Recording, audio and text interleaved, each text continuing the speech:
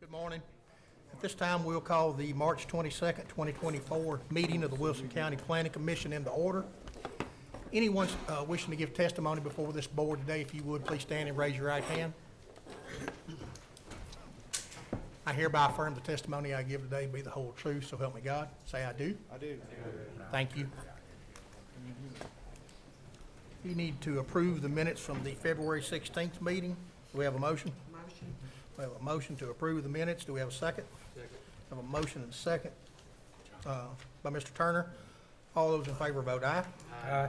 Those opposed, motion carry. Tom, I assume you want to start with the old business. The site plan Global Vision Bible Church would be first. Yes, sir. You may recall that this has been on and off of our agenda for the past several months. Yes. And so it is therefore under old business will be the first item we take up. This is the site plan for Global Vision Bible Incorporated, consisting of map 73, parcel 75, 76, 77, 78.01, and 78.02 being developed as one property. The applicant has submitted a revised site plan that addresses setback issues and drainage issues that were concerns of the Planning Commission and our Stormwater and Engineering Department when they first appeared before you with a revised site plan or with a site plan submittal in November of 2023. The setback issue has not been remedied in full in that the tent on the northern property line or the tent is a little close to the northern property line. The neighboring property that the setback issue encroaches on, however, is also owned by the church. State law and case law allows churches a wide berth regarding lot size and related criterion such as building setback requirements. The remaining setback encroachment is upon themselves as opposed to neighboring properties not owned by the church, i.e. they did have, when they first appeared before us, they had some buildings that they put on in the course of their development of the property that they've established onto the property, such as 2 school-type portable buildings and a bathroom facility, temporary bathroom facility that were too close to the road in each case. This revised site plan does move or propose to relocate those structures behind the required setback lines from the road. So the one remaining setback that is still afoot has to do with the tent. In discussion with the church, and I'll let them speak to this, or their representatives speak to this, they're still of the opinion that it may still be considered a temporary structure. That being said, we don't have any reference to temporary structures in our ordinance, so typically it would have to meet setbacks outside of case law that says the church wouldn't necessarily have to meet all the detailed criterion of development with regard to lot size, setback, and bulk issues. So that all being said, the remaining setback encroachment is for the tent itself and the surrounding, I think, sound buffering wall that they've, at least per their reports, that they've established around it. And the encroachments to the property line and across property lines are really internal and on themselves, not neighboring properties that are owned by others. The setback encroachment remaining also is not in relation to any setback from public roads. With progress made on addressing Planning Commission concerns and Stormwater and Engineering concerns, staff can recommend approval. Some other details about this revised submittal, and I'll let them correct me if I say something in error, they being the applicant when they have their opportunity to speak. But it's my understanding that they are right at, historically they've had more or less unlimited curb cut down Chandler Road and across portions of Old Lebanon Dirt Road. This proposal proposes to have all of their parking accessed off of Chandler Road by specific points of access, and they're staying away from Old Lebanon Dirt Road. In part, they're doing that because Old Lebanon Dirt Road itself is incorporated into the city of Mount Juliet, and in discussion with the city of Mount Juliet, the city of Mount Juliet asked that they try to stay away from that area since they're in the middle of a pending widening project on Old Lebanon Dirt Road. So as a result of that, the engineers, in addition to dealing with our comments, have made efforts to try to move structures back, move drainage facilities they were proposing back from that proposed right-of-way improvement on Old Lebanon Dirt Road. They are proposing a detention pond here in this corner. They're proposing a detention pond here. And I believe they may have another one, having trouble seeing it up in this vicinity. The drainage from the property largely flows from around this corner, this direction, across the property. And so having the detention ponds at the lower ends of the property makes sense so that they're catching any projected runoff and detaining it on the property so that they're not increasing what runoff would have occurred had this development not occurred. One of the things that delayed us was, if I understand correctly, and I'll let my engineers representative speak here in a moment for the county, was that we wanted them to provide us calculations that assumed pre-development standards, given that they have done quite a bit of work with regard to building out parking area and activities without permits to date, and without stormwater review and oversight. So they wanted them to assume kind of a pre-development posture with regard to their starting point when they were making their calculations in terms of projected increase of runoff. We didn't just want it to be handling the runoff from what's there now. We wanted it to kind of take pre-development standards as best we could. So that took them some time to compile those calculations, get that to our county engineering representatives, and have them review and satisfy their concerns. But we're to that point now. We're to that point. Okay. That's good. Okay. All right. Anything else, sir? No, sir. Okay. I'll wait and respond if I need to. Okay. Who is here to represent the church today? Please come forward and state your name for the record, if you would, please, sir. I'm Pastor Jesse Jones. I am the associate pastor at Global Vision. If I could, I'll open us in prayer. Heavenly Father, thank you for this time. Father, I pray that you bless us with your presence here. Father, I pray that you just make this a peaceful place, make this a place for you, Lord. We ask that you just get me out of the way and you use me as a mouthpiece for what you want done. We love you, we praise you, and we worship you, and it's in Jesus' name we pray. Amen. Amen. Thank you. I'm Jesse Jones, the Associate Pastor at Global Vision Bible Church. I'm here today seeking your approval for the site plans, including the modifications suggested by the staff, as we discussed in our previous meeting. I strongly believe that approving these site plans would be in the best interest of all parties involved. Our team is committed to cooperating and collaborating with all stakeholders in this matter. We simply seek a fair opportunity to pursue this project just like any other organization would. We are grateful for your willingness to listen to our proposal and kindly ask for your consideration. Thank you for your time and attention. May God bless your deliberations. Thank you, sir. Yes.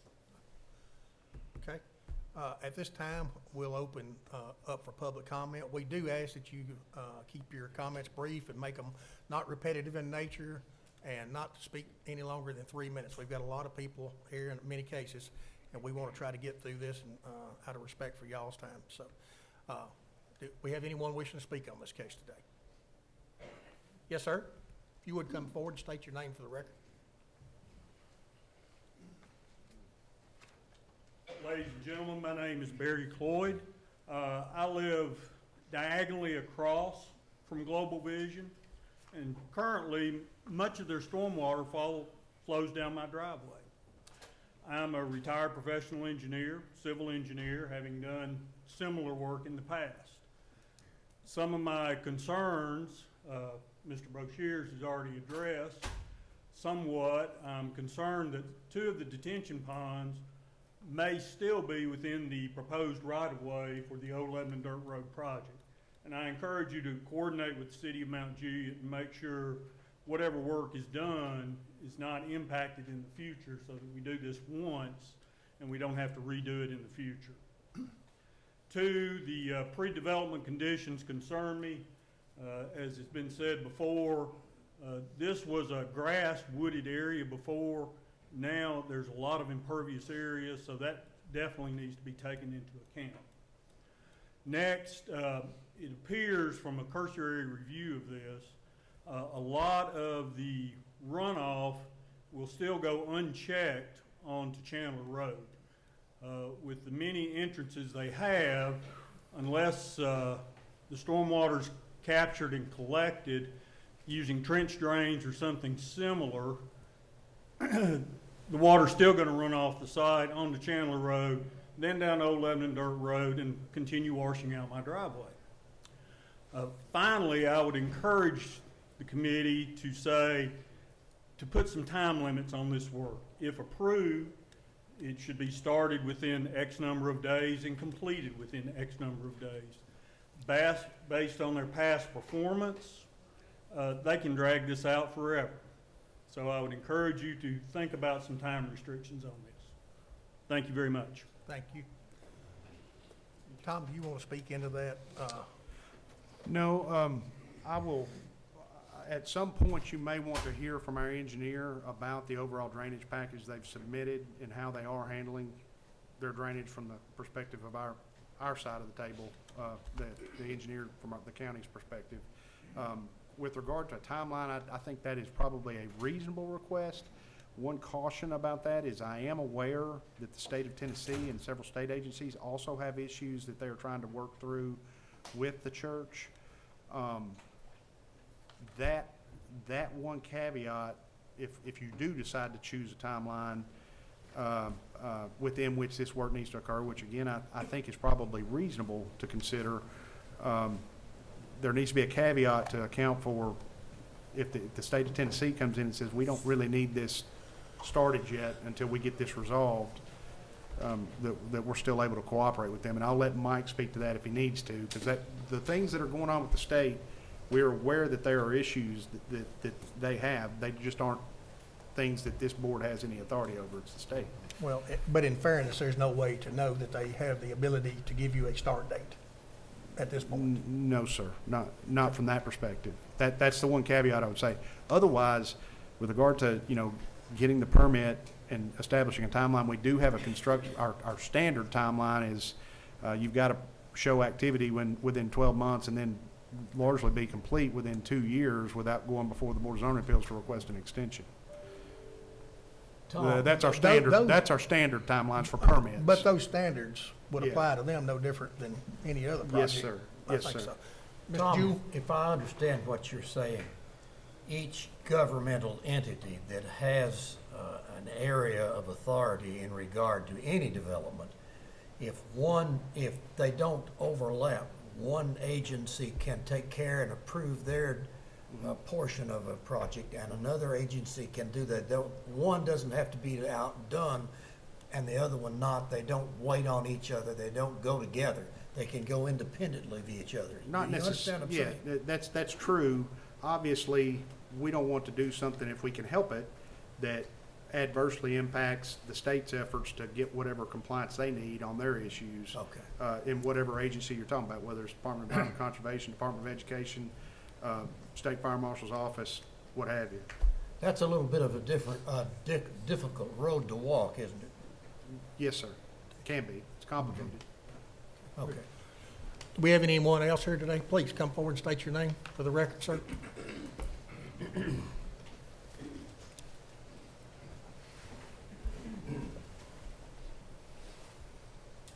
My name's Philip Berg. I'm a neighbor who lives about a mile the other direction from the church. I can hear the church services from my yard.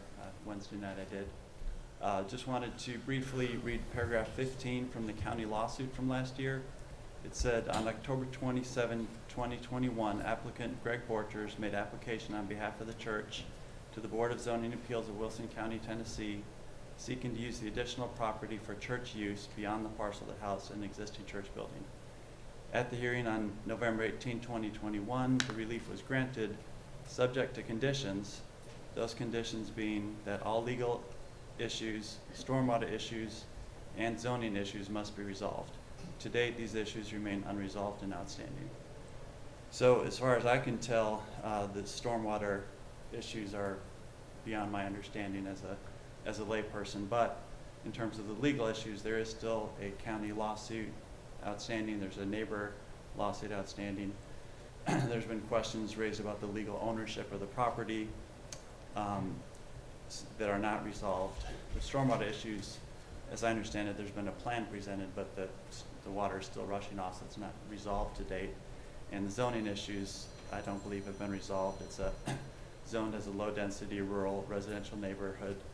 And so the noise issues and traffic issues associated with a low-density residential neighborhood have not been resolved. So if the conditional approval is granted based on resolving these three things, it seems to me that that remains open.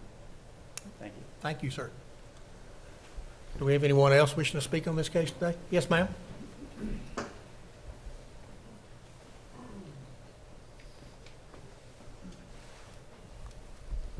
Hi, my name is Callie Blackett. I live in Mount Vernon Estates. I live about a mile northeast of the church. I'm here to advocate for the West Wilson community, and I want to thank you for the opportunity to speak to you all today. I'm requesting this commission to address the several substantial issues with this property prior to considering approval for the site plan and combining the 5 lots.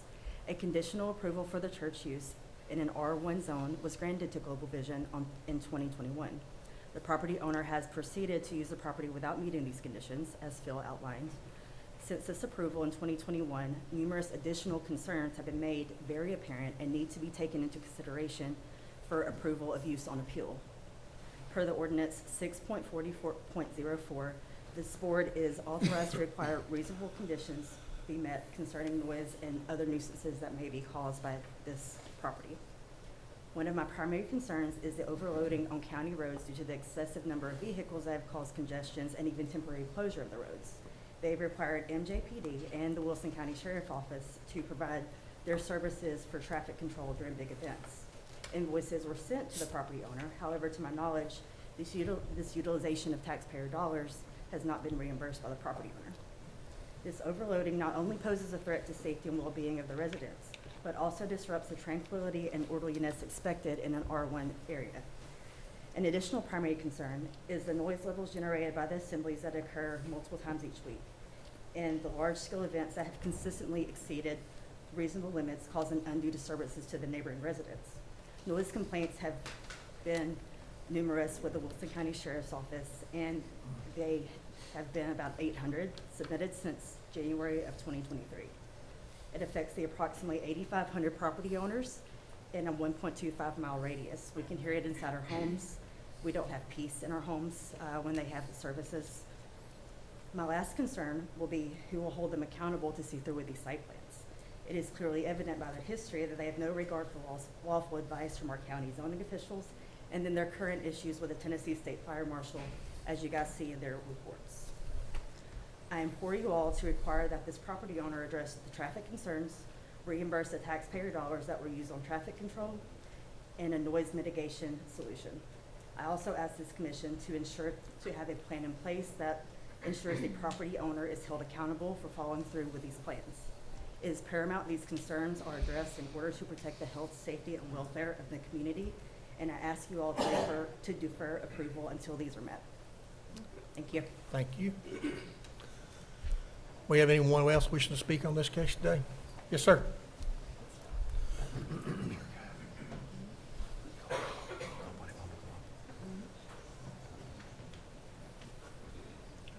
Morning. My name's Bobby Franklin. I live at 2015 Julie Drive, Mount Juliet. Before I say anything, I just want to thank all y'all planning commission. I sat on planning commission for about 11 years. Lowest pay, highest work, unforgiving. I appreciate that you've stepped up and do this for the community. I feel your pain. I'm going to try to be brief. I've been on the board of commissioners for 10 years, and I have received more complaints on this church than all other contexts combined, times 5. And it isn't even in my district. It's next to my district. It's not just noise. It's traffic. It's lack of planning, lack of road management for big events. It has shut down roads during holiday weekends. It has stranded people in their homes. I mean, it's a real problem. There were people with children that couldn't get to the pharmacy if they had to over a holiday weekend. I mean, this is a real concern. Traffic is not an insignificant amount of this problem. The other problem that I see is that they're not paying any attention to. They've ignored multiple stop work orders. They haven't done any plans since they've built what they wanted. They put up a structure that failed to weather one of Mother Nature's mildest little snowstorms that we had this year, and the roof caved in on a tent. There's a reason that you don't put 300 or 400 people in a tent, folks. If the wind blows real strong, you might find those folks over in the garden. This is right in the tornado alley that flattened my daughter's house in Triple Crown 4 years ago, almost to this date. And this is a health and safety issue that you would allow people to congregate in such a large number in something that doesn't appear to me to be anywhere near Southern Building Codes. So here's what I'd say. It says in your subdivision regulations, in section 5, article 5, it says sureties, verities, legal status, in the event it is decided by the planning commission. So you guys can decide this if you want to. You know, an old hero of mine in the political world said, trust but verify, right? Okay. Well, if you're going to trust to approve this, that these folks who have ignored every one of your ordinances for going on 3 years now, you better verify it. And one way to do it is with money. You can do a letter of credit if you'd like to. And I would suggest that you do a large enough letter of credit and a large enough and a short enough time span that it gets the attention, and to find out whether or not any of these improvements that are subject to this approval are going to be carried out. Because so far, what have they done? What have they abided by? Thank you. Thank you, sir.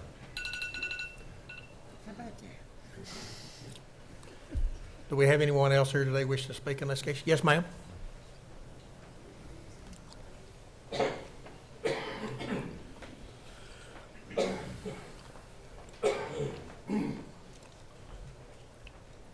Good morning. Good morning. My name is Laura Bilbrey. I'm a resident of Chandler Point, which is a subdivision about a mile to the west of Global Vision. I also can hear it every time they have a service and crank up the drums. So the church says they just want to have a fair chance like anyone else. And as such, I feel they should be held to the standards of any other building project in the county. As Mr. Franklin just stated, the county filed a lawsuit against the church. Interestingly, it was filed 1 year ago today, March 22nd. And as it states, the church has been in violation of multiple stop work orders going back as far as July 2019. And they continue to violate these orders to this day and perform extensive work without permits. They seem to operate under the idea of it's better to ask forgiveness than to get permission. And one just has to wonder if that's going to continue to be the case with this project. As you know, they're involved in another lawsuit filed by the neighbors that's unresolved. They're under inspection by the state fire marshal's office, which you've probably seen the latest report where they have still many outstanding violations, I believe 11. The noise. This binder contains copies of all of the Wilson County Sheriff call logs for the past 15 months to the church. There are 978 calls in 15 months to this church. And 913 of those are due to excessive noise, which is referred to in the sheriff's records as disturbing the peace, which is a very accurate statement. The sound carries for over a mile. It's in the middle of a highly populated area affecting at least 8,000 residents. People can't sleep at night. They can't put their kids to bed. It interferes with the quiet enjoyment of our homes. On more than one occasion, they've built large bonfires and burned toxic materials. And the state, TDEC, sends them a notice of violation letter, and the church leader says in his sermon, they're going to do it again. So the current operation is a public nuisance. Quite frankly, it does affect the health, safety, and welfare of the community, and the attendees as well. The structure is unsafe. and the noise probably isn't great inside the tent either, I imagine. So I don't feel they should be granted permission to expand further, and I would request denial of the site plan. Thank you. Thank you, ma'am. Do we have anyone else wishing to speak here today on this case? I will. I came late, but I will. If- I'll sign in. Good morning, everyone, and neighbors of the Mount Juliet area. My name is Laura Gillespie. I'm a registered nurse. I'm a nurse practitioner. I live about 1/10 of the mile from this establishment, if you want to call it that. As you know, not only are we trying to put children to bed at night, we have community help people that are nighttime workers and are daytime sleepers. This interferes with their quality of sleep and quality of life. I, in that binder, have made probably over 100 of those calls. It's every Sunday morning. It's every Sunday night. It's every Wednesday night. I'm speaking. And it has been multiple times that my driveway has been blocked. People have tried to park in my yard, which is a flood zone also.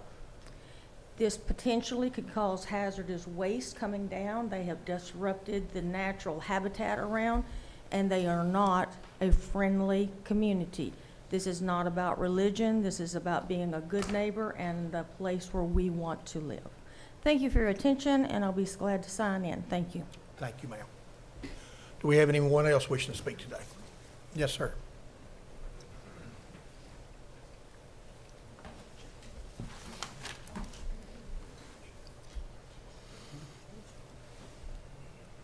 Sorry.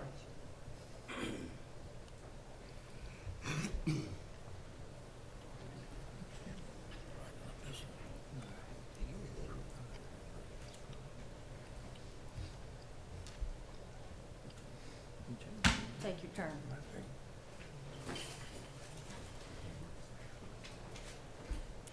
Yes, sir. My name's J.D. Walker. I'm actually a Christian music artist. I'm probably one of the very few Christian music artists that actually can say they have a church home. I live in Hendersonville, Tennessee. I drive 33 miles to go to this church.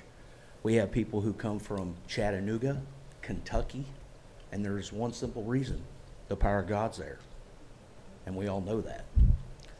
And many people come from all over the world, and the minute they pull on that lot, that's the first thing they say, is they feel the power of God there. And that's why they come there, from all over the world. This church, I have seen this church help people in the community. It brings in a lot of revenue for the city and the county. Excuse me, lost my spot. We've seen people heal from terminal illness. We've, with no medical explanation as to why. None. And that's a proven solid fact.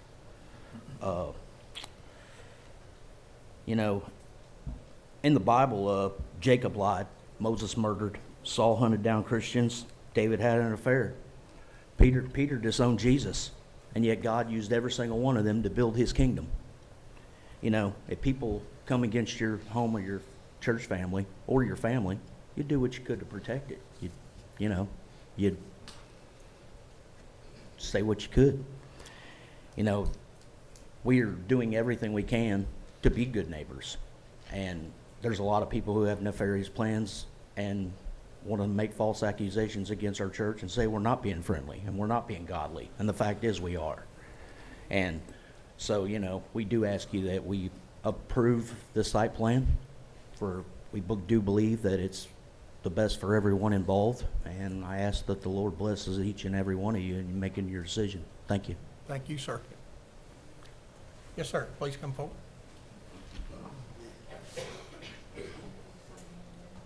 Sign in. How you guys doing today? My name is Jalen, and I am one of the staff members for the church. Can I finish signing this later? Okay. So I am hearing like a lot of the same things. And personally, from my understanding, with working for the church for the last year and a half now, is that everyone is complaining about the noise complaint and the runoff and all that stuff. But from my understanding is there are things that we're trying to do in place to fix everything. But at the same time, we do have to follow the rules and the regulations of Wilson County and the rules and regulations of the state of Tennessee. And if you guys do say something, and if we're trying to implement and do that, then it falls into a place of where we're not disrupting and dishonoring the state of Tennessee. So it may seem like to our neighbors that we aren't doing anything to fix these problems or fix the issues. We actually are, but sometimes it comes to a place where we can't, because state of Tennessee may say one thing and then the Wilson County may say another. But I do want to apologize to all of our neighbors, to anyone else that is affected by the church from Wilson County, that we are sorry. And we do apologize. Pastor Jesse sits in his office countless of hours throughout the day on the phone trying to make things happen for the neighborhood that we're surrounded by, also for Wilson County, also for the state of Tennessee. So with that being said, I do apologize to every single person who was affected by Global Vision Bible Church. Thank you, sir. Do we have anyone else wishing to speak today on this case? Yes, ma'am.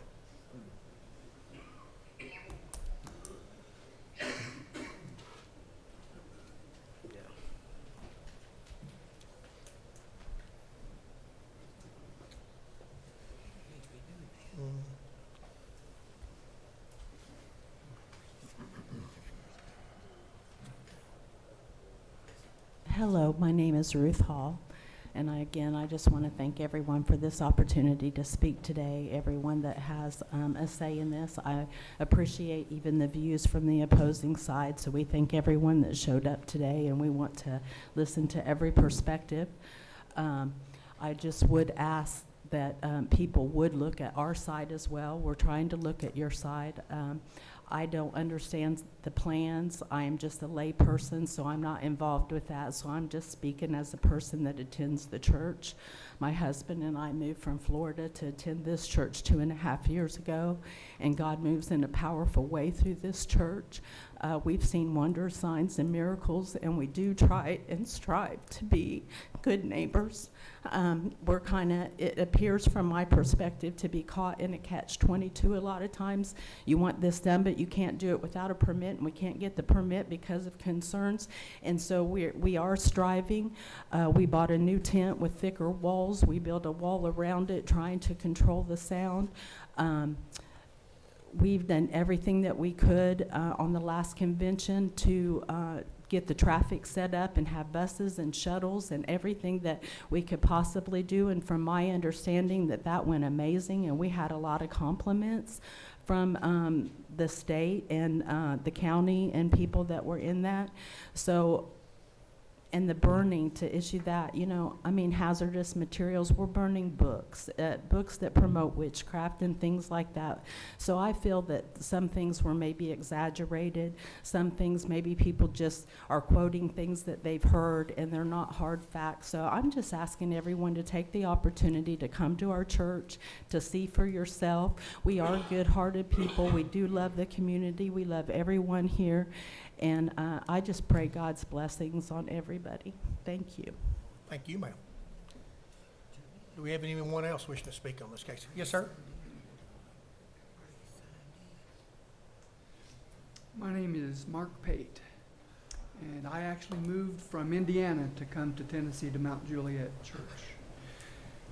We have been put in a really bad light by a lot of people that are neighbors, but this country was founded on religion, was it not?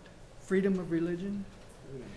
And I know one thing for sure is that our church, our pastor, is one of the most giving, caring, generous people that I know. And I've sat under a lot of pastors, and I can tell you that he is a caring pastor. And he does not want the church to be put into a bad light. And there are plans that are being made. And I know there's a lot of people that have got up here and spoke badly about our church. Why? Well, they say noise, but my understanding is there is no noise ordinance. If there's not a noise ordinance, how can you complain about the noise? I mean, maybe it's up to the council or someone in the state to set up an ordinance that says that, but we have not ignored anything that's been said. The site plans are ongoing, and as far as I know, didn't you say that your engineer has information that will confirm that information also? Site plans have been Yes, the site plans corrected have been submitted. and submitted. To be clear to the other side, we're under litigation for failure to submit those site plans and get permits when the work began. Okay. So, just in fairness of So- everybody's perspective. I can tell you that and I am a layman, I'm not a professional, I don't know what exactly goes on, but I can tell you that there have been people saved. Thousands of people have been saved. What does the Lord want us to do? Go ye into all the world and preach the gospel to all nations, right? Who is our nations? Who are our neighbors? We try to be, how can I say this, godly to our neighbors. The noise thing, I understand that there are concerns about that, and I know our church is looking into other things. Like I said, I'm not privy to that information. But we've seen people saved. Thousands of people have been saved in just a few years. Thousands of people have been delivered from being oppressed, as Christians, being oppressed by demons. And those demons have fled. So I just want to say thank you for your time, but don't just listen to one side of it.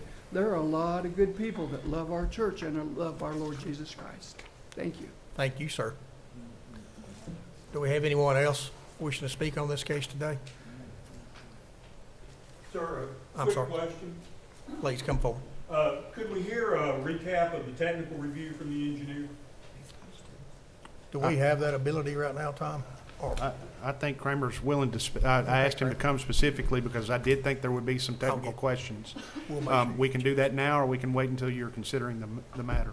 Oh, let's go ahead and do that. Let's go ahead and do that now. Okay.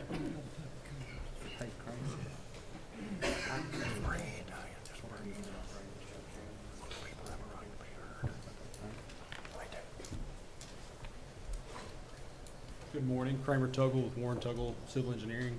Our office assists Wilson County Stormwater to make sure that your standards are being adhered to with any plans that come through from a technical standpoint. Could you speak into the microphone? Yes, sir. Is that better? Okay.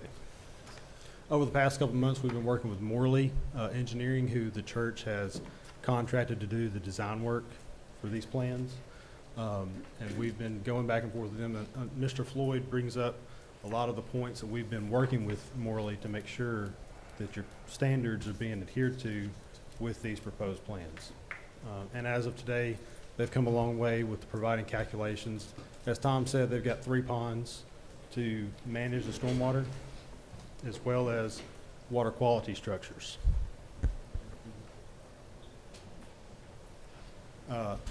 Tom mentioned, as I was coming up here, to just briefly mention, they've also addressed some stormwater concerns along Chandler with removing some driveway aprons, improving the ditch, as well as the 3 ponds that Tom has talked about. And so basically from our standpoint, the proposed plans as presented today would be in compliance with the county standards. From that point, we would require them to provide as-built of these conditions once they're constructed to make sure that they come to fruition. And basically, your permits would still be active until those as-built were submitted and accepted by the county. So any other questions you got? I believe Alejandro is here, who is the design engineer. Alejandro Mejica with Morley and Associates is the church's contracted engineer that performed the design work and got the calculations and design to our staff for review. I want to reiterate, though, I want you to go back over what specifically are they doing on Chandler Road? They're making ditch improvements on their side? That's correct, yes. So they're proposing to take out a few of those driveway aprons that are there now and clean that up, improve the ditch, and they provided calculations to show And also, a big component of that, a lot of the drainage area that's now going to that ditch, they're capturing and directing it to one of their proposed ponds. So that, in our mind, will help alleviate that drainage area, capture the runoff, manage it before releasing it downstream. Once installed and implemented. Correct, yes. Okay. Anyone That on is the all board? paved, isn't it? Is the parking area all paved? No, sir, at present at least, it's a gravel pad for the most part. I think there's one section near the old church facility that's no longer there, that may have some concrete apron. Correct, yeah, it's majority gravel, as it is today. Majority gravel. Yeah. And I would like to also, to Mr. Floyd's, one of his comments was, we have required the design engineer to demonstrate that their proposed conditions are being compared to the pre-development conditions before any improvements were made on the property.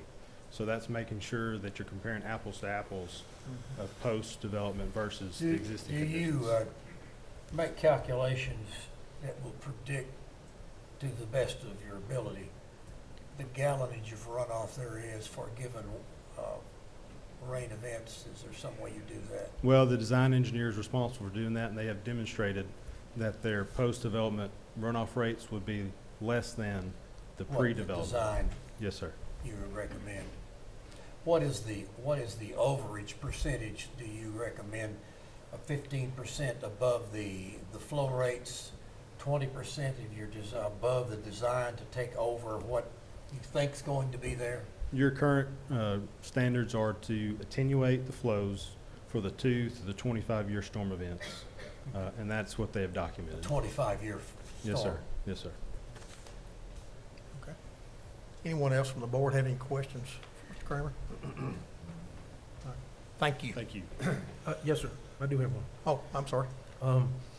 Time limits on the as-bills? Is that within the 2-year or 1 year? Well, our standard, once we issue a permit, which this would have to be approved, and then they would have to submit any additional revisions that come out of conditions of approval for this, and we would stamp them approved. We would likely have a pre-con with the engineer and construction crew that they choose, and then we would permit for stormwater and subsequently for building permits. They typically, under building permits, have 24 months within which to complete that work. Now, there is, as we talked about, there are some other things afoot with the state of Tennessee that may delay some of their progress towards, I guess, making progress. But one thing that we stated publicly in the paper and in the media after filing this litigation is that we were willing to still try to work with the church to resolve our issues with them. I'll make no bones about it. They did everything, or we did everything we could to try to not wind up in litigation with a religious entity, because that's not a place that a county government or local government jurisdiction needs to be in this day and age with regard to protection of religious freedoms and everything else.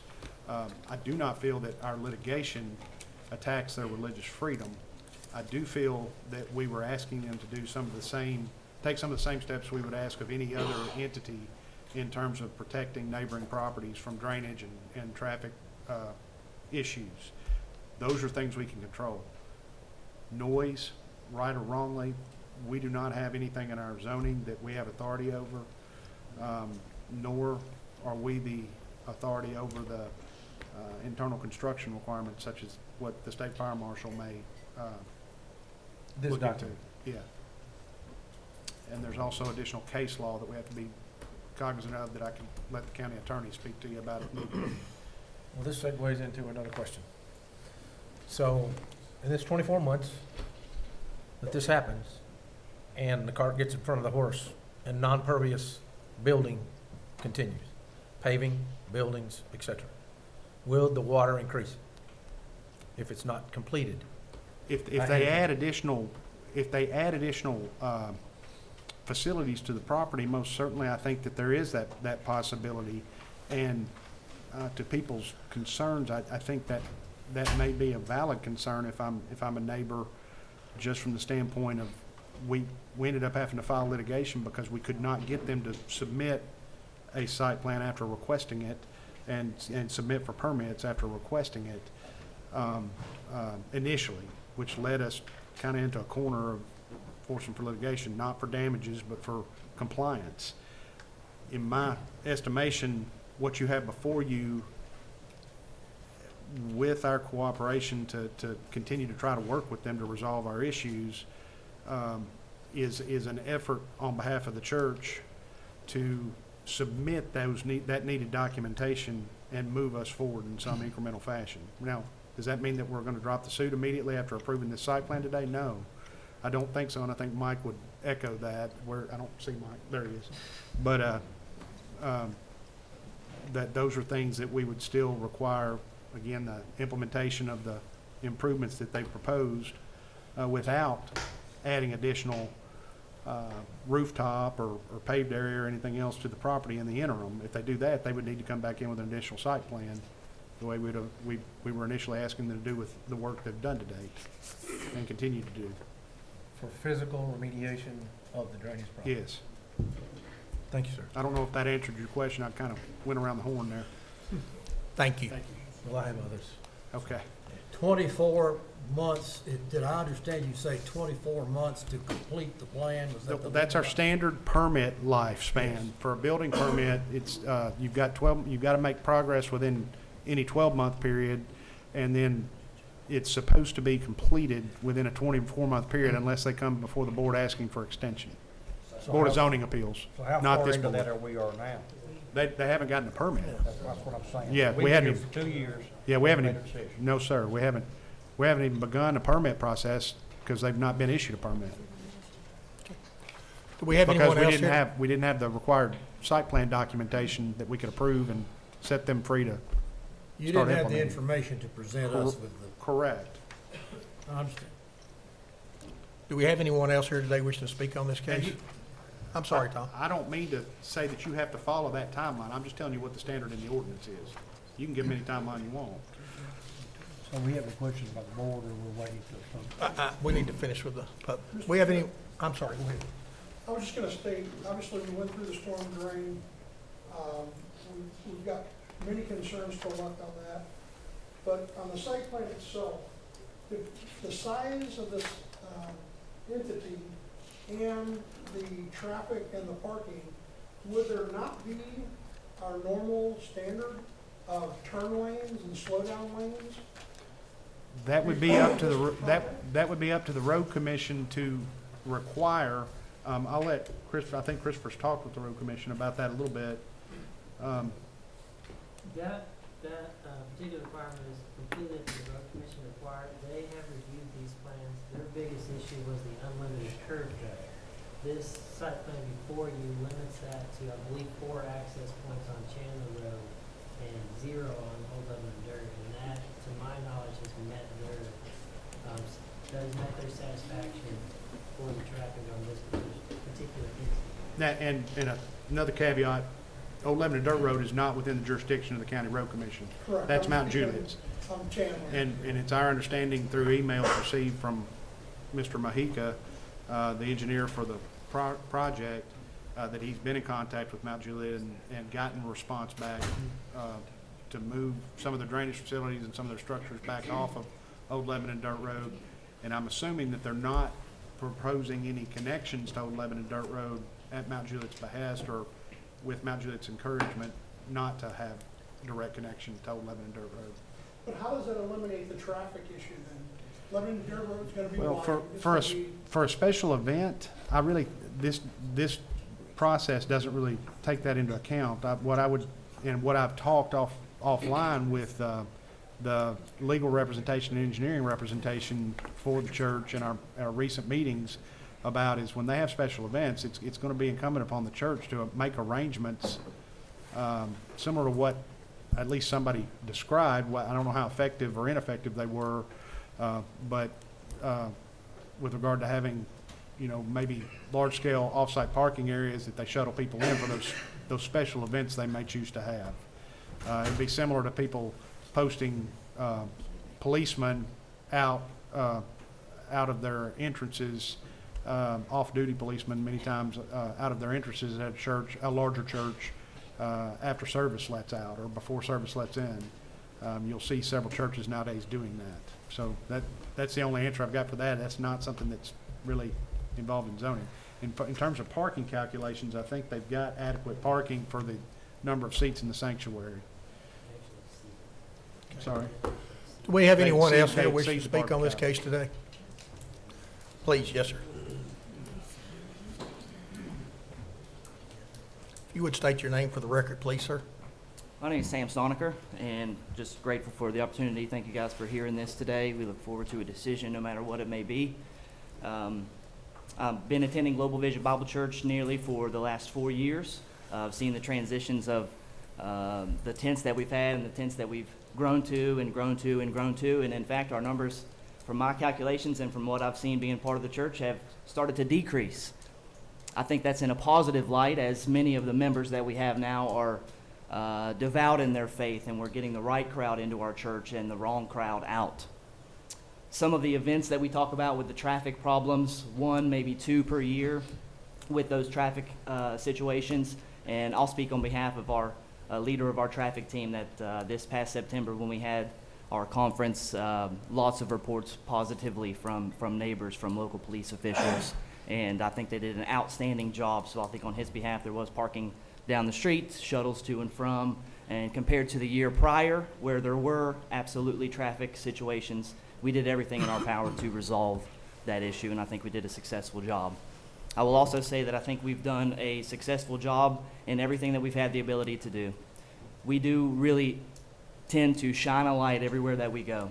It is the most loving family that I have ever been a part of in my life, and I've been going to church for 34 years. The family that we have here does want to be good neighbors. We do want to shine a light and be the best that we can possibly be and be a reflection of our Lord and Savior, Jesus Christ.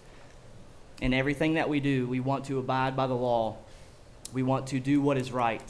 We want to be a reflection of Christ in all that we do. And from the conversations that I've heard, I think it's the understanding that we have been stuck in a bit of a limbo situation. We want to do something, but yet we don't have the deeds to do it at this point. So we're looking forward to the decision that will be made today so we can continue to make improvements on our property, that we can continue to shine a light and love on people and see people baptized and see people confess faith and their belief in Jesus Christ. And we can continue just to have our church services. Sunday mornings and Wednesday nights are beautiful, and as Miss Ruthie said, you know, we encourage you all to come and see for yourselves. There's been countless people that I've spoken to myself that had a bad outlook on Global Vision until they stepped inside the tent for the first time and got a hug around their neck and were loved on and truly felt the love of Christ in that place. That's all we want to reflect. That's all we want to do, and this is just to abide by what we need to abide by, continue to hold our church services. Hebrews 10:25 says, do not forsake the assembly. Even more so as you see that day approaching when Jesus is coming back, we should be gathering together more and more and more, and that's all we want to do. Acts chapter 5, 38 and 39 says, and now I say unto you, refrain from these men and let them alone. For if this is counsel or this work be of men, it will come to naught. But if it be of God, you cannot overthrow it, lest haply you be found even to fight against God. I really do believe that this is a work and a move of the Lord and a move of God here at Global Vision. We've heard countless folks move from states over, many visitors from states over coming every weekend to be a part of a move of God. We have seen healings, we have seen miracles and signs and things that are unexplainable to science, but absolutely believable to the faith and the truth of Jesus Christ. We just want to continue to do what we can do, and if this could have been overthrown, it would have been overthrown long ago. Now, thank you guys again. Thank you, sir. Do we have anyone else wishing to speak on this case today? If not,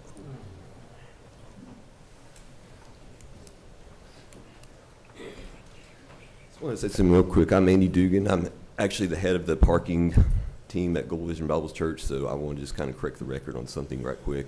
I did oversee the parking operation for the 2023 Deliverance Conference, so I was in charge of the on-site and the flow of traffic and all that there, and I just wanted to just kind of speak to what happened there. Traffic backup was very minimal for that. It was a very successful event. There were some exaggerations in the media as far as to what happened there, you know, in terms of making it out to be much worse than it really was. It was not that whatsoever. There was some incidents at night where the roads were shut down by Mount Juliet Police for an hour, but I was told to my face by Mount Juliet Police that had nothing to do with us, that was going to happen regardless of whether what we did or what we didn't do. So I just wanted to kind of clear the record on that. And I would even wager to say that there were some people who were disappointed by how well it went, because I feel like there were some people who wanted it to go poorly to use that against us. But we didn't allow that to happen. We did not allow that to happen.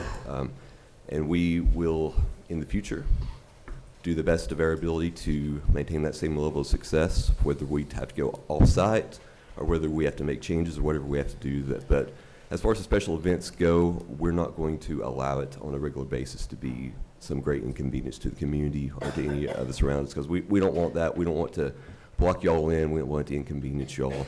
And I can't speak to the past events. I wasn't over those, but I was over this particular one. So I just want to kind of correct the record and kind of express my experience of what happened there. All right, thank you. That's all. Thank you.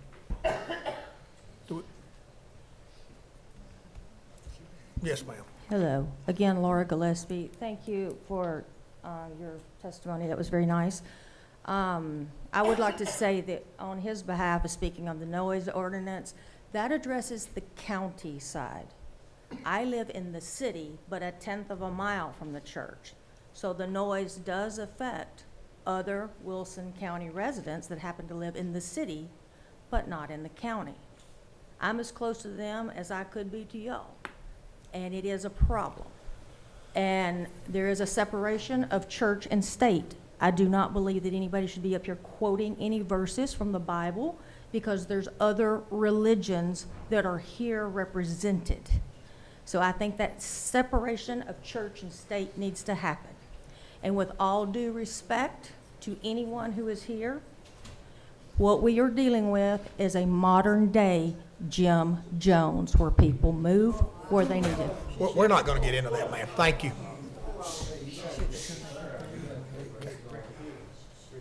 At this time, we're going to close the public comment section of our meeting. I would ask if we have any questions from our board. Yes, sir. New guy. Heard both sides. Listened to both sides. Difficult to interact a larger group with smaller entities surrounding it. Just some comments, but I would make some on my own. This document has no bearing. It's the state, as it's been described to our board, from our directors, from our inspectors, and our county board. But it does go to intent, character, and community interaction. So I've heard that things began to build without proper permits, right? Did not hear a discrepancy against that claim. So that's a concern. Not something we can vote on, because the state's going to talk to you about that. But there was a comment that said there's a difference between county and state, and we're having a problem addressing both. Tom, question for you. Do we have discrepancies between county and state that would cause an entity such as the church? I don't know those. So. I can't point to any singular discrepancy. That I withheld a little bit of in my comments about timeline. I withheld a little bit of a discretion for us to speak with the state to make sure that we're not, if we approve a site plan to proceed to construction with permitting, that we're not in some way undercutting their ability to get something done on their end. That's all I was saying there. So the non-permitted. But I'm not familiar with any specific conflicts between what the state's requiring and what we're requiring, because frankly, they're inside the building. They're dealing with things like propane tanks that were inside the tent, or improper timber construction or timber storage near the tent. It's listed. 12 ingress items, and not 11, ingress 12. issues, things like that, with regard to the building itself. That's the state fire marshal's report. We've also heard, or at least hearsay, of some back and forth and communication with Nashville Electric Service, the State Department of Environment and Conservation on their septic disposal, and to some extent, the Department of Education about a potential school that they may or may not be operating or proposing to operate on the property. So, Mr. Chairman, if I can continue, I have 2 more questions. Yes, sir. This non-permitted work that happened,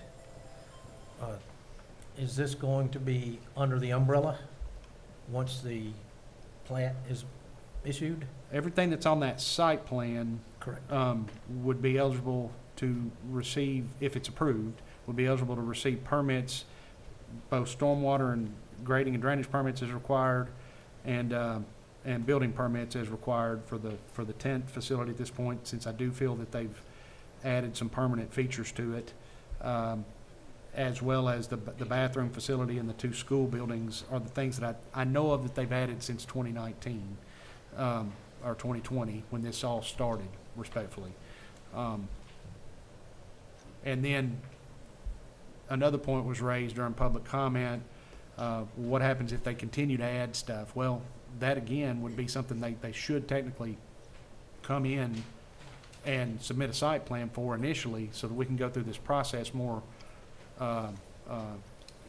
traditionally and more smoothly, so that we're not chasing after the fact to try to get the information we need to get it to you, to get an approval, and subsequently get permits issued. It's safe to say anything that's proposed within this site plan is going to be subject to permitting and inspection and as-built when finished, if approved. Yes, sir. Okay. Anything else, Mr. Renfro? Yes, sir. The focus, and I don't know that we can add this to a motion. I hear passion on both sides. The belief is strong for both. And I think there can be a median between you. It's not for us to decide. We're hamstruck by the law. We only have a few things that we can control. We cannot control this state document. We're a county entity. But what we can do is suggest that you try to work things out to help each other for that reason. That's not a religious statement. That is a neighborly statement between the two. Just an old wisdom from an old guy, okay? The last one would be a concern, and the question is this. Is that how do you address the parking that would impede a driveway or someone's yard and that kind of thing, because you are growing, and it would be to the traffic monitor, your controller, your director, to ensure that happens. Something may be stated in your church session to say, please be aware of our neighbors, etc. Just a suggestion there. So I can see the concern on both sides, but without quoting the Bible, we all know that there's the Romans that have laws and legality to adhere to. This document is one of them from the state. There's another one from Wilson County. We have to adhere to that. How you build, the safety. Some of the things I read here is all about your people. You want fire detection. Why? So they can get out of the building and get home safely to their families. So none of this is done frivolously. It's done with an intent to protect all citizens, the church as well as the surrounding neighbors. Thank you, Mr. Chairman. Thank you. Tom, again, let me clearly understand. We talked about this earlier. We're talking about columns of jurisdiction, if you can visualize what I'm trying to say. We are in charge of one of those columns of jurisdiction. We don't have any control beyond the column we oversee, and thereby we can handle the area that our jurisdiction covers, no more and no less. Is that correct? I would say that is correct, and Okay.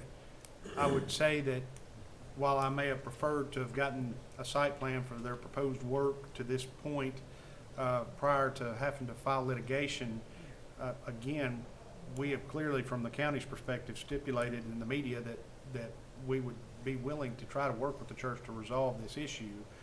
I do think this is at least one step in that direction. Is it going to please everybody? Because it doesn't address noise and it doesn't necessarily address traffic at special events? Absolutely not, because that's not what our litigation was about. Okay. Okay. Question, Mr. Chairman. Mr. Ash?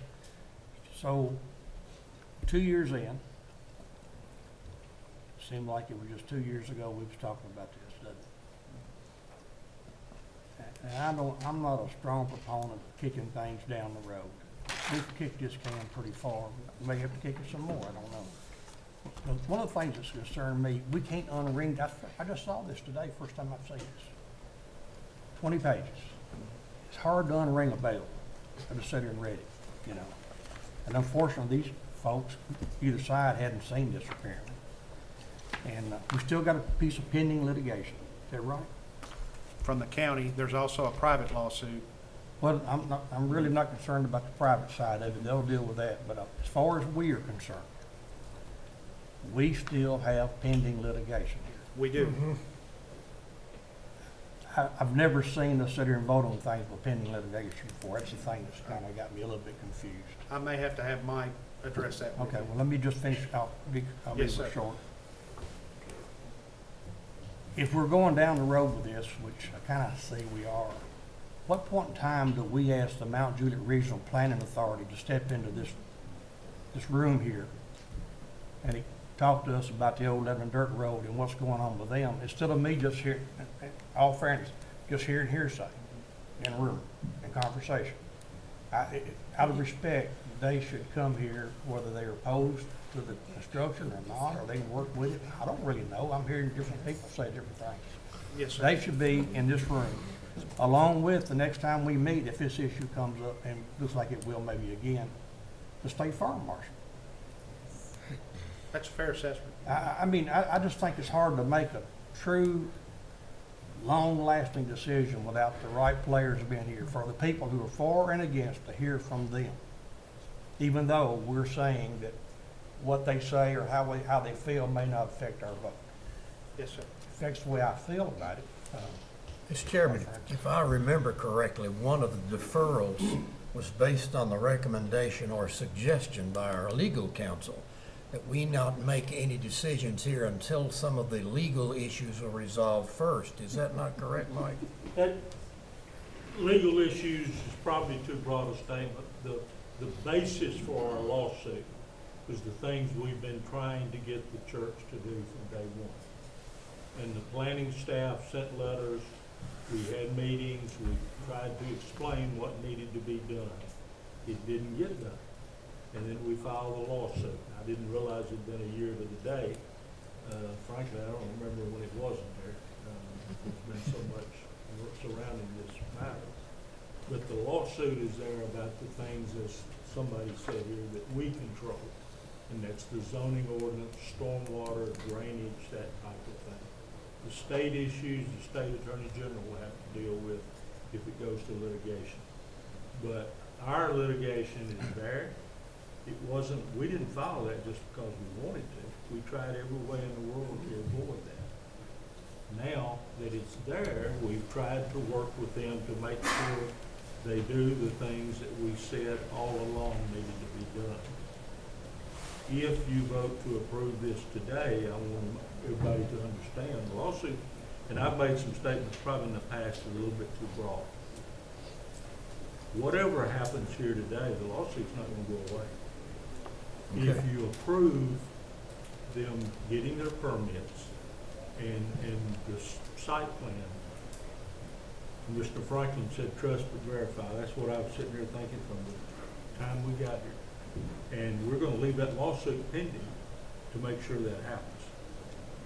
If it happens, then the lawsuit will be dismissed because we will have gotten, the government will have gotten what they wanted done, what had to be done.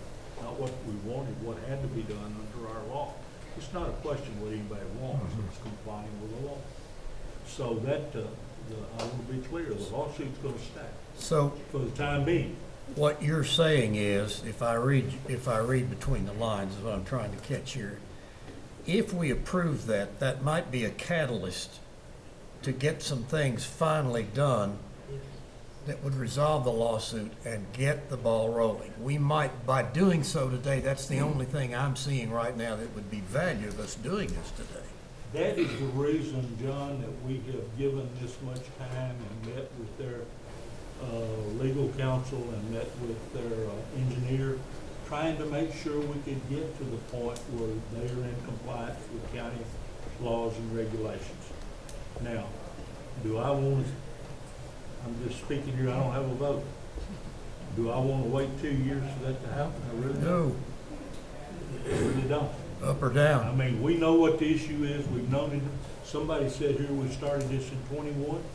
We're now 3 years into it, we knew what the issues were 3 years ago, they're still here today, and I don't know why we need to give another 2 years to get done. Now, that's just me. And sooner or later, the judge is gonna look at me and say, Mr. Jennings, what are you gonna do about your lawsuit? It's sitting here. So, I'll leave it sitting there as long as I can, but I may have to take some action. Not encouraging that. Not encouraging that. While we've got a chance to resolve this, it can be resolved. But it could have been resolved 3 years ago without the lawsuit. Mr. Chair. Counselor? Well, Mike got his mind geared in here. So if we move forward with this in some capacity today, and then something bad happens under this fake fire marshal, are we liable? I don't think we're liable, period, because the state fire marshal is on I hesitate to use the term different level. They're on a different governmental playing field. Different column. Their enforcement or whatever they do will be through the state attorney general's office, most likely in Davidson County. Ours is here locally, enforcing purely local laws and regulations. So I don't think they'll overlap, and I don't think we can be, in other words, we're not holding them up. If they want to do something today, they can. Yeah, they padlock it. Yeah. Yeah, they do what they want to, and we can't stop that nor would we want to, either way. This So is that's a up to them. progress report.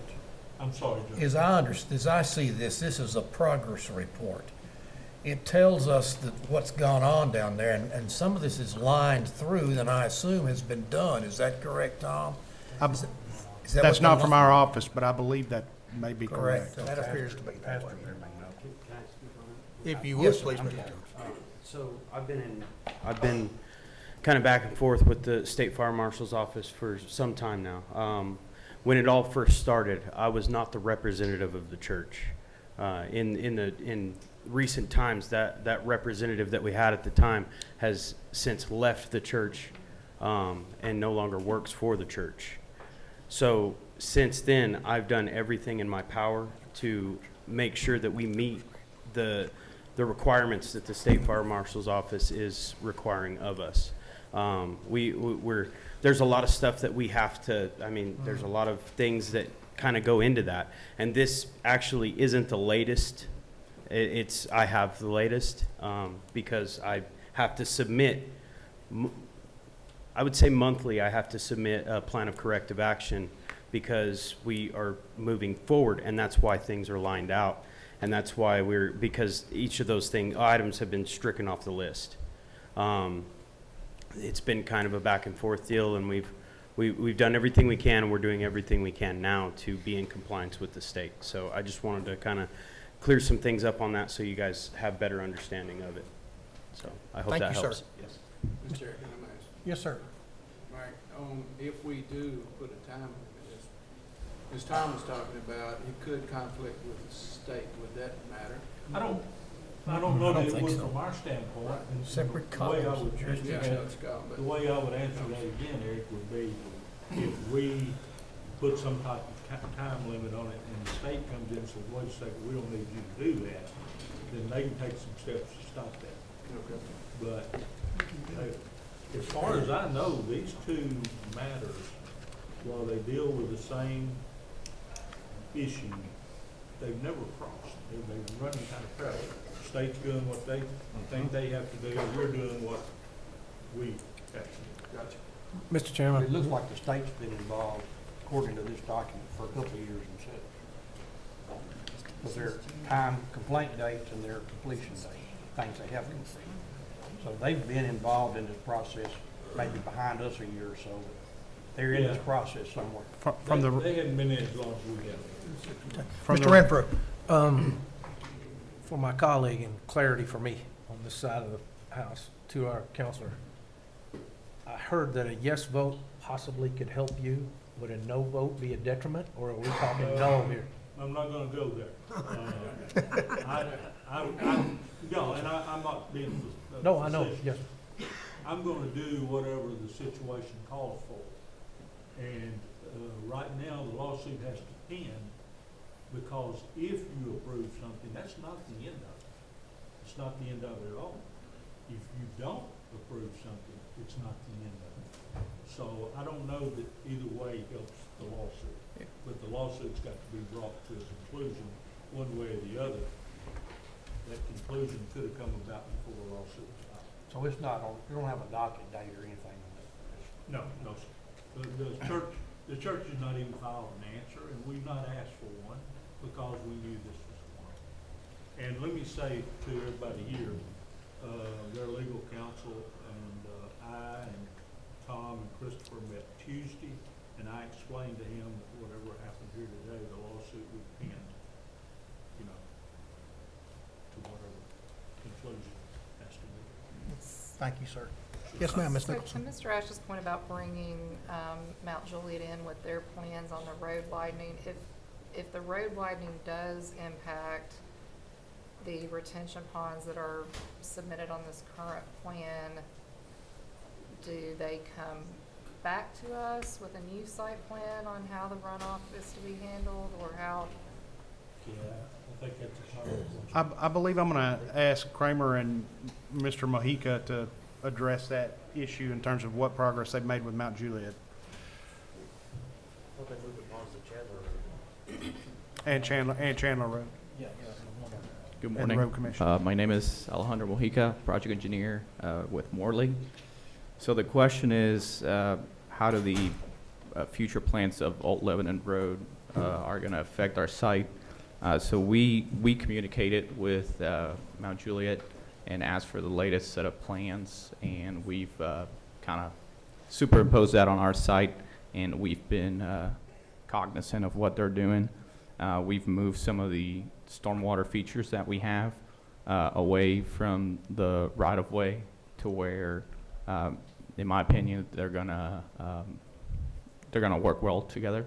And we've also taken into account some of their storm sewer network that they're installing, and to make it easier to tie in some of our storm network to theirs once that project happens.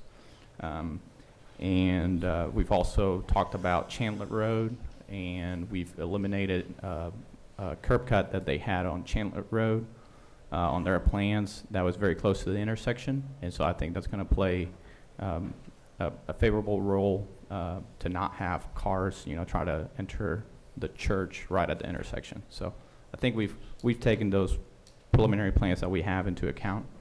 And so hopefully that kind of gives you some peace of mind that we've been at least looking at their plans and coordinating with them to the extent that we can to get our plans work well with theirs. Thank you, sir. What, sir, what is your involvement now? Are you with the, I didn't understand what. I'm the consulting engineer for the church. For the church, okay. Yes.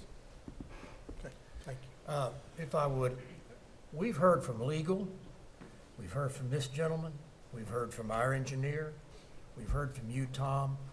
We all know the history.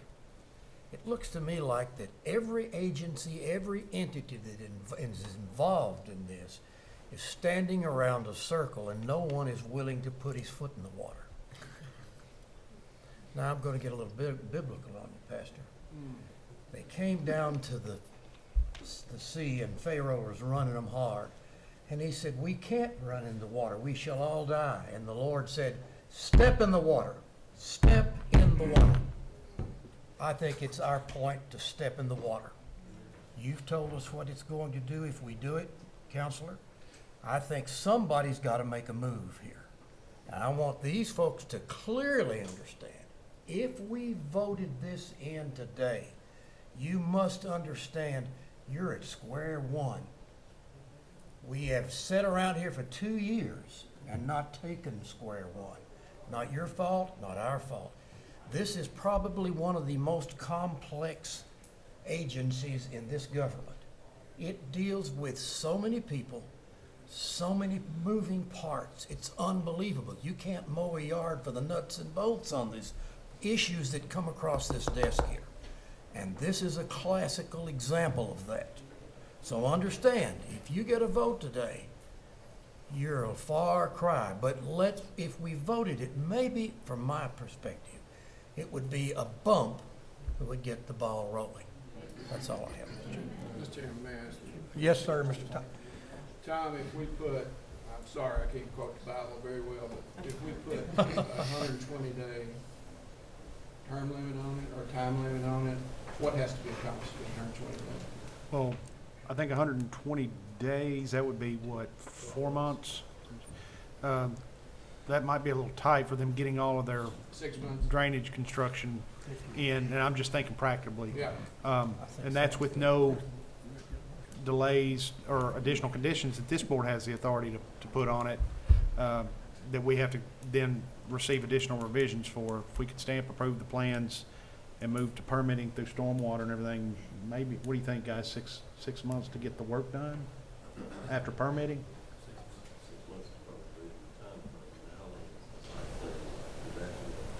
The site plan, I think, is good for 20, for how long? 12 months. Tom, in fairness, to put timelines on things, I don't know that we can put a separate timeline on it than we would with any other person who come up here and an approved site plan and a building permit. Do we have that authority, I Mike? think we do, and I think one of the things that works in the favor, in fact, this is not something started last week. Right. It started 3 years ago. Yeah. And I think that, but if the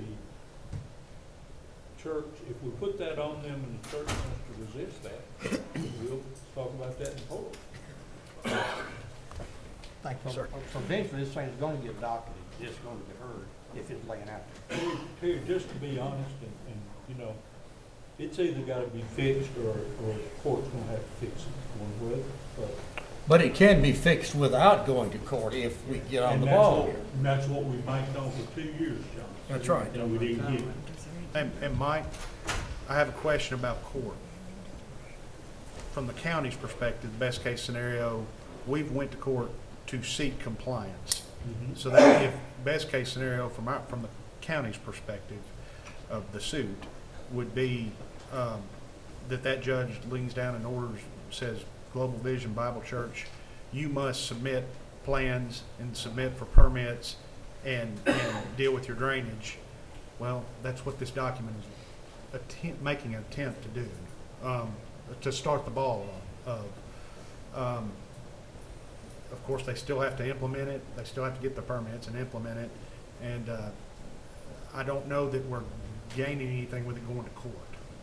But here's the thing, it's different than Where- if somebody just walked in here today and Yeah. filed a new request. This is an educated bunch by now Yes. on all the process, so it Yeah. shouldn't take as long No, to it go shouldn't. through the process now. If we give them some breathing room to commit to completing it, Yes, then sir. we can might draw a conclusion on our own. If they don't, then they're on their own when they come back in here again. Yes, sir. I mean, it's not like somebody comes here and starts all over again because they just didn't know how the process worked. Yes, sir. They've done a great deal of work, but I'm sitting here thinking about all those homes out there. I don't want them to think we're not addressing their needs. There's a commissioner sitting here, there's one sitting back there. They represent all those people, and I get that. I used to do that. When you're sheriff, you really get to do it. Don't you, Ron? But, I don't think it's gonna be as big a burden for them, us sitting here and say it should take a year. I mean, everybody should be up to speed on this. Am I just talking? No, sir. No, you're not. Okay. Okay, we're gonna move forward. At this time, I will call for a motion. I make a motion, we approve with the 6-month time, on a 6-month time. Second. I would ask that I think we need to clarify what that 6 months is. Yeah, What- is at that, what is that to point- get the is that to get the permitting or to implement all of it? I mean, it's not fair to say 6 months to completely implement the project. No, I'm not kidding, but they have to, as you said a while ago, what has to be, or when I asked a while ago, what has to be completed in 6 months if we put that time limit on? What are the points? Yes. Well, they've got to get their site plan stamped, approved. They've got to get, Two. they've got to have a pre-con, Three. permits, Four. and then, installation. Fine. And then as-built. Well, there should be no step for a stepper because they've already been through this And process. Well, maybe they have, but And that's in the motion. You may wish to hear from their engineering representative. Y'all got a motion on We do, but just for clarity. Effectively, their engineer indicated that 6 Your months may not motion- be enough motion time for for them to get purposes of as-built. Your motion is to approve the site plan, subject to staff recommendations, and within a 6-month period, they have to have their site plan approved and stamped and permits in hand. Is that, am I quoting you correctly? I would say that's correct. Is that correct, Tom? If that's what you say it is, that's fine. Yeah, if that's the steps you want, yeah. Those points that have to be completed in George 6 said months. yes. Yeah. Yes. I think that encompasses everything he asked for. So the points that have to be done in 6 months, and I want to make sure I'm understanding correctly, are not all 5 of them. It's get the plan stamped approved, have a pre-con, and have permits in hand, and begin work. Will you accept the amendment? We have a motion. what you said to start with. I don't want to get no business. All right, can I withdraw this motion until we get this clarified? Sure. All right, now, what you said was you wanted to, I took that from being the first time you drive the first day to the time you move in, okay? Now, if that means something, I'm not trying to tell you what to do. Yeah, Everybody here's gonna have a different interpretation. yeah, they will. If we don't make it The only, clear. very important, but get Only conflict in my mind I have, and I'll ask you if you'd accept an amendment to the motion, I can is that do it. it's 6 months from the day that we have an informal hearing about this, and that the Mount Juliet Regional Authority and the State Fire Marshal be asked by letter to appear in front of this committee to see where they are in the process.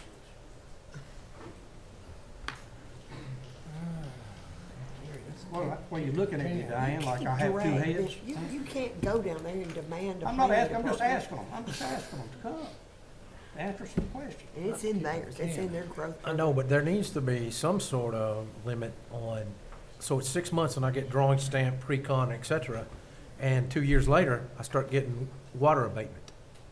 That can happen with this particular motion. I And would that- withdraw that motion. That's okay, isn't it?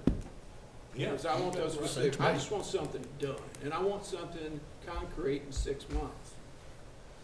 Which means water abatement, at least 50% of it, 80% of it, whatever that might be, not just the paperwork. That's what I'm That's looking correct. at. Is that the best way to state it? If the counselor and Tom, if the motion includes, he's talking about 6 months, and the 5 points completed in 6 months that you mentioned a moment ago, if that is included in the motion, does that sound from a legal standpoint appropriate for you, Mike? Yes, but what I was saying a while ago is, I can tell after Eric made his motion, and I think I know what he meant, I'm pretty sure he did. But there were about 4 or 5 people right down that interpreted it a little bit differently. Yeah, And I and want we to, hadn't accomplished a thing if we Exactly. leave here and everybody says, that's not what I heard. Correct. Be real specific in what you want and vote it up or down. so at the 6 months, that everybody would understand that, and those 5 simple points, Tom, gets it over the finish line with that particular part of this. The only caveat would be, I'm getting chatter from the engineer that represents the church that he doesn't think 6 months gives him adequate time to do what, as-built? Construction. Well, I don't- construction and Started as-built. on it though. I don't think that, I think it didn't say that all the work had to be Yeah, completed. but a percentage. So what if you said stamped approved plans, pre-con, permits, and work begun in 6 months? In 6 months. That's what I was, I know. whatever you say a while ago. What does the gentleman say about that? He said that sounded reasonable. That does sound reasonable. Mr. Jones, does that sound reasonable? You're the representative here. Counselor, has that got the clarity you're wanting? That's good enough for me, and I apologize, I misunderstood. Make it again. And beyond that, unless, We misunderstood each other much over the years. Yeah. beyond that, unless you tell me otherwise, we will follow our standard building permit timeline for evidence of activity in any 12-month period, and completion down to as-built in a 24-month period from the time the permits are issued. Not 2 years. But that, I mean, that's a standard in the ordinance. So if you want something less than 2 years, you tell me. Why don't we all just expedite this thing? I mean, hey, somebody may have to burn some midnight oil, but I Yeah. mean, it really Well, you needs to could, come to. you could say that it has to be implemented in I think 12 months would be reasonable to get as-built, construction and as-built done. wouldn't it? Why would isn't it the implementation a different thing than what we're wanting to initially vote? What we're wanting to initially vote is a timeline for submitting those 5 points you talked about. Yes. Once that is completed, then can we not come back and give a deadline for completion? They would not have to come back before us at that point. No, it would follow the permit process unless you give me a different timeline. It would follow the permit Then process. those- Take a separate motion. No, Tom, listen. How about those- this? What if you require the first 3 points, which is the stamped approved plans, the pre-con and the permitting within 6 months, and construction and as-bills within 12? If I can put that in How's that sound, the Council? words like you did, that's my motion. That's what, all right. Say it again, Eric. Say it again, say it again. I got you. I'd like to say it again, but I I want can. those 3 points involved, and I want the construction begun by 12 months. Well, Is that well, correct? actually, What he asked for. construction will be complete. Construction It's will be- completed. and as-built, construction will be complete and as-built will be done within a 12-month period. That's All correct. right. The first 3 points. You correct me being- if I'm wrong. We have a motion to approve, subject to the existing staff recommendations, that within 6 months, they have to have an approved stamped sign plan. They have to have a pre-con meeting and permits in hand. And the construction would be completed 12 months from today. Is that what you? So a year and a half, am I hearing, Mr. No, Chairman? no, Just No, an a year. additional 6 beyond. yeah, Yeah. 12 months total. Yes. That's what that's the motion. Do we have a second? Second. We have a second by Mr. Who Turner, made- thank you. Discussion. Tom Yes. said who made second? Oh, for discussion. Mr. Turner. Discussion. So if it's not complete. The legal counsel. Don't go there. We gotta go there. If it's not completed, then it comes back before us, right? And another point of order. We'll go on with our law. Go with the law. There's pending litigation. I got you. That's what I thought you were saying. Mr. Chairman, also another point of order. We can interpret beginning construction as a guy with a shovel out there digging a ditch. And that's not what I consider part of this process. Well, that's not part of the motion. That's They have not to be part of the motion, completed. just for clarity. They have to okay? be completed in a In 12-month 12 timeframe. months, this drainage is fixed. Okay. And then the only other thing would be some kind of, that you might want to consider is, and this gets in the church's business a little bit, but this is subject to them not having additional structures and improvements made to the property that are not a part of this site plan. That needs to be a part of it. That needs to be a part of the motion. Okay. Say that, Eric. And if they want to do that, they got to come in for a revision. Well, somebody needs to write this down right quick like. Read it back. I think, If you wanna take a, No. No, Gene's got it. She's not shut. I got it. Danielle says it's not shut. Yeah, let, Gene, let me give it one more whirl, Mr. Chairman. Teresa.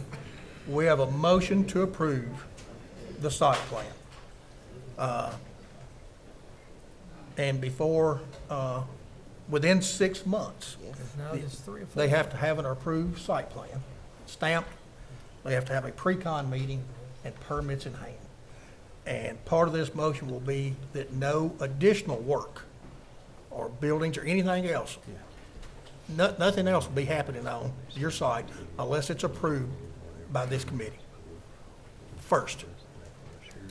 And that within a year's time, the work has to be completed and as-bills have to be submitted. Got it.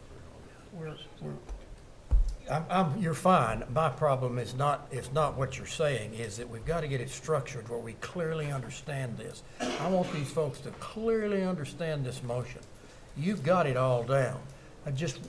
Tom or somebody kind of write it up a little bit. Let's make sure and I want legal counsel to hear it and know it's where we're at. What about it? Mr. Reese, could you quote that back, what I just said, and see if, is that, if that's not reasonable? How about sorry. Georgia? I have it written here. If you would, please. Okay. It don't Now- matter what y'all say, it's what you vote on, and you've made your motion and a second. That's what I'm Well, saying. can he Every requ- time can you he- reopen it, you just widen it out. That's right. Right now, we have a motion and a second to approve with the caveats that were put in there. All those in favor vote aye. Aye. And those opposed?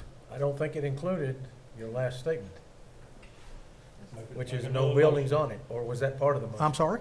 What is it? They had to be completed within 12 months? But does that include no buildings on the property? No additional No additional? buildings or absolutely. That improvements motion is in that there? aren't reflected in this site It's in plan, She says No yes. additional buildings. It's in there. without Then I resubmitting. vote aye. That motion will carry unanimously. Thank you. We will take about a 5-minute break, guys. Thank you.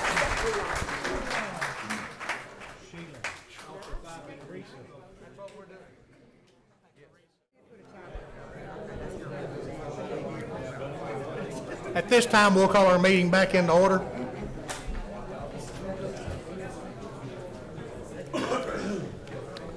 Tom will continue with old business, and we'll go to the preliminary for Berkshire Place.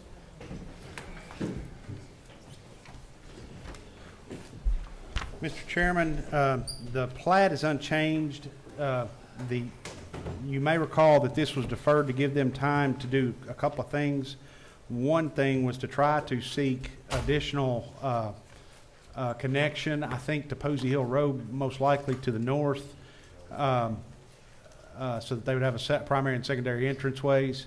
It's my understanding that they've made attempts with neighboring property owners to try to accommodate that suggestion or request and have been unsuccessful. The other thing that they were looking into during the deferral was roadway improvements at the entrance to Berkshire subdivision, which this property would access through by dedicated temporary turnaround stub outs that are there now. That's where it was projected that this property would receive some of their road frontage from inception. So, in short, what I can tell you is that, is the plat on the next page? In short, what I can tell you is that they have made the connections at Scotland Trace and the end of Berkshire Boulevard into the development, as well as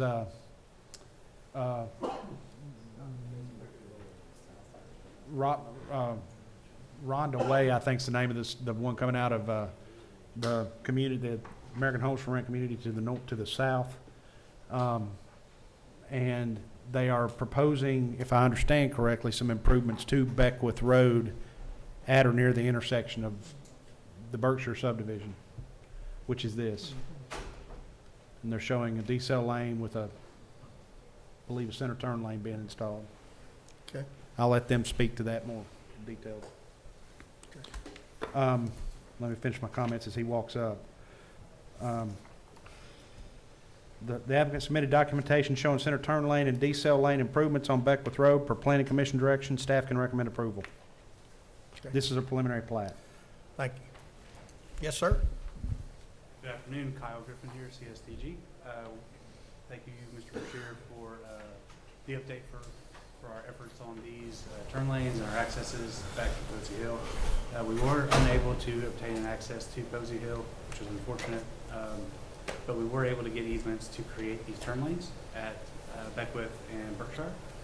Now, we are currently showing a southbound left turn lane. A northbound decel lane wouldn't be warranted in this situation, and that would have put us into the neighbor's property even further. So we really ask that only the southbound left turn lane be required as part of these turn lanes. And one other thing to add, we have also obtained a written easement through the Sharps Crossing and their eastern developer for construction traffic. So we won't have lowboys going through this entrance getting back to the Berkshire development. So if you have any other questions, I'd be So happy to you answer. have construction access Yes, to the east, back to Posey. back to Posey Hill across what, the Sam Ricketts property? Yes, that's correct. Okay. But no permanent access, just the temporary. So, question. May I ask? Yes, sir. You got the construction entrance, which is good, thank you. What if later on they want to turn it into an entrance.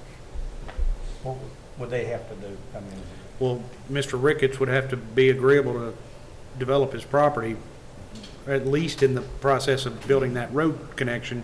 I don't anticipate any developers going to want to build that stretch of road without loading lots off of it. So that's probably he may means, want to come in and sell them right away. yeah, which probably means Mr. Ricketts would probably have to have an interest in selling that piece of property in whole. Or some other property owner that gives them secondary access. Thank you, Mr. Griffin. Do we have anyone else wishing to speak on this case here today? Do we have any questions from our board? They're taking out Mr. Chairman, they're taking out the north turn lane? The northbound, so, I'm sorry, the northbound decel. so they don't have a decel lane down here, is that correct? Which They're is- just using that as their Which is primary. headed, if it's northbound, it's headed toward town? Northbound Headed is toward the headed towards interstate. Lebanon, Correct. or towards Lebanon Road. This is, the interstate's this way, if I'm looking at it right.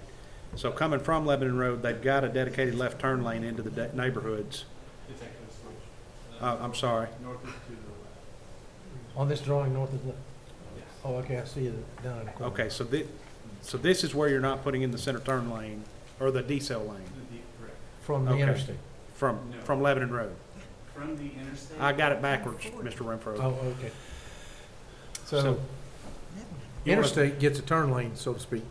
So this is like a community, I guess is the way you're planning? Because what if folks will live and work in Lebanon? Are they just gonna back up on the highway? Hey, Chris. They're on the east side. So we, through our traffic study, we have identified problems at the northern intersection. The city of Mount Juliet is already planning turn lanes and road widening improvements to that intersection to the north. And for the life of me, I can't remember the name of the road. Posey Hill. Yeah, No, it is Posey Hill, sorry. Posey Hill and Beckwith. The city of Mount Juliet is already, I think they have plans designed already, they're approved. I can't speak to when they're actually going to be installed, but it is on their budget to do that. Can So you, everybody coming can you from- clarify some confusion we're having with your drawing? Yeah. So Is the everyone- interstate this way? No. Central Pike, okay. So what's that way? Central Pike. Central Pike. Not Lebanon Okay, Road. I'm sorry, we're south of the interstate. Yeah. Yes. I got my brain right now, I apologize. So Central Pike is that way, interstate's this way. Yeah, And so we coming from the anticipate- interstate, they've got a left turn lane into the neighborhood. Correct. We Gotcha. anticipate the majority of the traffic coming from the interstate. And those people now have the ability to get into a decel, into that middle turn lane and not stop southbound traffic. My apologies for the confusion. You're good. I had it in the wrong place on Beckwith Road for a moment. How long is that DCL? 75 or 100 feet, there, enough to stack 2 or 3 cars. The traffic study had virtually no delays with those of the queue that were proposed With the turn lane. with the turn lane. Okay. Actually, without the turn lane, but we've added the turn lane regardless. Your traffic study I've been down there at 4:30. Yeah, it gets pretty serious there now. Thank you, Mr. Chairman. Do we have any other questions from our board? Do we have a motion? I'm sorry, I apologize, ma'am. Please come forward. Please come forward, state your name for the record.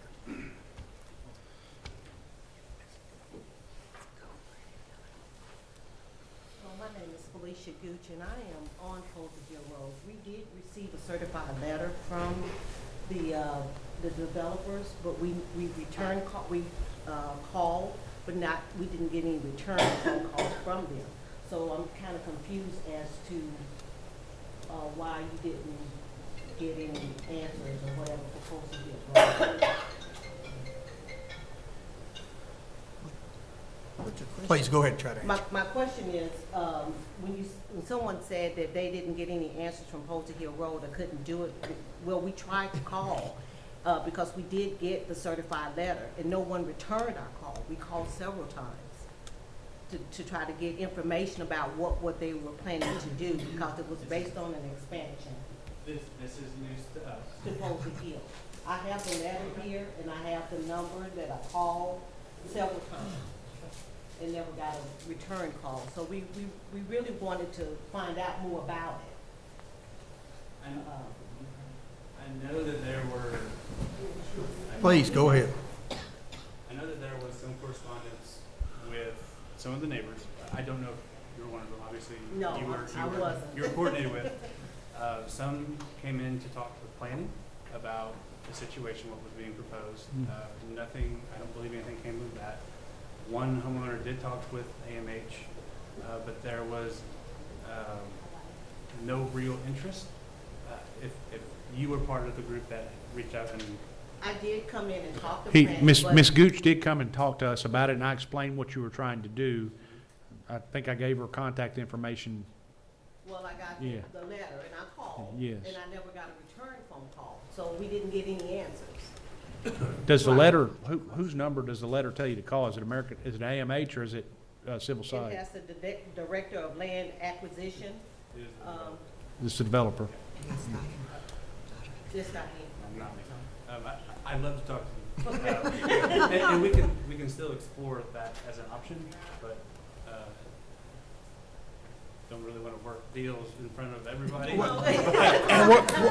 we're not gonna ask you to do We'd be that. happy to explore this further with them, and if there's an avenue to get out through Posey Hill, and if they're wanting to sell, I think that the developer would be interested in partaking in those. Want to defer or take action? It's up to you. Thank you. Yeah, thank you, ma'am. Would it be appropriate at this point to defer this for 30 days for y'all to have the option of doing that? Well, they deferred it, the last two. You have a right to ask for up and down vote, and I'm not gonna deny you that by any stretch. I'm just asking the question. So we've been coming here for a while. I think we can in good faith explore this option. I would prefer not to have another deferral. It's been several months. But we will in good faith explore that. If we could put some constraints on that, maybe a time frame to coordinate with them to see if there is any route that we could take here, we'd be happy to do so. But we would ask that this project move forward with a vote based on its merits as of today. Okay? Thank you. Thank you. Question, Mr. Chairman, Yes, sir. for the engineer. So, I'm not trying to get into your negotiation, but is this about property to give you another access point? Yes. Yes. That's what the, yes, that's what. Ah, And I don't know which property it is. We sent letters. Does your property abut the Gillespie property? I know that they've been in contact with Ms. Gillespie, and I think she's been and visited you several times, Tom, so, so Tom, if this comes to fruition with the folks, and they all work it out, to get a preliminary plat revision, and it changes the traffic pattern? Yes. But the question will be, this is a knotty problem that we face in planning. If they get the secondary connection, which is something frankly on new subdivision development that is not grandfathered, we require, they have grandfathered entitlements on this lot, on this property. We require 2 lots above 99 lots, I think, in total. In this instance, if they get that secondary entrance off Posey Hill, I suspect you're gonna see the Berkshire Ridge neighborhood. I shouldn't put words in their mouth, being that none of them have spoken today, but I would suspect that you're gonna see some of them come out not wanting the connections made to their neighborhood. So we'll see how it goes.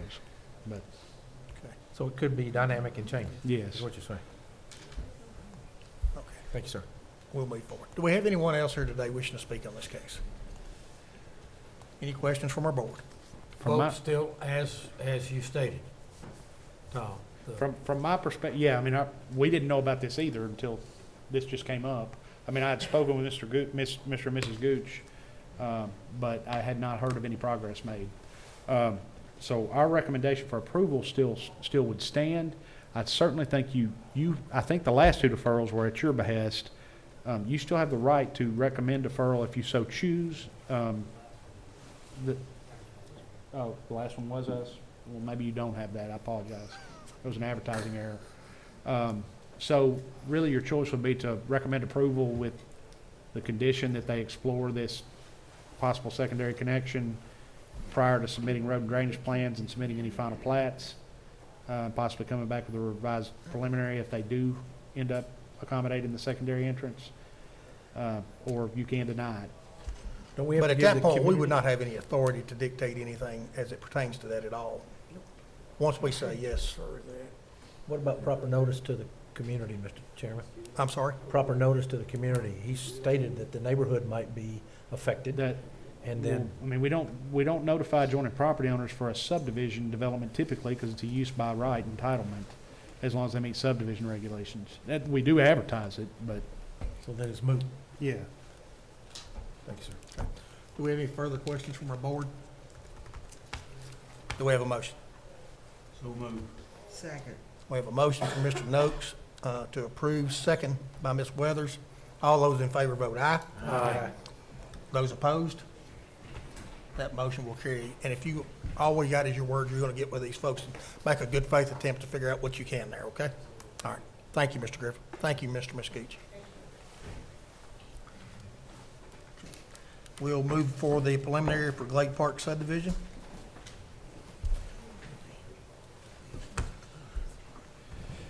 Mr. Chairman, this case, this subdivision, proposed subdivision, came before you for a sketch plat some time ago. The southern half of this property is known as the Gate Line property. This is McCrary Road or Gladeville Road, depending on what you want to call it, I guess. But this area down here tends to hold water in certain rain events. You can almost see it from the different color of the grass. And they have, at our behest, looked into getting some environmental studies done, and they have determined that a large portion of this area down here is wetland.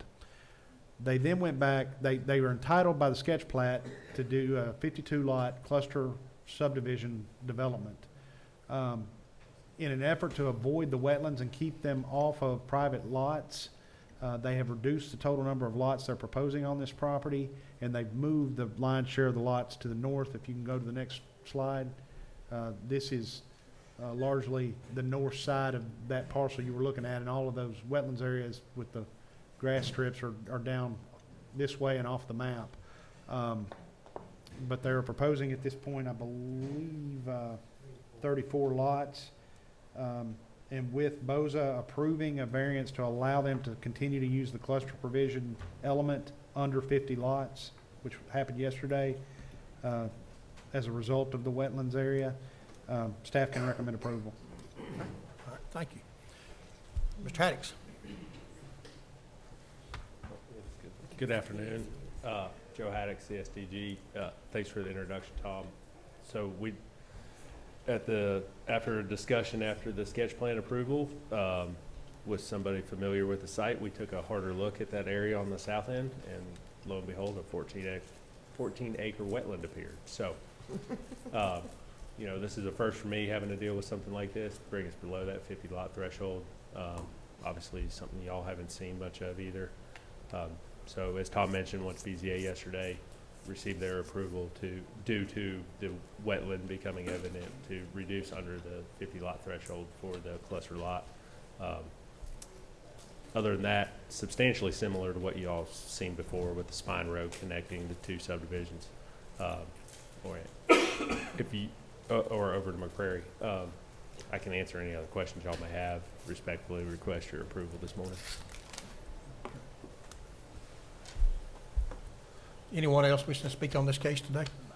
I will point out that continuing to allow them to make use of the cluster provision development, while it does afford them a smaller lot size, they're not approaching their 52-lot entitlement. They're only 34 lots, and they do have a smaller lot size. But what it does do is has a requirement for a homeowners association, and the homeowners association will have some responsibility under the platting and stormwater plans to maintain the drainage facilities and wetlands facilities, et cetera, that are on the property.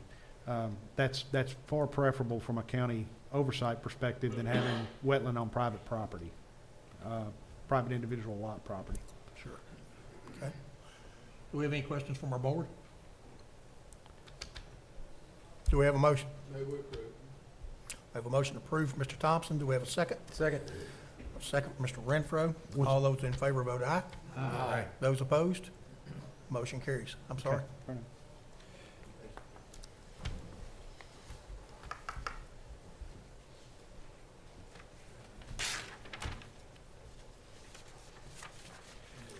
Okay, next item on the agenda will be new business site plan for Herc Rental Signs. I thought that said Here Rental Signs, but Herc Rental Signs. The site plan is subject to stormwater and engineering comments and WEMA fire marshal requirements and utility district comments. They need the distance shown from the edge of the property line verified for a monument sign. With that, staff can recommend approval. Anyone here today wishing to speak on this case? Yes, sir?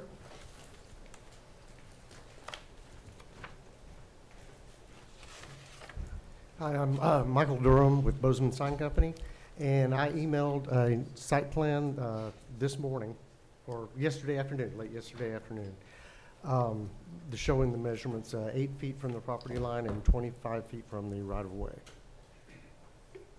You sent them to the planning staff? To planning and stormwater. That would be compliant with our setback requirements for signage. Okay. All right, thank you, sir. Thank you. Anyone else wishing to speak on this case today? Have any questions from our board? Do we have a motion? Motion. I have a motion to approve. Mr. Jewell? Second.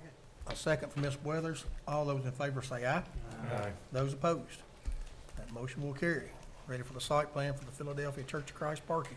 Philadelphia Church of Christ has submitted a site plan for additional parking. The site plan meets technical requirements and will need to comply with any stormwater engineering, WEMA fire marshal, and utility district comments. We can recommend approval. Thank you, sir. Anyone here today wishing to speak on this case? Any questions from our board? Do we have a motion? Motion to approve based on staff recommendations. Motion. We have a motion by Ms. Weathers to approve based on staff recommendation. Second by Mr. Ash. All those in favor vote aye. Aye. And those opposed? Motion carries. Ready for the site plan for the Bethel Church of Christ replacement sign. Yes, we have a replacement sign site plan for Bethel Church of Christ at 2427 Sparta Pike. The site plan meets requirements and staff can recommend approval, subject to, again, stormwater and engineering comments and WEMA fire marshal comments. And That list is utility. getting longer, Tom. I know. Do we have anyone here today wishing to speak on this case? Do we have any questions from our board? Do we have a motion? Motion to approve. I have a motion to approve from Ms. Weathers, a second by Mr. Turner. Jeff, okay. To approve, subject to staff recommendations. All those in favor vote aye. Aye. And those opposed, that motion will carry also.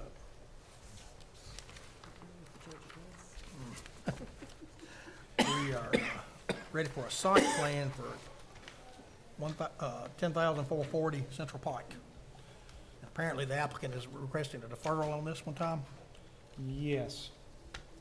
Okay. Requesting a 1-month deferral. Till the next meeting, which is April 19th, does that sound right? 1, 2, 3, 19. 19th, okay. I will make a motion, we defer the site plan for 10,440 Central Pike until the April 19th meeting. Do we have a Second. second? Have a second. All those in favor vote aye. Aye. And those opposed? Carry. We have the re-subdivision of the Super Speedway IP Phase 2, Lot 14. Yes, with minor technical corrections and the above comments, stormwater comments, utility comments, et cetera, staff can recommend approval and fire marshal requirements. Do we have anyone here wishing to speak on these cases today? Yes, sir.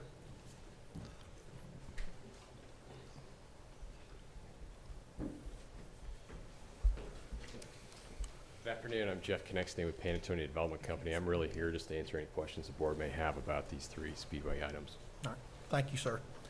Anyone else wishing to speak on this case today?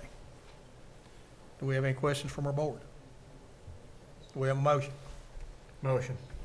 A motion by Mr. Jewell to approve, second by Mr. Ash. Subject to staff recommendation. Subject staff recommendation, I'm sorry. To approve, all those in favor vote aye. Aye. Those opposed, motion will carry. We'll move to the site plan, Speedway IP Building, 16, Lot 16. This is very similar in that it has minor technical corrections that need to be made and it would need to comply with utility district and stormwater engineering comments and state fire marshal requirements.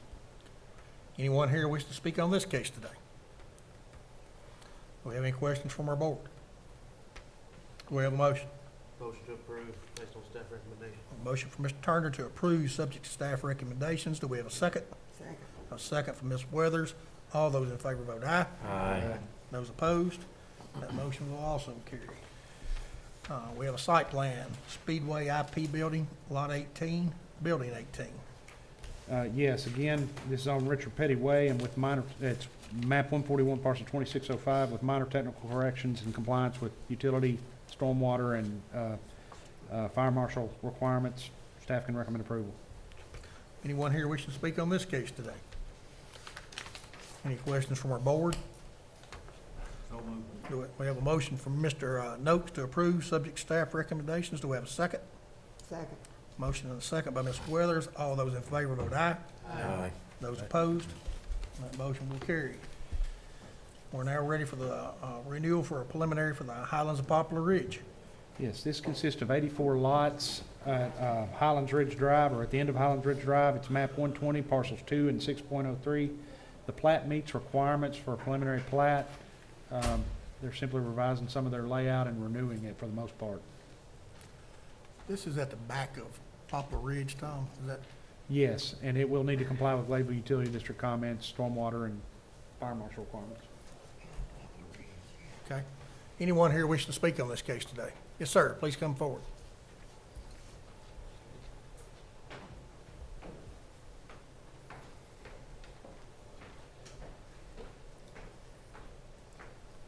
Oliver Moore, I'm the engineer on the project. If you have any questions, I'll be happy to answer them.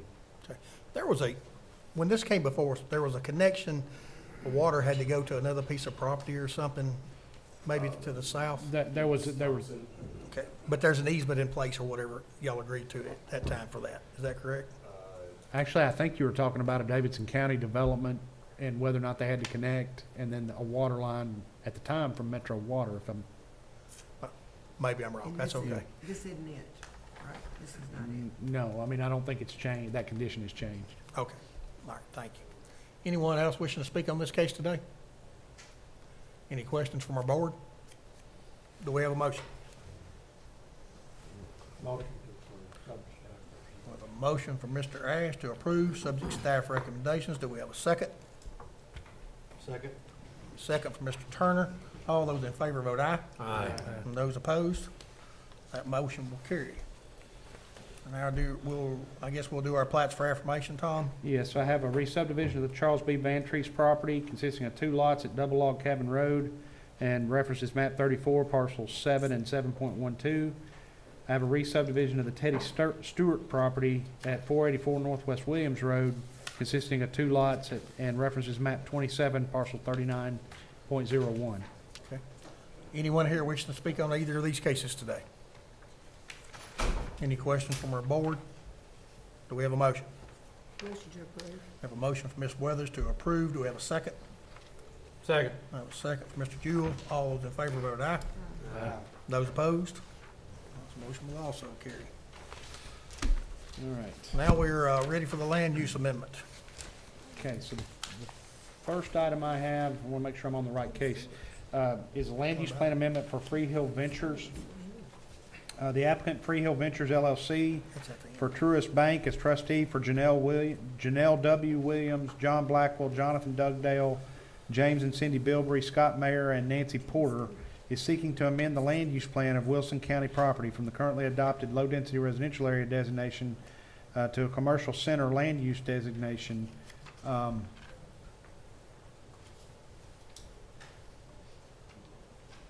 This is being requested according to their application to match the current rezoning request for this specific property, which will be following this land use plan consideration.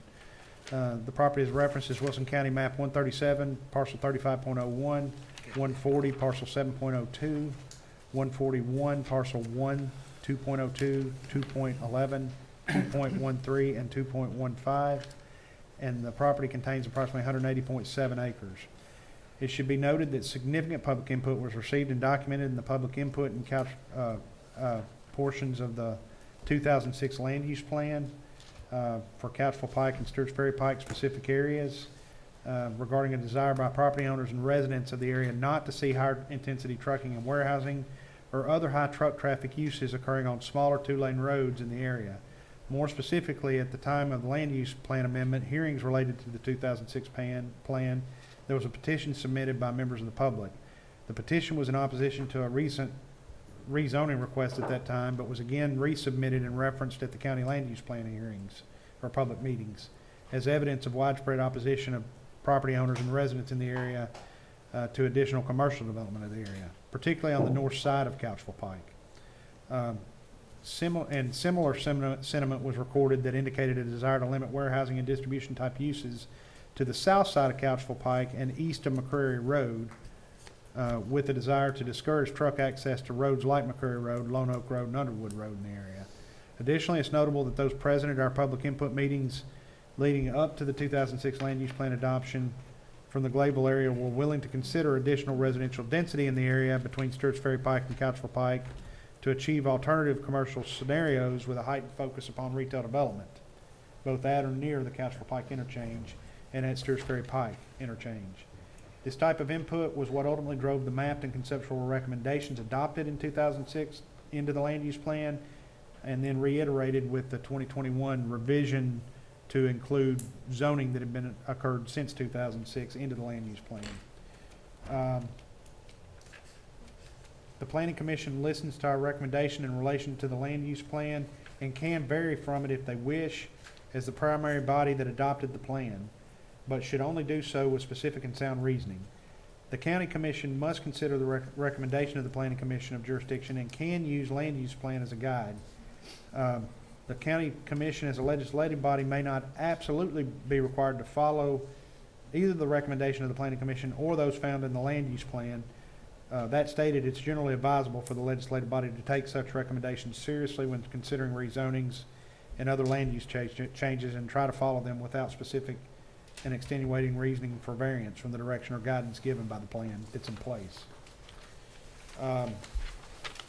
With all that stated, the land use plan has been largely successful in its exercise since 2006 and in its level of relative simplicity and its resultant ability to guide the development process in Wilson County with orderly development that has benefited Wilson County's offering of convenient lifestyles coupled with economic growth without the need for overly aggressive taxation. Staff does not take amendment of the plan lightly, particularly considering that there's an ongoing effort to update the overall land use plan for the county at present. At the same time, no document is perfect. There's certainly some aspects of the plan that have experienced wide variation between initial intent and what ultimately has been developed. While all plans should be viewed as living documents and pliable for modifications from time to time, staff also feels that such modifications should consider the initial question and input that was received initially for the area. It would be preferable for the plan to be amended either in whole or at least in a reconsideration of a larger geographic area like those laid out as gateway areas in the 2006 land use plan. It would be preferable for any rezoning request to have a specific end user and perhaps come up with a more specific master plan arrangement as offered by the county's planned unit development regulations. The ultimate decision of whether or not to approve this land use amendment is the Planning Commission's and the County Commission's respectively. Staff offers the above comments for your consideration as you deliberate on the land use plan amendment. There is an associated rezoning request with this. Okay. Who is here to represent this case today? Please come forward.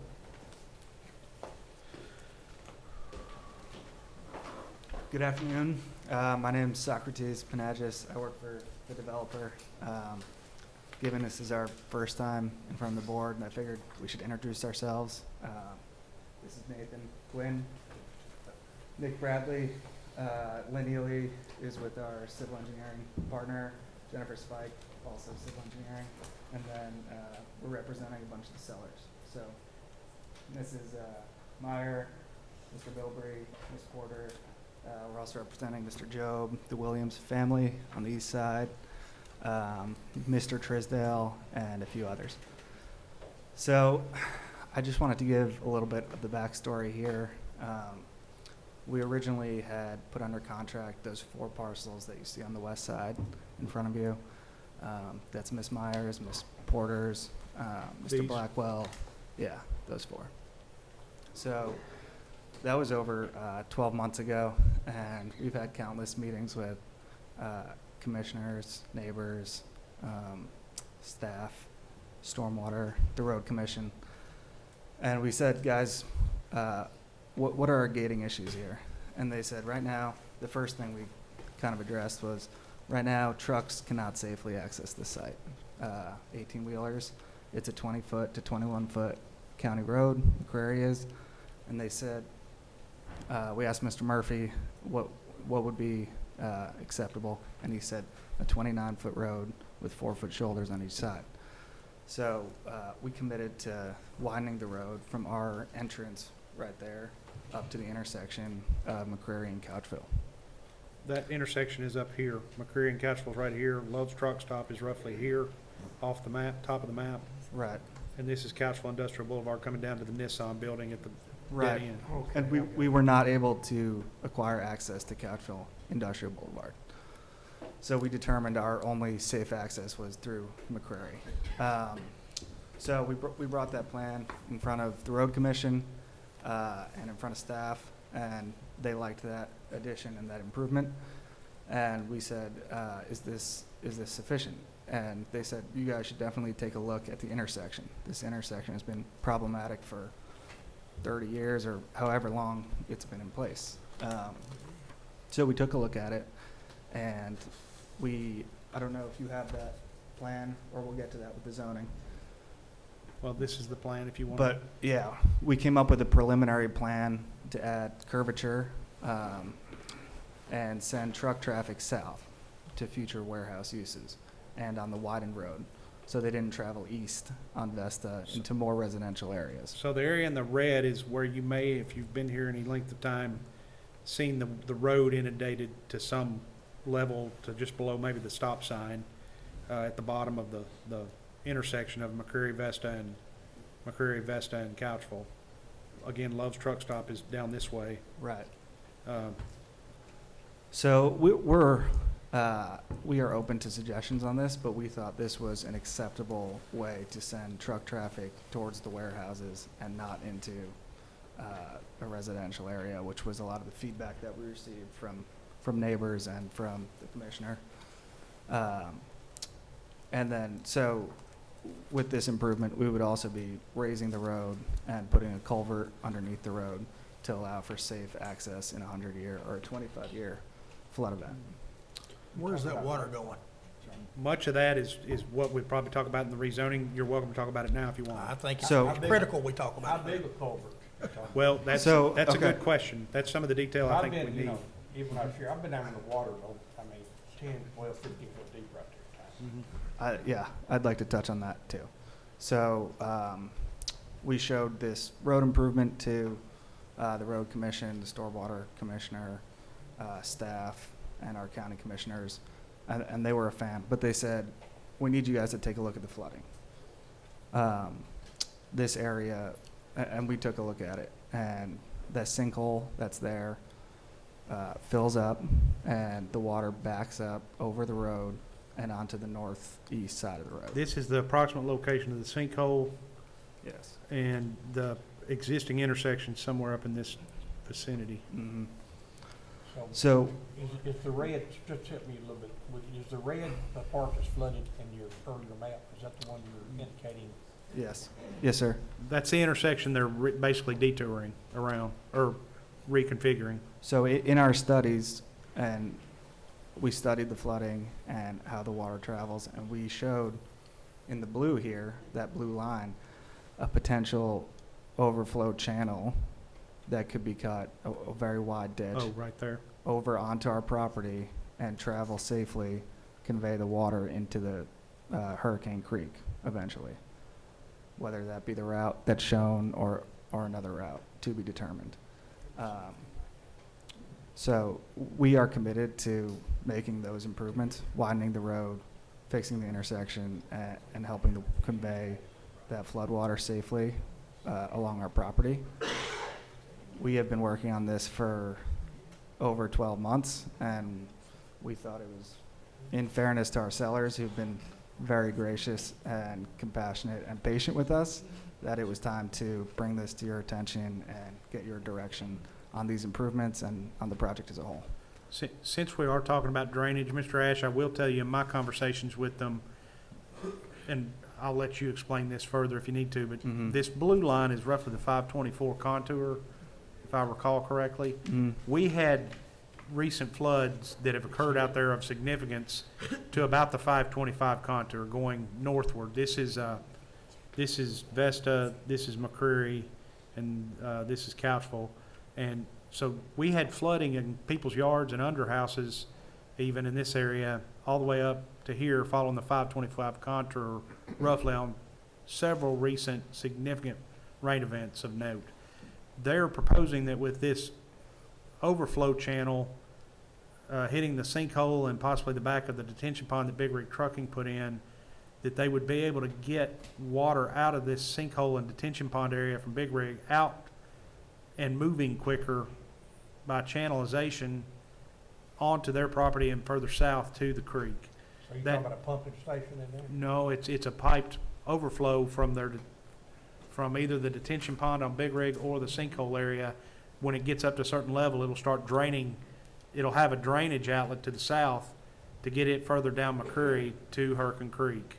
And if they do that, you correct me if I'm wrong. I'm not an engineer, but I think this of it green as area, this green area is what I was told they think they could reduce the flooding to. Now, that That's being right. said, the watershed for that sinkhole is 23 square miles, and it's mostly to the northeast, which is up here, up into Cedar Forest. So I too am interested in the details on what kind of culvert crossings or box culverts or bridges or whatever they're going to do to make sure that water can pass this road improvement they're making and get to this area and be drained to the south and not back up further up here as a result of being stopped at their new road improvement. They seem to think that their engineers seem to think that is So you might doable. have to be an engineer, but Yes. your engineer will be on the cover of the Engineer magazine if you can. Figure this one out. Because, I mean, those of us who've been around here a long time, we Yes. know what's going on right there. Yes. And it would be good for the community if we could have free travel through there in bad weather. Agreed. And certainly for the people who live there. I'm just wondering. Yeah, I think of it as kind of a blow-off What's the valve to a size of the back. pipe? What was that? What's the size of the pipe? Here we go. I'm not an engineer either. My name's Nathan Quinn, and How long is that overflow pipe? that's not the final, doesn't all represent a pipe. A lot of that's open channel. And then, Oh, that's open channel. And as y'all know, you know the topography here. There is a portion where we're bucking grade. Yeah, they're gonna have to go against grade to dig a Right. channel in, Absolutely. which Right. means if it's open ditch, it's gonna be very wide. It sounds good when people think the water's gonna go in the sinkhole, but the sinkholes get filled up from the bottom. Yes. That's right. And what we found at the area in green is the elevation that we can drain down to. Okay, that So makes that's what that represents. So you'll see that. With the overflow channel. You That's shot correct. the grade, you know it'll flow, basically. Right, yeah. If they can accommodate that overflow channel, yes. But this is our proposed pathway. It may change, but we're confident from the studies we've done up to this point that we can find a pathway to Hurricane Creek to alleviate that and keep, in those flood conditions, the roadway open, because we know that's been an issue in the past where it's been impassable at the bridge and here, and we can at least work on the So how intersection close here. do you have to work with the Corps of Engineers on this? Probably fairly close. And the study would be something that would come later, so we would deep dive into that and assess the watershed that Mr. Bashir spoke to and make sure that we have all the correct data and that we can accomplish this and size the channels all appropriately. How far is that sinkhole from Hurricane Creek? From what? Hurricane Creek? About Close to a mile. That's about a mile channel you're gonna do then, roughly. The other thing that's of note, just for your consideration, both on the land use plan amendment and the rezoning, is there are some houses on the corner here that traditionally flood in these same events pretty significantly, and I believe they would have to to accommodate this design, they would have to purchase and do away with, They purchased one, I thought they Yeah. purchased all of them, somebody had, maybe they had. that they're under How contract. many, how far off that, intersection did y'all do y'all have under contract? To the, That one on the the one on the corner? Okay. Yeah, that's the one that was moved here. Yeah. Oh, The man. man submitted us a bill one day for us, so. Tom, isn't there a railway here in the beginning of Vesta Road, somewhere in there? Is there a what? A railway? No, No. No. In the side? we don't allow that in Glidden. I thought right off 840 when you go toward Vesta Road. No. No. How far talking down about is east, the but that ain't boom, ugly. how far down is the boom shaw on the road? Or the Um, 2 feet, 1 foot, 2 foot? you talking about Glables? Yeah. Glebe Utility District? It's to, I know they're right up in here. it's to the east. It's right there. All You of were this. just, None of this is gonna you were affect just on their water Glade line. water. The water flows from the east to the southwest right there. So Gleyville Utilities is upstream from. I don't know if Gleyville Utility District has a representative here, but that is of note as well. They have a pretty significant trunk line coming down 18-inch Vesta and McCreary in that area that will also have to be accommodated. And they've mentioned to us, the trunk line, about having an easement on our property back to the, you can see it in the bend of the river, right at the very top of the map, those circular points, right to the, yep, right there. So we're showing an easement right now to provide access for Remain back to the facility, to improve their system. Tom, just so, make sure I understand the process totally. They're asking us ultimately to rezone this, amend the land use plan. And I understand we don't traditionally ask for any kind of road or drainage plans until you get into some kind of subdivision thing. We could rezone this thing today, and the county commission could pass it, and all these plans could, go away, period. We have no way of tying the rezoning to a No, commitment the only going thing forward. I can assure you is that it's a C4 master plan development, so if somebody comes in and wants to develop it, let's say this entity that's proposing this, Free Hill Ventures, goes south and bankrupt or whatever and sells off their holdings. We're not wishing any of that on. No, but if they sold off their holdings, whomever takes up the property would still be obligated to that master plan or be required to come in and renew it with something different if they so desired. Once it's zoned, it's zoned. Yeah. Okay. All right, I'm sorry. Please go ahead. The sir. regulations follow the ownership. Yes, the master plan does until such time as it's Yeah. approved for revision. The other thing I'll note, I've talked about some of the things that might potentially be positive, but I, like you, would like additional detail on exactly how that's gonna work. Is they are not proposing to address the not low water, but the lower bridge, of Hurricane Creek as it crosses McCreary to the south. And those of you that have been around for some time know that in these same rain events, many times the asphalt gets washed off the deck of that bridge now. So what this channelization might in fact do is push more water to that point in these rain events, and the flooding might potentially be worse at that location. Talking Turkey for just a minute, you're impacting less people at that location than the current flood does up here. Just for what it's worth. There would be, But they're not proposing to do anything there, so that's of note. there would be adequate notification to the people who live at the other end of this, wouldn't it? I mean, some point in time. What do you mean, Adam? Well, at the end of where the water's flowing to the creek, or other property owners. Well, they've been notified of this rezoning request if they're adjoining property owners to any of these parcels. Tom, And one- signs have been posted. One thing I would say on that is we might have the ability to cut the channel across back onto the west side property and then into the creek on that property.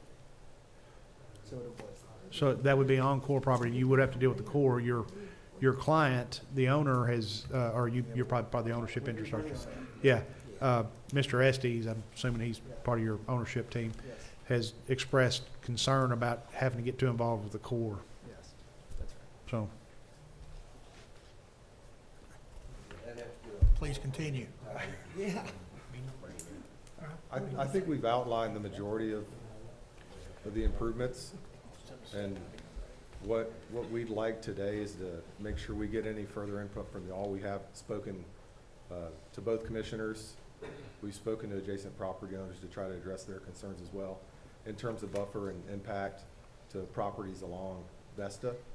So we're working through those as well, but we would appreciate your input and your consideration and gather all that. And if that means we need to go work on anything, we can do that. But before anything, we'd like to get any input or commentary y'all have on the project as it stands. Okay, thank you, sir. Do we have anyone else here today wishing to speak on this case? Yes, sir. My name is Joe Davis. We live at 4040 Vesta Road, 125 feet from this property line. And these people have talked to us. I'll say that for him, Mr. Quinn has. He came out to our house this week. They agreed or said didn't see a problem in building the roadways in and out 200 feet from our property line. That's how far the bing, bing, bing, bing goes when they back up a truck. It goes 200 feet in all directions, according to the computer. And that they would build a berm, and that they would leave the tree line. And we'd rather have one large building. One proposal they had 3 smaller ones, and one of the smaller ones was right behind us. And one large building, as far south as possible, at least 200 feet, and leave as much of there's a second woods. There's our tree line, and then there's the big woods back there. Leave as much of that woods, at least maybe a couple of rows of trees or whatever, to block and soak up some of the noise maybe. They agreed to help us with horse boarding. We've got 2 horses there that we feed and ride every day. And, even if they help us with boarding, we take care of them now. We're going to have to depend on somebody else to help us take care of them then. And they agreed to have the in and out road further away from one of the out roads was coming right behind our property to start out with. But they agreed to move that down and maybe have them come in and out somewhat in the same area. Now they bought several tracts, and we don't want to move, but we feel like this would substantially devalue our property as far as any kind of residential use, us or anybody else. Some concerns that I do have, as far as I know, they don't have sewer approval. Commercial is not approved for the left side of That's correct. of McCrary At Road, present. or the east side of McCrary Road. And hadn't even come up yet. Of course, people on McCrary and other places, Vesta, whatever, would have input on that. And the way, now, I think he addressed that, but I couldn't hear it real well. The way the intersection, they've laid it out now, the trucks would come down and not have to stop at all. They could just loop through. But the residents would have to stop and wait on the trucks. And they agreed to try to rework this where maybe that the residents had equal opportunity to go or equal safety to go. And did you mention something about that a while ago or not? Please. Yes, sir. The feedback we received was that the most important thing was trucks not traveling east on Vesta towards the residential. So we thought that this curvature would be the best way to send them trucks south so that they would have to make a conscious decision to make a left on Vesta, which they wouldn't do. But we're open to looking at different possibilities, whether that's a 4-way stop or traffic light or something like that. Yeah, it was Mr. Quinn. They'd work on maybe redesigning this some kind of way for at least equal opportunity for the residents and for their trucks. I don't know. I'm not an engineer, obviously. We have lived there 26 years, but anyway, I think a project this size ought to have 2 ways in and out, not just one. And do you really think that if they get backed up, I don't know whether these trucks are gonna come in, well, they're gonna come in 24/7, but maybe I'm too loud for that.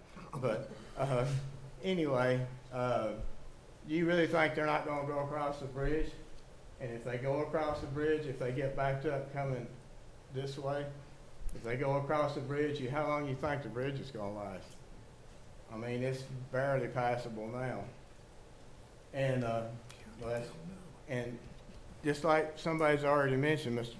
Bashirs, I think, this water, they're just moving it from one place to the other, if it all works. Mr. Ash said that'd be an engineering masterpiece, and I think it will be too.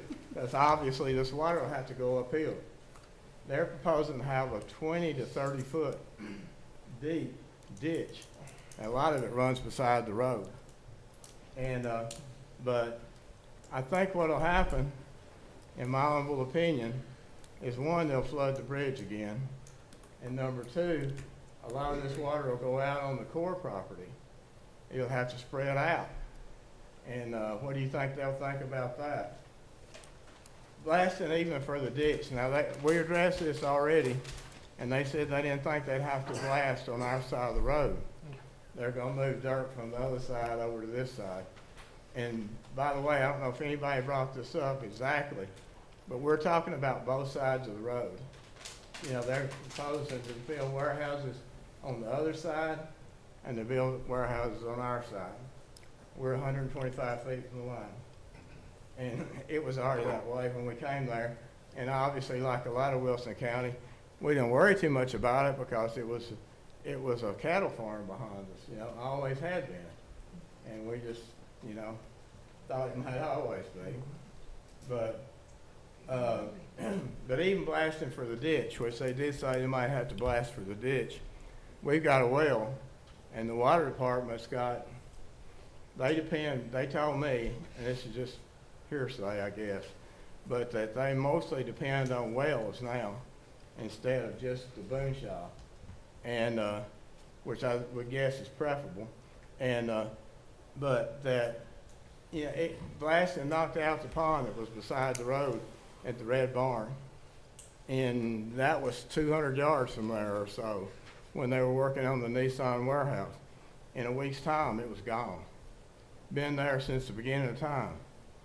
And it may affect our well, or even more important, somebody already mentioned this, it could knock out some of the water department's wells if they do any extensive blasting anywhere. And maybe they won't, I don't know. Another point, I'd asked several people, I said, what are they doing on the south side of 840 on the left, on Mr. Garvin's property there, where it was 14 acres there?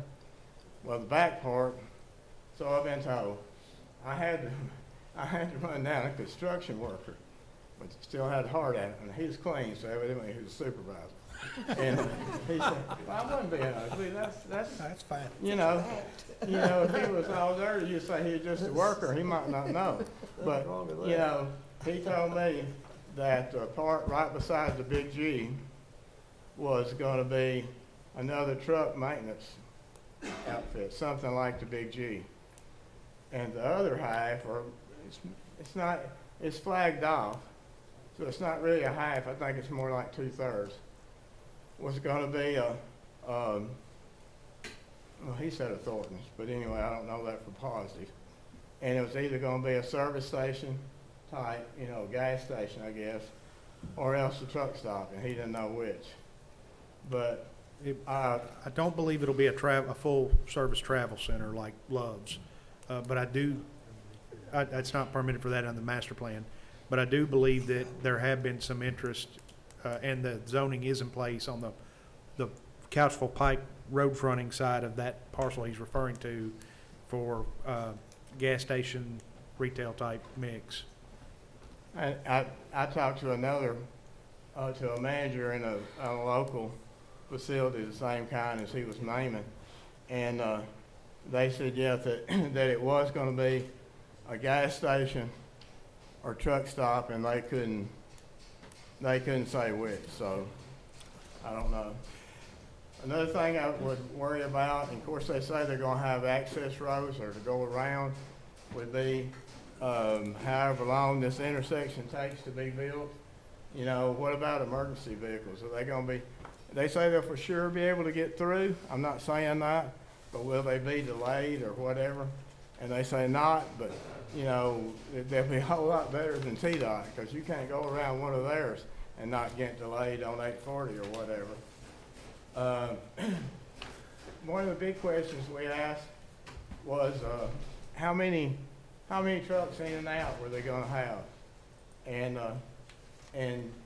they've been trying to figure out, but I said, well, they told us it was gonna be a coffee company back there. I said, ask them, you know, how many they think. And then they said they wouldn't know till they got zoning, is to sign up all their tenants.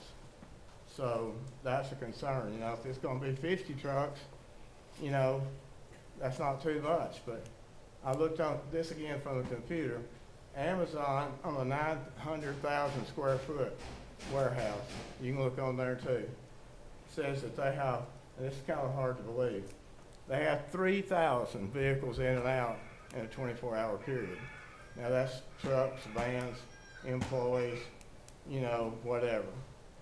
But 2 years ago, and this was on the real estate ad, so, you know, found this on the computer also, that the traffic count on that intersection, 67, that's what it is, was 2,600. And Mr. Quinn looked it up on a recent one, and, or I guess, right, and it said that now the traffic count's like 8,000. You know, what's it gonna be in 2026 or 28? Gonna be 12, gonna be 20, or what's it gonna be? I mean, you know, and I've heard and I've seen on the computer, it says on Exit 67 News, and believe it or not, that's on there. It says there's another 500,000 square foot warehouse already approved. And I couldn't figure out where it could even be. Yeah. That must, and that could have been an old ad I read, you know. You're spending too much time on the computer, Mr. Yeah, Brooks. Well, you gotta depend on something for facts, you know. I may need to have a little more information on that one. That we do have some development down in the Speedway area that's ongoing, and I think all the development on Maddox and everything. Yeah, there was one on Maddox Road that was announced recently is going to be Snyder Electric, but I think that building's already there. Isn't it? It's bigger than that though, and it's huge, it looks to me like. Yeah, I don't know. I don't know. But anyway, just for reference, Love's is supposed to be one of the largest truck stops in the nation, not in Tennessee, in the nation. That's what it said. And 12 or 14 warehouses already go to Exit 67, and the new Nissan one up there is not even open yet. And part of the flooding in the intersection there, you know, like I say, we lived there 26 years, and there's less water. I won't say there's no water. And somebody's gonna say, I know, well, they just hadn't rained enough. But there's less water in the intersection since they put the injection pump, whatever, drain or whatever, I'd call it a drain, but anyway, than it's ever been before. So That's a good thing. Yeah, that worked out good. It has. I have to compliment whoever did that, because, you know, I think even Mr. Job would compliment that, because you can see water standing all up, and like you talked about, back toward the Cedars of Lebanon, it can be not flooding, but I mean like in people's yards and stuff. And it catches a couple of houses that way too, though. Not as bad as Mr. Job's, but. And you go down to the Yeah. intersection where it used to at least be some water dribbling or whatever across there. It's none. So that was definitely. Okay. We're supposed to keep our comments to 3 minutes, sir, and I don't mean to be rude. I got two more. And what is, you know, all this goes fine, and you get the 30-foot ditch and it drains and whatever. Your engineer looks at it and he said, well, that's probably the best possible. And so you approve it. I would approve it. So you approve it. And then a year from now, it floods again, or it just doesn't work, or somebody runs off in one of them big dishes, or the bridge washes out, or the Corps engineer sues. You know, that'll all be on the county then, as far as I could tell. But, thanks for listening. Thank you, Mr. Davis. All right, quick question for Tom. Yes, sir, Mr. Ash. Tom, so, trying to digest all that, SFUs. Single-family units of flow? Yeah, so we have any idea how that might affect that? No, because this is it's a land use plan amendment that we're considering technically right now. I can go on and read the rezoning comments that are related if you want, but the SFU, to get to your point, my understanding of the rezoning is speculative in nature. Like they were going to build warehouses and develop warehouses. There's not been any announcement of any vendors or tenants Those are that they called may dry have. industries. What? Those are called dry industries, is what you're Okay. talking But there was some talk about truck stops and service stations. That he's talking about a development, I think, Mr. Davis was talking about a development that has been approved on the west side of the 840 Couchville interchange, and that's where they're talking about putting that. And yes, when those develop, we will have an idea how many SFUs, that single-family units of flow of sewage they're using. Mr. 14th District sitting right here, and he's mandatory on that committee, so they'll know about all that, won't They'll have to. Are you on that, South Wilson? You are, yeah. I was making sure. You have to go through them by capacity. don't you? Yes, Yeah. yes. So, that's what I thought. Okay. That answer your question, Yes, Mr. sir. Ash? Thank you. Do we have anyone else wishing to speak on this case today? Yes, sir.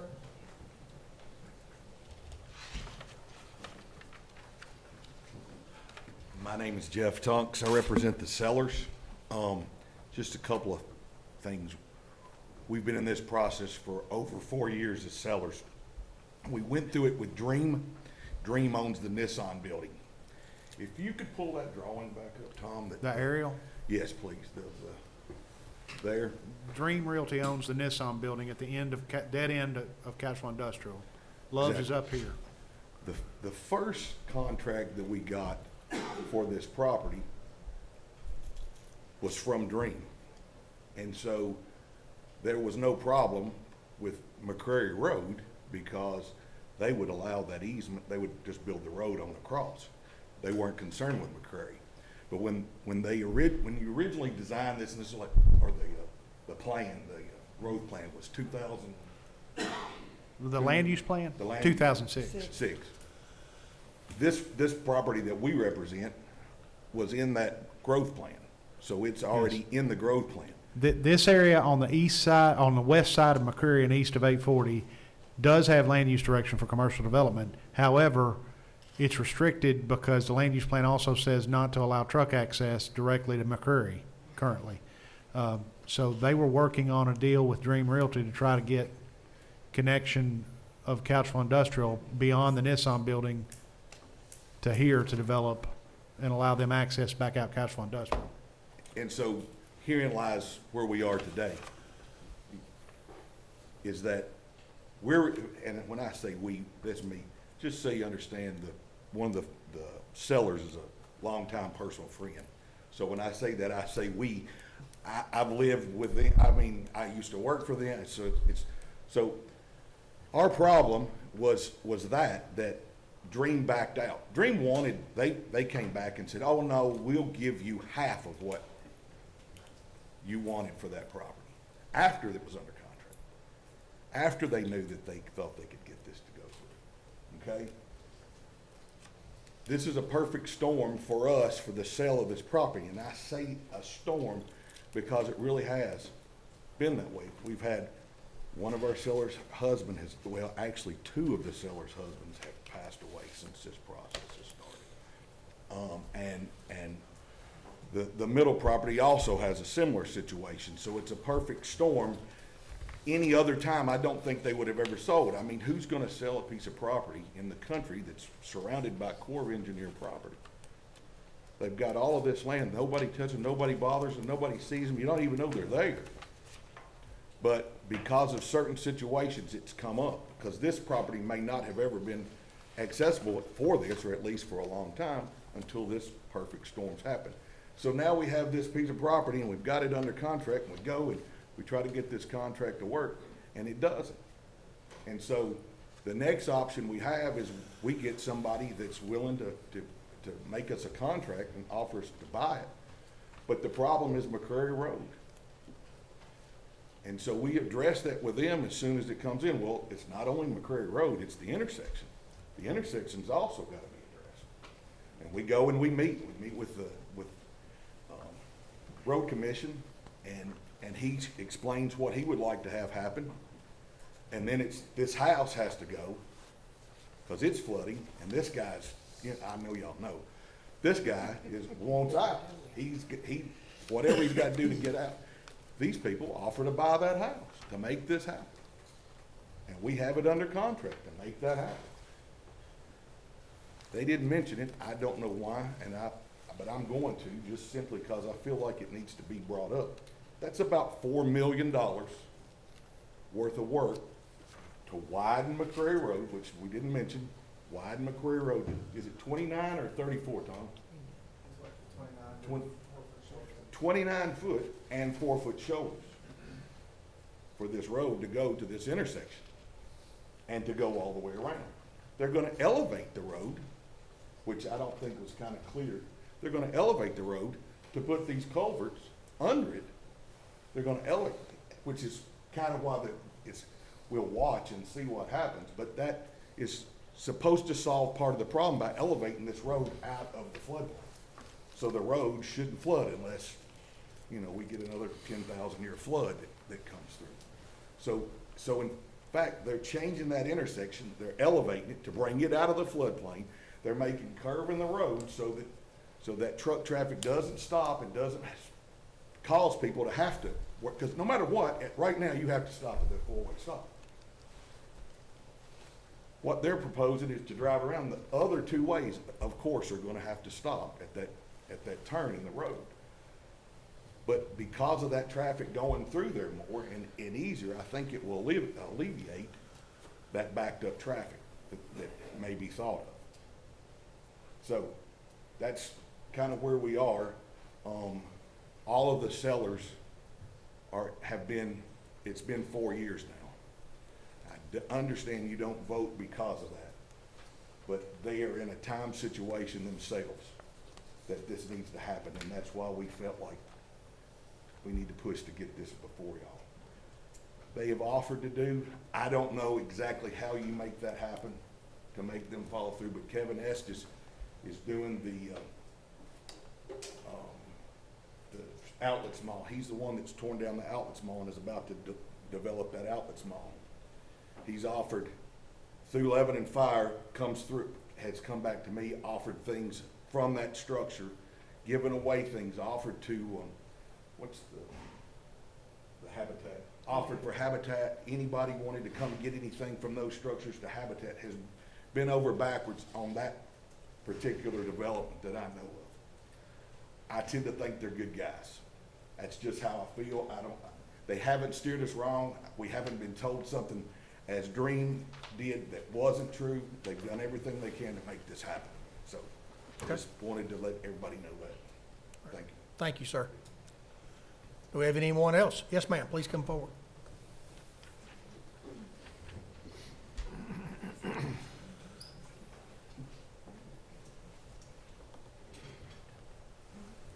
name is Angela Francis. I live on 4520 McCrary, beyond the bridge, on residential lots there are 15 houses being built. By Stuart Knowles? Yes, Okay. yes. So I travel that on a daily basis. They're down There in are this area. already, I'm sorry? They're down in this area right now. Yes, yes. There are already trucks that go over that bridge. When a truck is coming, another car cannot go over the bridge. The bridge definitely looks like it's crumbling. There's a lot of truck traffic already, and to expand it more and to create a bottleneck by widening the road just to the bridge you're gonna create a bigger problem. So I just wanted you to be aware of that, besides the additional water going into the creek. And then just to make another note, because I do travel that way, that Couchville Industrial Boulevard coming out of Love's, and now there being another road on the other side of that, there's already a mess that started there.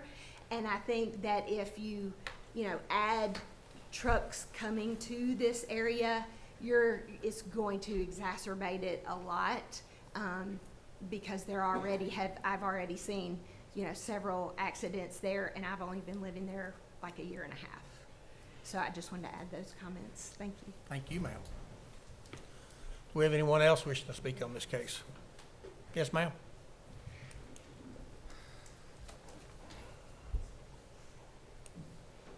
I'm Shirley Davis at 4040 Vesta Road. I won't be as long as him, I promise.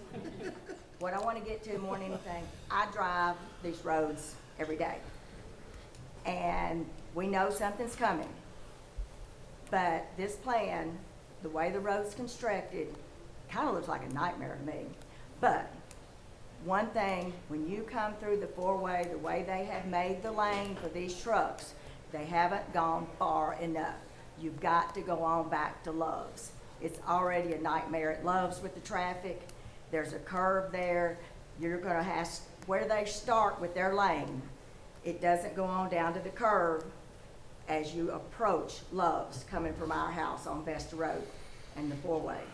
And you're gonna be sending trucks in and out around that blind curve, 2 tractor trailers trying to pass. They've started the lane down below it to go on around the curve, but it doesn't go back far enough. I travel it. I've passed a tractor trailer in that curve. I've sit there and waited for him to get by me without scratching the car. He was lost, and then he got stuck in the four-way behind me. So I know how the trucks are passing in that area. The roads are not built for it. And if you want to change the footprint of this area, because it's going to change, trying to move the water, trying to change the roads, you're changing the whole area in there. And we've been told that it won't hurt our property value because condos and townhomes are gonna come in after the warehouses. I don't know, that's gonna be outside of our timeline probably. But anyway, if you're gonna change the footprint of that area, a lot more needs to be looked at. And in my opinion, the roadway, from what we've been told, is not enough to handle the traffic. We've heard there's 400 houses that's been approved on down Vesta Road, 200 to 400, something like that. That's traffic that's gonna be coming through that intersection, going to the 840. We just heard that, I don't know, that's what somebody's told us. I hadn't got it verified, somebody just told me that on down the road, they just approved something down the road. If that's so, that's increased traffic coming toward 840 through that intersection. So you've got to go on back to Love's. And to me, you've got to look at the big picture a little bit harder and a little bit longer than, you're moving water from one place to the other, you're just creating another flooding problem on down the road.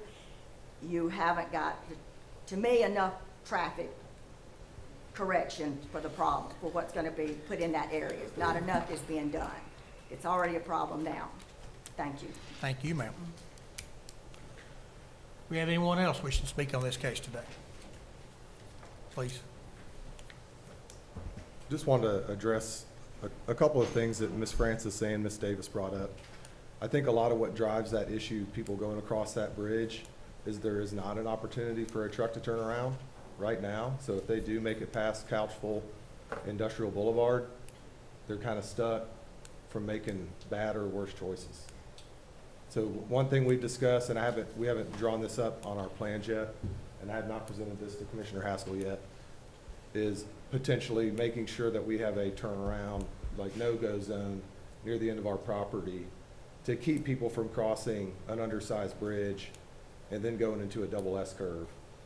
Because it seems like you're opening up a corridor that may create a larger issue by driving traffic somewhere we don't want it to go in the first place. But that's something we're still working through, and the issue going back to Love's and Couchville, that has been brought to our attention by the commissioner and by Ms. Davis. And that's something that we're gonna look at as well, is making sure it's safe to get to where we currently are showing our construction limits. On the entire 840 corridor has got massive communication problems with MapQuest and everybody else. I mean, there's, I don't know how, we can't address that here, but I mean, that's really got to get somebody's attention. Yeah, I mean, people can submit map corrections to some of them. Some of them are a little harder to find than others, and I'm speaking a little bit out of my depth. Julie will tell you real quick, but Julie, I know, has submitted some map corrections at times on the county's behalf. But you're correct. There are navigational software applications that send truckers in the wrong direction quite often in different places. And then there are just some truckers that say, I know a shortcut. Do we have anyone else here wishing to speak on this case today? This time I'm sorry, Mr. Evans. Thank you, Mr. Evans, 5925 Franklin Road. I'll try to be brief. I know everybody's tired and hungry. I offered to bring soup, but just to touch on a few things, I think most of the concerns have already been touched on. As far as this little bridge, we can put up whatever signs you want to. You can put a turnaround. You can put up a 10-foot gorilla with a bazooka right there. There's going to be trucks on a road if there's a road there for trucks to be on. That little bridge has an 18-ton weight limit now, and that's without warehouses being on this little stretch of road to start with. So if you put warehouses there, put a destination for them, it's just going to be that much more attractive. There's going to be trucks there. I mean, we already see it everywhere else in the county. So I don't think that that this project is complete without addressing the bridge replacement. I think that the Corps engineers would definitely need to weigh in on this, being that it is that close to Corps property, and we're digging a ditch to put water to discharge into Hurricane Creek, closer to the lake, which Hurricane Creek farther up toward Vesta already floods on occasion anyway. So if we do this here, what are we doing upstream? That may be a Corps engineer study that might need to happen. It may just need to be an opinion that needs to be explored at least anyway. Again, I'm kind of curious too how they're going to get water to go uphill. It would be awesome to actually fix this. Mr. Thomas, we can go back to the previous slide. With the intersection. Talk to Julie. She's the one that's got the controls. Thank you, Ms. Julie. Do you want the laser pointer? I'm sorry? You want the laser pointer? Sure. Might help you.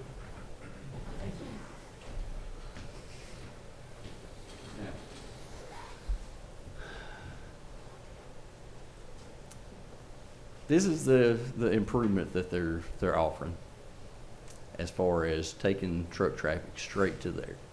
This is a truck road that they're building, which, I mean, they're building it to get trucks to their warehouses and back as quick as possible. That's understandable. That's what I would do too. Their plan is to build this up. Again, that's to benefit them, honestly. Now, would it benefit the community?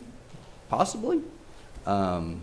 Any benefit to the community is secondary, I would offer. We do need more clarification as far as the ditch that they're planning to do right there, as far as culvert pipes going from there, or box culverts or whatever. But a bigger thing that I see is we're potentially trading one issue for another. Where the four-way is right now, we have flooding historically. I'm not going to deny that. That's a fact. But how often do we have that? Once a year? You'd ask me by phone. It's probably once every 3 years. Once every 2 or 3 years. Okay, we're taking a potential, say, once a year issue, and we're turning that into a potential everyday issue with McCraig Road traffic and Vesta Road traffic coming out onto a truck road where they're up to speed coming into this curve. They're up to speed coming into the curve coming from the warehouses. So are we what are we doing? Are we actually fixing anything, or are we just causing something else? Is there potential? Maybe. Is there potential benefit? Maybe. But we're not to the point right now to even address a lot of that. Thank you. Thank you, sir. Do we have anyone else wishing to speak on this case today? Not, we'll close the public comment section, and I would ask if there's any questions from our commissioners. Yes, sir. I know that surprises you. And I may not wax as eloquently as my colleague, Mr. Jewell, but I'm gonna try. I haven't said a word. This time. I looked through Tom's write-up, and I'm surprised there's not a lot of others that live near this property or here, so I guess I'll just be the mouthpiece. Significant, the word he used, public input, was used 18 years ago to develop the land use plan. Down here it says the planning commission listened to our recommendations, specific and sound reasoning to make changes. Not money, but specific and sound reasoning. We got the commission considers it as well as the commissioners. And the county commission as a legislative body is not absolutely required to follow either recommendation from us or anybody else for the land use plan. But I question then, rhetorically, why do we have a land use plan? Okay? There was a statement made by the gentleman right there, Mr. Joe, that said there was a cattle farm there and thought it would always be there. So they made plans when they moved 26 years ago. People make plans when they move in to buy their home. 18 years for this land use plan gives a person just enough time to get that crazy teenagers out of the house and off to college or to work. So 18 years is not a long time. And you've made plans in your life to build a home, to live there, and do whatever. So they come in, we move in, and I'm not an original resident. I'm about a 40-year resident of Lebanon and Wilson County. But when you come in, you look at, and I did, I came down to the courthouse here, I looked at land use plans, I looked at those that were existing, I looked at residential areas, what were they building, who was doing what, made my decision there to do that.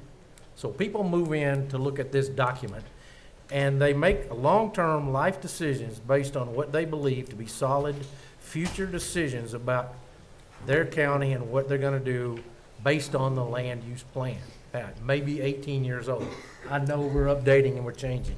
But this department that Tom runs and all of his team put a lot of effort into making sure we're going that right direction.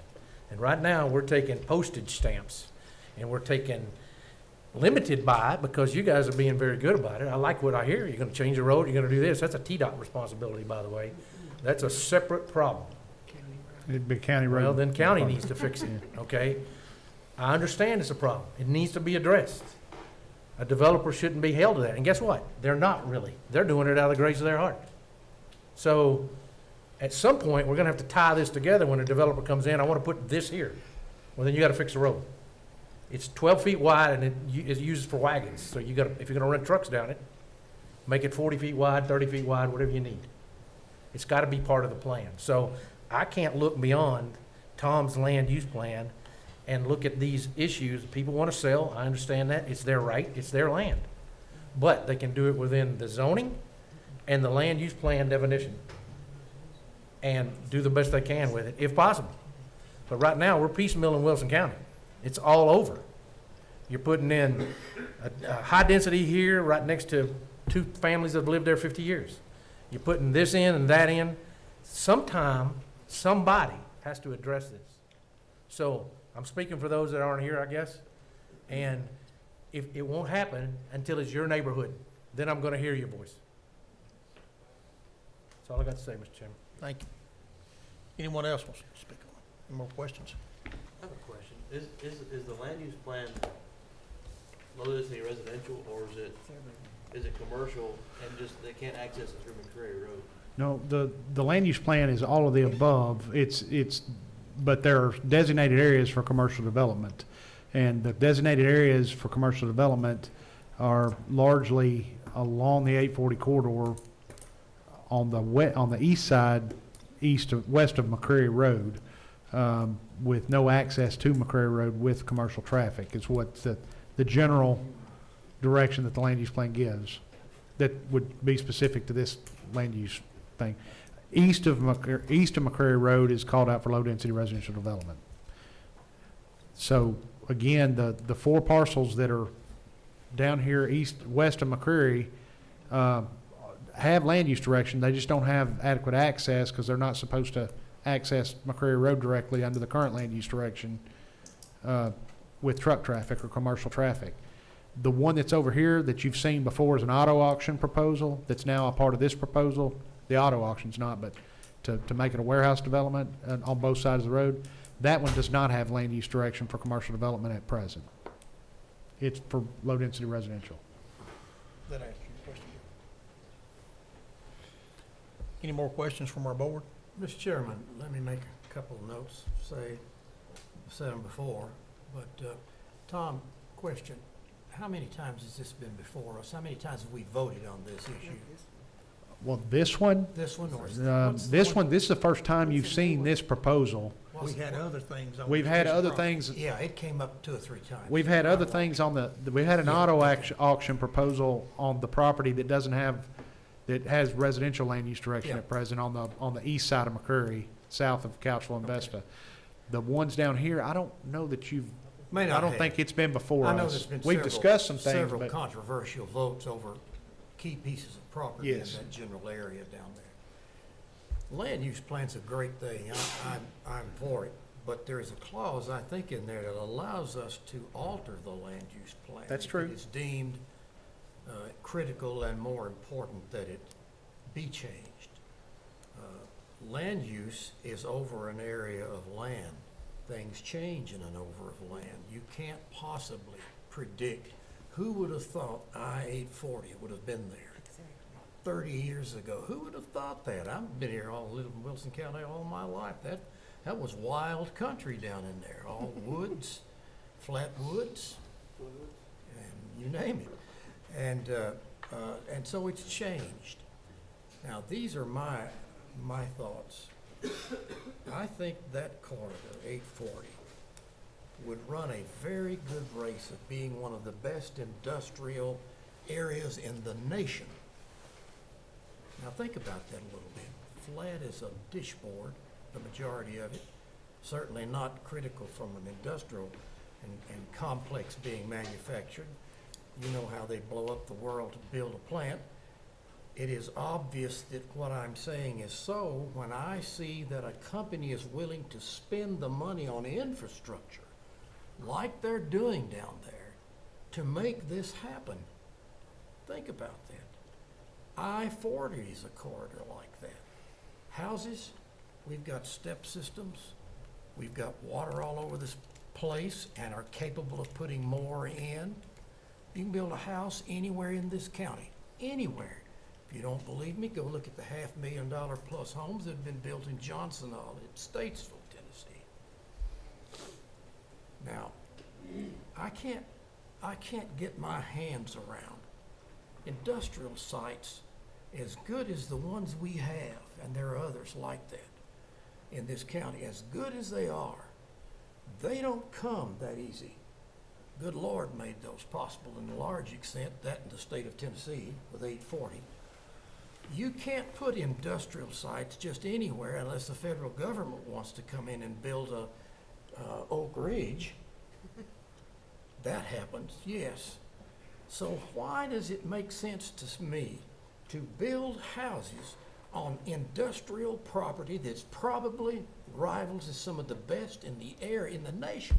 Why do we do that?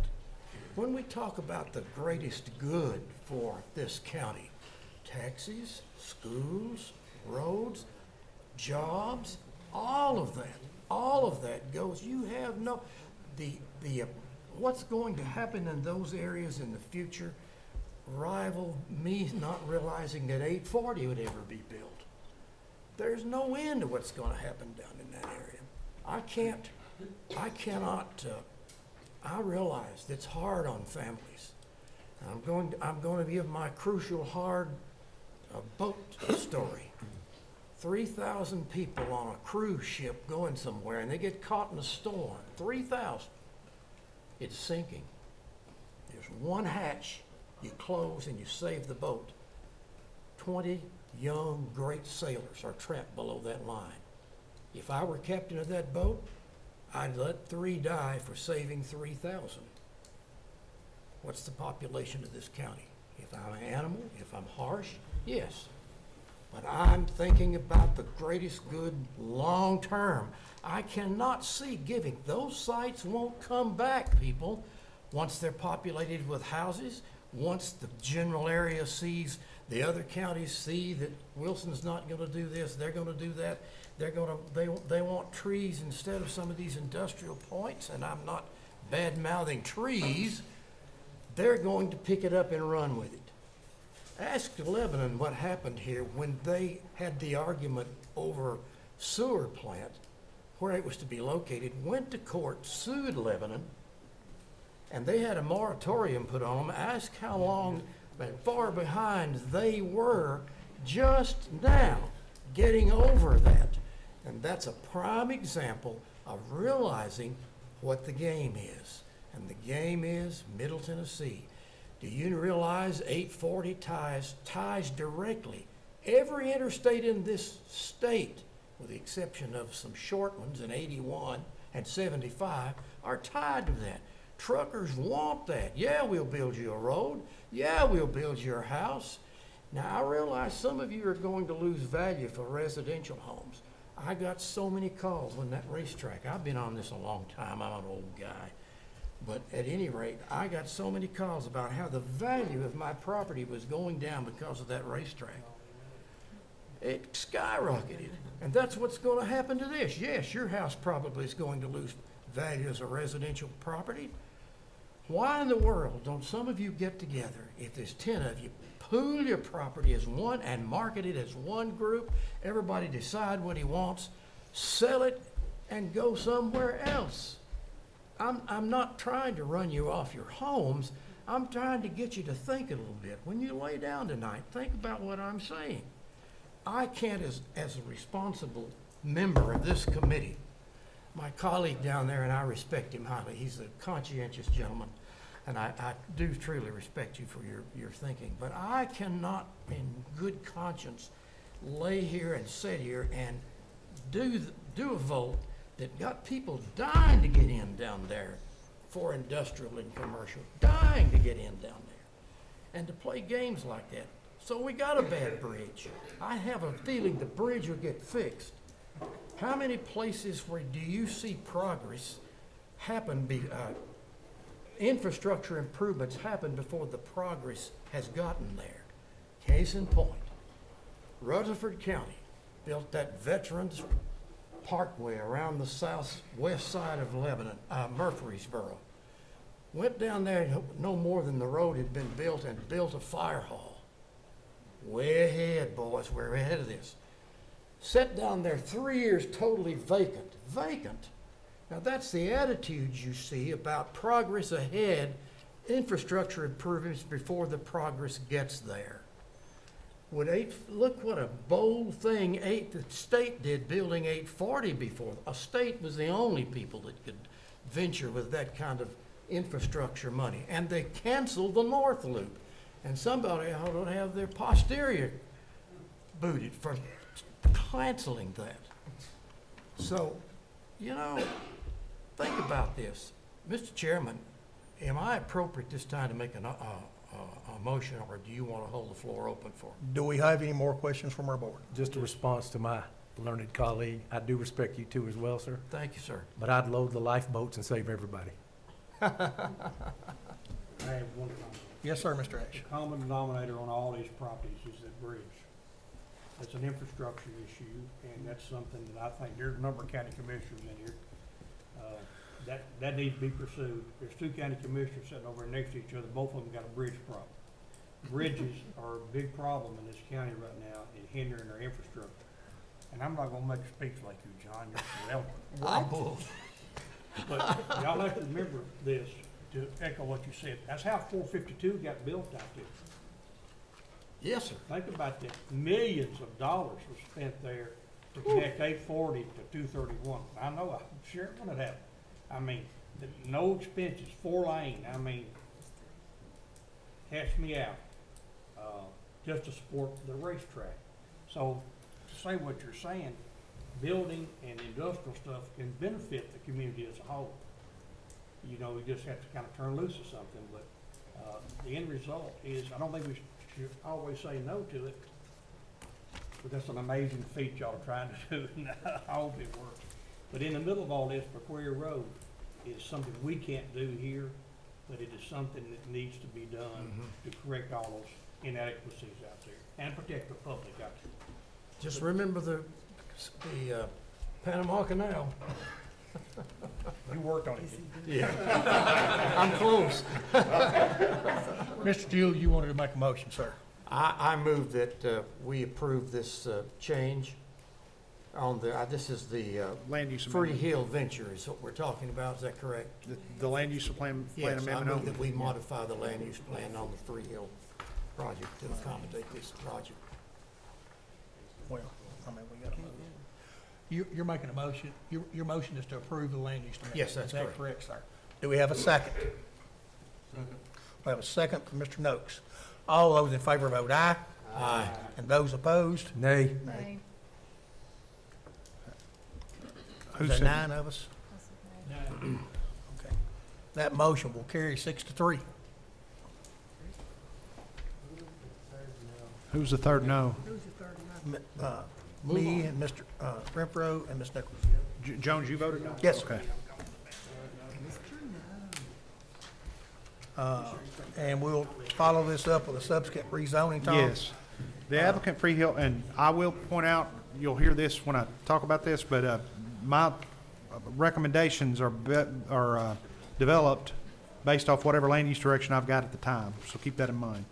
It doesn't really change it, I don't think, but the Wilson County Land Use Plan was provided direction since 2006, since such density or intensity realization would still be subject to findings that much of the infrastructure required to support such density and intensity of land development was in place. The applicant has requested that the 2006 adopted land use plan be amended in relation to this parcel to permit a land use mix of warehousing and distribution so that they may obtain zoning to market the property for development types like those light manufacturing, warehousing, and distribution facilities that exist to the west of these properties along Couchville Industrial Boulevard, Couchville Pike, and Logistics Drive. This decision on whether to amend the land use plan to be more consistent with this rezoning request will have been made prior to this consideration, likely as an earlier agenda item during the same meeting. Our comments must necessarily deal, however, with the land use vision at the time of our review.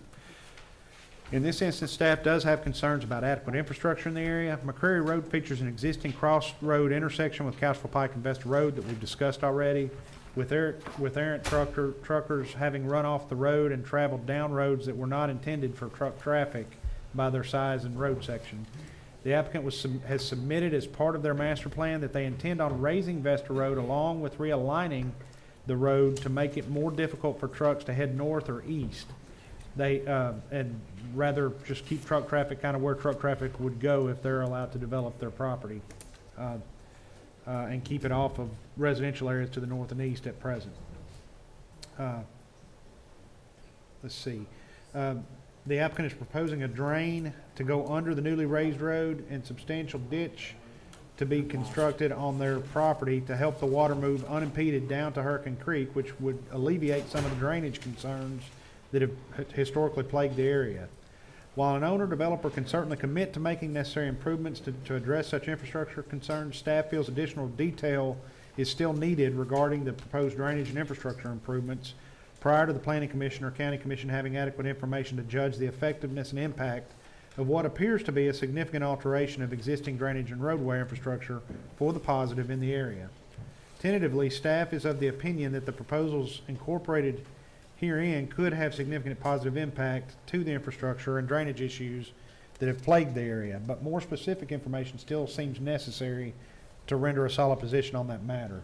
Should the County Planning Commission or the County Commission ultimately decide to approve the request for rezoning, a site plan will be required at the time the property is proposed for development under commercial zoning and all commercial requirements, including permitting, paving, landscaping, building material, and public sewer provision, would apply to the property unless variance was granted by the Board of Zoning Appeals for any of the specifically listed site plan and commercial requirements.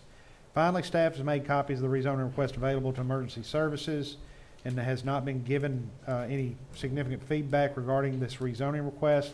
Staff will note that the proposed rezoning falls within the limits of the Gladeville WEMA Station's 5-mile ISO response zone for fire and emergency service. The county stormwater department has requested that the applicant, planning commission, and other interested parties be put on notice that the presence of sinkholes, caves, wetland streams, and land use areas that are extremely flat, marshy, or steep may affect further development of the tracts involved. As an additional point of information, the rezoning does not appear to be in close or immediate proximity to a Century Farm based on information that we have in the planning office at present. Lastly, while a land use amendment is also proposed for the property and likely will have been considered and voted upon, staff still has lingering concerns associated with the pre-existing land use plan direction for the area, which have been established in response to widespread sentiment indicating a desire for the residents in surrounding areas not to permit further encroachment onto McCreary Road by warehousing, distribution, and commercial land development, particularly those types that include a heavy freight trucking presence. With all of the above stated and given the fact that we are in the middle of a land use plan update, staff recommends denial at present. Okay. Thank you, sir. So, Mr. Chairman, question. Yes. For the attorney. All this right here, the county right-of-ways are effective. Would the developer be required to put up a substantial bond? A letter of credit, A letter- but we don't accept bonds as a county. But it would be a substantial letter of credit, I would think. It could be, depending on how you define substantial.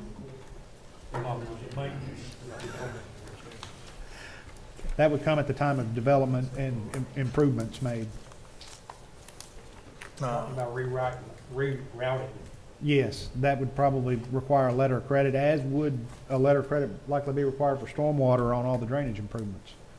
Because I wouldn't want somebody to come halfway into the project, so the project went bankrupt. And all this was sitting here without substantial financial backing. I use that word bankrupt too much on your project, hadn't I? We require the bank for local ties.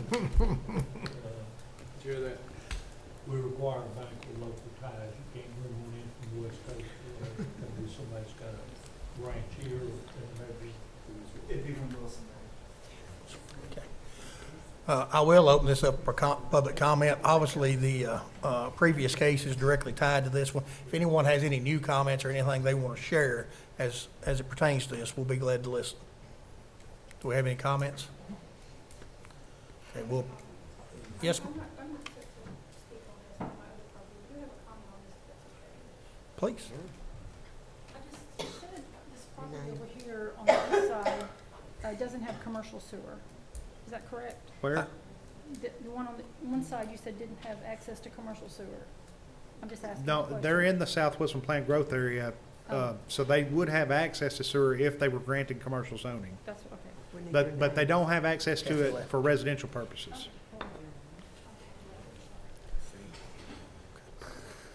Anyone else wish? Just two or three things here. The county's gonna be responsible for unstopping all these drain pipes, I guess, and the sewer. You know, that's a major thing, and they say that, when I've talked to them, that the sewer out there is at or near capacity. The pumping stations, I don't think it's so much the pipe, that's the way they explain it to me. And that all the pumping stations, or most of the pumping stations out in this area need to be updated. And it would be a multi-million-dollar project, and it's a long way from Lebanon. And when you mentioned the bond, I really honestly, nothing against these people or about anybody, but that the building and clearing and whatever ought to be contingent on the approval, if it is approved, be contingent on the road and the drainage being completed and accepted first. It's certainly something you Because can that's, consider. like you said, water's gotta go uphill, it's gonna be a major project. We need- I live to see it. Yeah, I never seen it.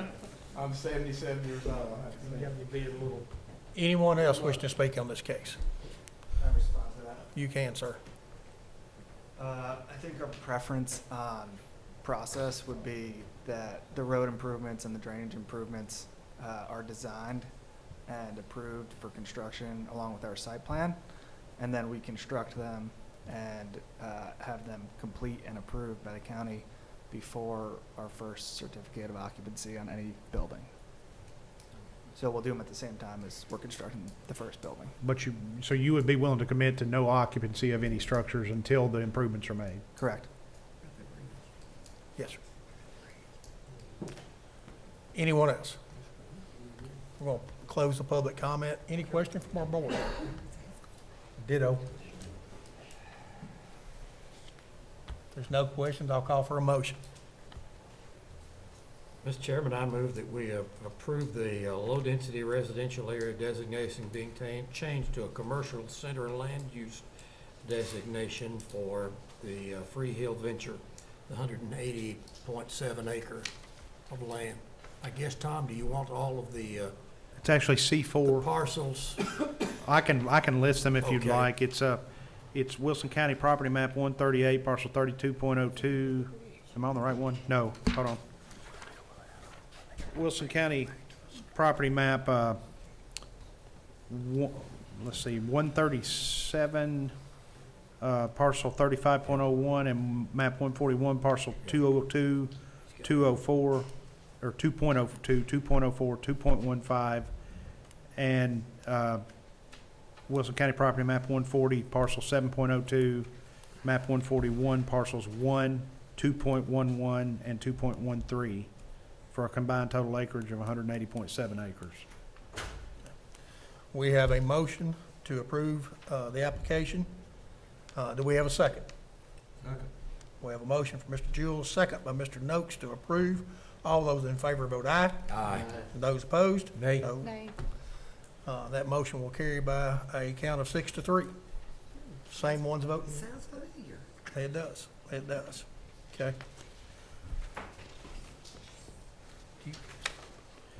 Okay, we're going to take a 5-minute recess at this time. Do- We'll come back.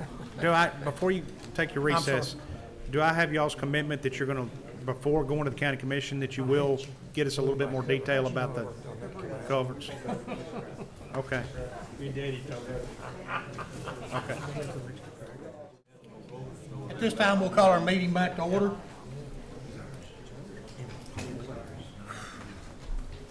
Tom, I think we have another land use Yes. amendment. Yes, to work through. this one is in the same vicinity. It's just on the other side of Interstate 840, and you've seen it before. This is the Robert Lanham property. It has been reconfigured a little bit. You may recall that there's this residential lot that the Lanham property horseshoed around. They have included that in this rezoning request, so they've made some arrangement to obtain that as a part of the development. The land use plan amendment, I almost hesitate to read through it. It's largely the same as our last one, but if you want me to, I will. The same, it's the same song, different verse. It's based on the 2006 land use plan direction that we have. I will point out again that what we heard loud and clear during the 2006 land use plan hearing, and frankly, during some of the public input for the land use plan update, was that people don't want additional growth and additional truck traffic going up and down the roads like Lone Oak and McCreary and Underwood. So that's largely where we're at on that. You do have the right to consider land use plan amendments, which is why it's here. And I'll go forward from there unless you want me to read something specific. I think we're fine. We're going to give Mr. Haddix. I can give some Ms. y'all ready? Teresa the comments so she can add them to the transcript.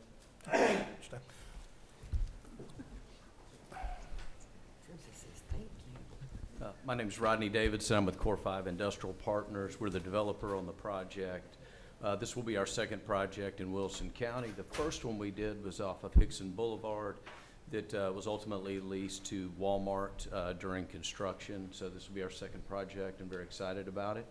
As was mentioned, this project has been before the commission. I think this is the fourth time. It was previously approved in November of '22. Since then, we've gone back and made, we were not the applicant at that point in time. We went back and reviewed the plan that was submitted and approved and tried to improve upon it to make it more friendly, more accessible, or better received with the residents and address some of their concerns. A few of the things I did want to point out is we're under contract to purchase the Hill property. So it takes that residential piece, that little bump out, and that will go with the site. The original plan, or the plan that was previously approved, was 900 square feet. We're proposing an 800,000 square feet of total project. That's 2 buildings. It's a rear load it's a front load building and a cross dock building. As you go down Lone Oak, you make. Corner? Huh? Laser corner? Yeah, site plan.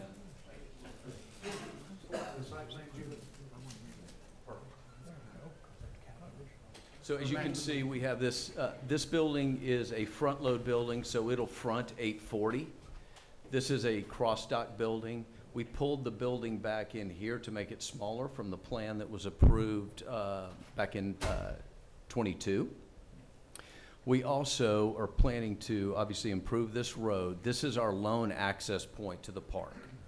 So the previous plan had an access point for trucks right here. We're doing away with that to keep any additional truck flow from coming this way down Lone Oak Road. So that way all trucks come in, all auto traffic comes in here, single point of access.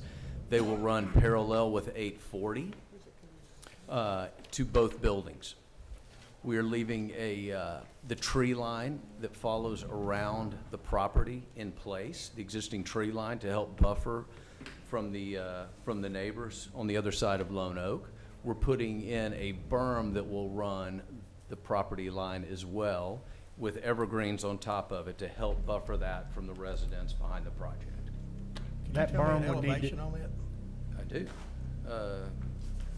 above road level? 5 feet above road 5 level? feet, yeah, oh, the berm, yes, 5 feet above road level. Okay. And then evergreens on top of that, so another 35 feet approximately. That with the existing tree line, we think will create a very nice buffer. my engineering staff will definitely need to review that, particularly if that's a condition of zoning commitment, just from the standpoint that we don't want to cause a berm that cuts off drainage flow in a wrong way, that backs up water one way or the other. So, I mean, I'm okay with the berm as a screen. I get it. I get what they're trying to approach with the commitment, but I want to make sure that it doesn't adversely affect the drainage any more so than we already have there. And And be we are, subject to a recommendation is what you're saying essentially. What I'm saying is I think I need to let my engineering folks have a little bit more detail about what you got in mind. and we're also putting in a ditch that will run along the edge of that berm to catch the water and funnel it to the detention pond. So we're trying to use, to address and deal with the water flow along with the berm, so we don't create a damming situation. This building, as I mentioned, this front load building fronts 840, so any sound travels towards 840 because it is the closest building to Lone Oak Road.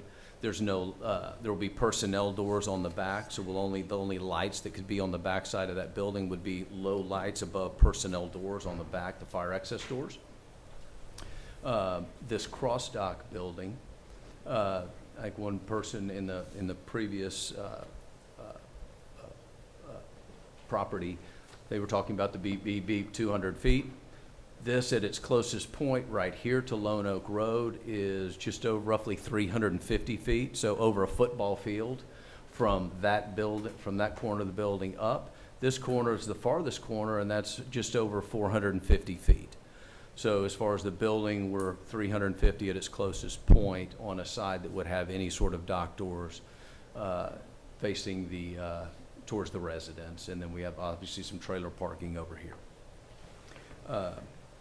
Detentions, we're beefing up our detentions to deal with all of the water, has been mentioned, and obviously we're aware of the water problems that have been along Lone Oak. Another thing I'd point out as it relates to truck traffic, we're going to pin in this corner so trucks can't make a right. We'll put some boulders and landscaping there to make it where trucks can't make that right turn to go down Lone Oak. We can put up additional signage. Currently, the only sign, I believe, is right here, up on where the curve is. saying no trucks, so it's not really marked well for truck traffic, no trucks. We'll put one here, we're willing to put one there. Also, in meeting with some other residents, they've talked about some truck traffic, obviously separate from the site, but coming from McCrary Road down. We're happy to pay to put signs up on the north end. Obviously it's not our trucks that are impacting it today, but if there is a challenge with it, we're happy to pay to put additional signage up on Lone Oak where it meets McCrary Road. I don't know if there's any other questions. Obviously the buildings we think will help dampen some of the sound that's already coming from projects on the other side of 840, as well as any road noise along 840. Thank you, sir. Thank you. I have one question about your concept, and Daniel may need to weigh in on this. What kind of circulation do you have along the personnel entrance side of the southernmost building? You said the truck traffic's facing 840, and you said there were personnel entrances on the back side of the building? Just fire exits on the back side. It's Okay. not going to be any glass door. My question is for Daniel. This is a conceptual, so this is not the detailed site plan, but will you require 360-degree access for fire apparatus? He just went to come to the podium. We almost. Hey there, Daniel Cowan, Fire Marshal, Wilson County. I've got a hold of these and taken a look at them. We would probably require extra man doors along the back, and it would probably have to be a unique suppression system. It would have to be protected since we can't get the trucks back there. Extra suppression inside the back part of that building. That's a little down in the weeds, but I'm used to you requiring 360-degree vehicular fire Normally, we need a apparatus fire access. department access road all the way around the building. Yeah. So, You gonna A little require bit of a- stand downs in there, or sir. you gonna require? A sprinkler system, if they put certain commodities in there, they may not be able to put certain commodities in there, certain hazardous materials, if they wanted a tenant moved in to house certain hazardous materials, some tenants may not be able to go into that building because of that. And all of our buildings are built with an ESFR sprinkler system, so we're putting in the state-of-the-art sprinkler system. There would probably need to be more than ESFR possibly in that building. Okay. Thank you. We have anyone else wishing to speak on this case today? I just wanted you to be aware of that. I just want to say, good afternoon, everybody. Been a long day, hasn't it? Woo! I think I dozed off a couple times. Anyway, for some of you that might not have been here in the past, we've been over this a couple of times, but. Can you state your name for the record? I'm sorry. Huh? State your name for the record. Oh, Henry Lutz. Henry Lutz. And my problem was, I have a well, and the other well houses across the interstate, when they did all their dynamiting 4 or 5 years ago, I noticed they really, the last one really damaged my water reserve, and I just don't have it. Like, I had 3 GPMs, and the last time they dynamite, I checked it 4 months after they dynamite, it took 8 hours for it to fill, and 3 GPMs is probably, 30 to 40 minutes to refill, so it damaged it. So that was my concern about opposing all this. But since then, Mr. Davis came by my house yesterday, and he offered me a solution to it. He said that he would put me a water tap in and drill me a line, do a line all the way to my house. And that was his promise. Is that right, Mr. Davis? That is correct. And so, You're taking care of it. so I can't go wrong there, and I guess I'll have to withdraw my vote against the warehouse. I'm for it, because, man, what can I say? I need water. That's my water, a well. I mean, listen, you guys, this is how bad it is if you want to listen to. Before 3 GPMs, it would refill in 30 minutes. But now it's got where, when I go out to water my garden in the summertime, I turn the water on for 5 minutes and water, then I cut it off. Because if I go to 10 minutes, it runs dry, and then it takes another 8 hours to refill. Now, I wish I had a gigantic water base there, but I just don't. But that's the story. So Mr. Davis, he's gonna take care of me on the water well, so, and on my water line, so I appreciate that. So I just wanna thank y'all. Thank you. Thank you, sir. Do we have anyone else wishing to speak on this case today? Yes, sir. Been sitting too long. No, my name is Mike Lutz. I live right across from where they're on the property. I own property on 3 roads right there. And my daughter lives right there where they're building across. I just want to talk about that burn wall. Are they going to move the cemetery? Or are they going behind it? Or are they going to blast like you do all these other? I'm a contractor. I built my own house. My wall's a 14-inch thick masonry. And when they built 840, I still remember they was, oh, it ain't gonna crack it. It did. Down on Council Pike, they built the warehouses this late. I've been up at my pool. My rocking chairs are rocking by the 3 o'clock in the evening. That goes to show well, how the dynamite. I just wonder if they're gonna have to blast or they're gonna have to fill for that warehouse. But you know, like say, well, that other entrance you say they're gonna build, it's gonna be right across from my daughter's house, or it's probably right across my lot, because I own that corner lot there. I own about 30, so remember, brother, we're about 60, 70 acres. So we pushing all that water down. I'm glad we're on the other side of the interstate. So we're probably pushing it over on them too, somewhere underneath the road. So I don't know how this is gonna affect all the water, you know, because it's gonna be asphalt, concrete. But it's, you know, like right now, because we live on the hill, we're on a 650-foot elevation now. That's where most of the water is going down through there. So that's why, you know, why can't they build houses? Because of the sewer? You can't tap onto it? Or I'd rather see you know, what about all them people who's got the new houses down through there? You know, they want dynamite, crack their houses. My daughter's house, it's 4 or 5 years old. He works for Corps of Engineers. I guess I'm gonna have to get a seismograph machine, put there, and just see what happens. I would recommend it. That's what I'm probably gonna have to do, because I know when they did the 840, I know we thought we was in the country, now we're not. Things have changed. Trust me, Sure. I know, I see it every day. Okay, that's about all I got to say. Thank you, sir. Okay, you're welcome. Yes, sir. Please come forward.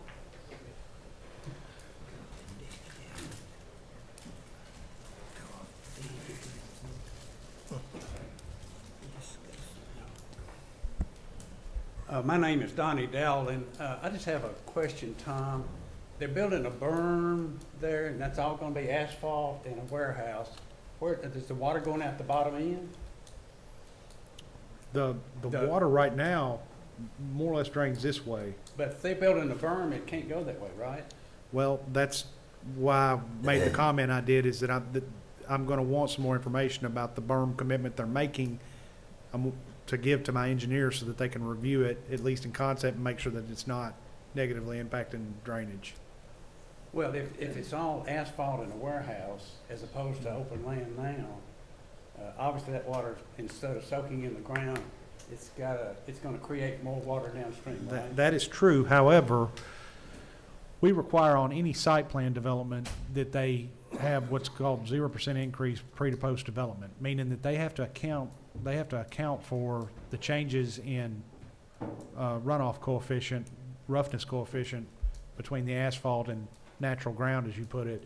And they also have to accommodate the first inch of any rainfall within a 24-hour period, plus accommodate 2 through 25-year storm intensity events and safe passage of a 100-year storm event.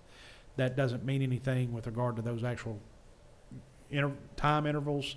It's actually 100-year storm is, I think, a 1% chance in any given day of happening at that intensity and duration over a 24-hour period. But they are required to accommodate stormwater at a 2 through 25-year storm event to where the runoff is at the same levels it would have been pre-development. Now, that's a math problem. Does it always work on the ground? No. But that's the way that engineers try to calculate and do that. So they'll have detention ponds and things like that when they get to the site plan stage of this. Are there any retention ponds proposed up there? I'm gonna let them speak to that. There are? Yeah. So, you know, again, if that's all asphalt and warehouses, Tom, that's gonna create more water, people across Yes, Lone sir. Oak who are already flooding during.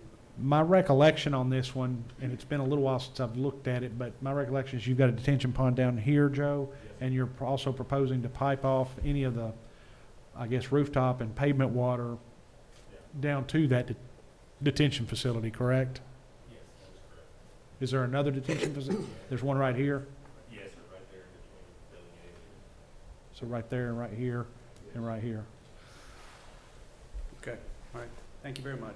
Thank you, sir. Do we have anyone else wishing to speak on this case today? Now this, I want to be clear, this is conceptual. We'll get into the weeds on engineering and drainage details with a site plan approval, should they get rezoned. Yes, ma'am.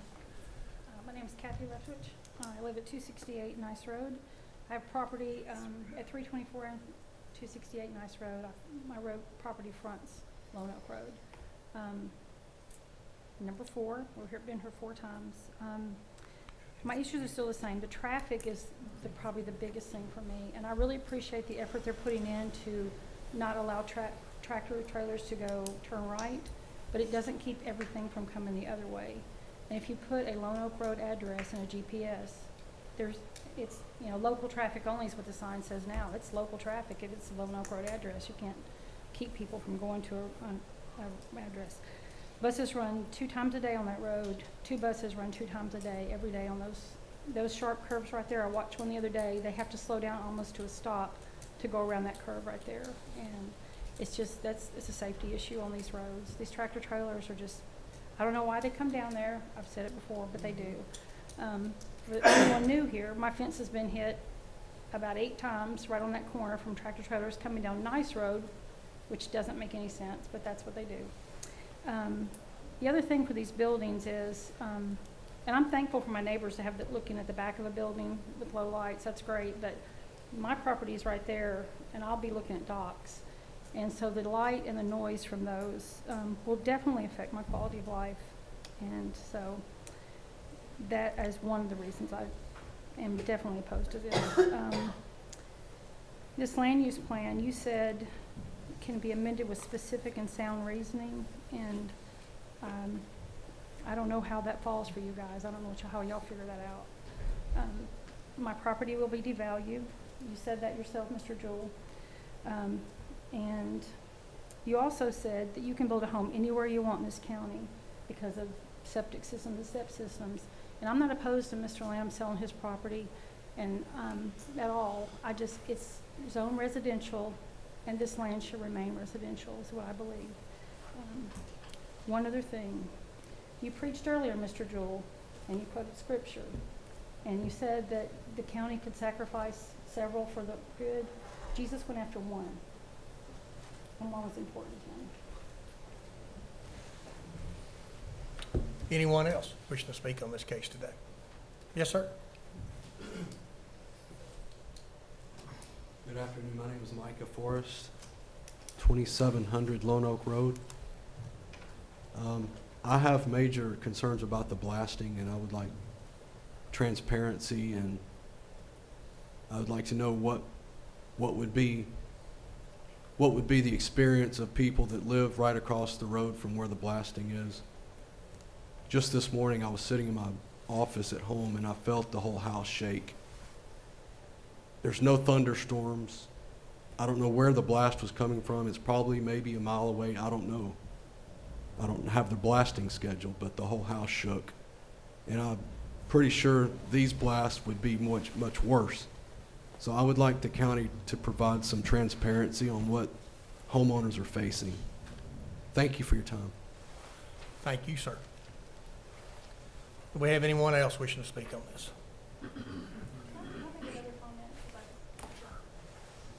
Please come forward, ma'am. My name is Carolyn Forrest, and I live at 2700 Lone Oak Road. And I don't know what I can say that I haven't already said in the prior meetings that we've had. This is our 4th time to come to the commission, presenting our concerns and giving our passionate pleas.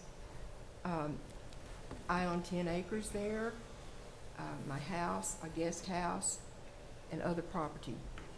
And we're concerned about the devaluation of the property. In this day and age, you have to be, because the value continues to go up. We're concerned about safety. I think I could deal with car traffic. I've always lived in a larger city most of my life, and this has been a joy to live in a country setting where there has not been as much traffic, but I can deal with the car traffic. I'm concerned with the 18-wheelers because we continue to have an increase in the number of those trucks, the more warehouses that are built. I travel up and down Couchville Pike on my way to work. I'm a staff nurse at Vanderbilt Medical Center, and I meet numerous 18-wheelers coming down Couchville Pike from Mount Juliet Road all the way to 840, even though it's not a really, it's designed for 2 lanes, but there are areas of Couchville Pike that are more narrow, and it's hard to get around the 18-wheelers. I have seen an 18-wheeler go to the ditch at the corner of Mount Juliet Road and Couchville Pike, trying to make that 45-degree turn, and that blocked traffic. Everybody has to take a major detour to go where they're going. When we had the big snow back in January, and I was on Couchville Pike heading toward work, there was an 18-wheeler that had jackknifed on Couchville Pike, within probably half a mile from the Mount Juliet Road. Fortunately, I was in a 4-wheel drive truck, and I could go to the ditch to go around the vehicle, but other travelers were not able to. They had to just turn around and take a major detour just to get to their homes. I feel like we're going to see more 18-wheeler traffic. A lot of my neighbors couldn't be here today because of their work schedules, but I feel like I can speak for them. They're really concerned. Some of them have young children. They're concerned for their safety. They're also concerned for their properties. Since we had the meeting in December of ́22, when we were referred to the Wilson County Commission, there have been numerous new homes that have been built, some $500,000 to $1 million houses. And I know those people would be concerned also. When we went to the Wilson Commission, and this came before them, the vote was 19-4 to keep this residential because there's so many families already living there. Some of them have lived there 40 years and longer. And so my plea to you is that you would consider to keep this residential on behalf of all of the people that already live there. Thank you for your time. Thank you, ma'am. Do we have anyone else wishing to speak today? Not so, we'll close our public comment. I'm sorry. I tried to start with you. Good afternoon again, Joe Haddock, CSDG. Just a couple other things that are already noted on the master plan in front of you that I'd like to point out. As Mr. Davidson mentioned, and you heard Mr. Brashear say, current county stormwater ordinance is the 2 through 25 year storm event. To reduce back to that peak, we're committing to the 100-year storm. So even those larger storm events, we will maintain existing flow conditions. Blasting, we've talked at length about this. You know, standard state requirement is 300 feet from the blast site. Well, you know, the homes across Lone Oak are set so far back from the road. We wanted to make sure that they were covered in a pre-blast survey and monitoring during construction.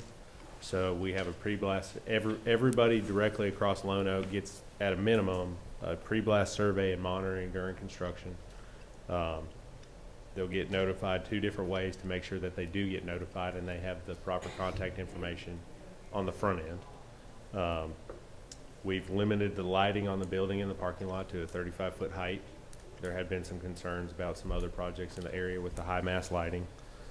So anyway, I just want to get those on the record here at the meeting and can answer any other questions y'all may have. Oh, the berm will be behind the cemetery.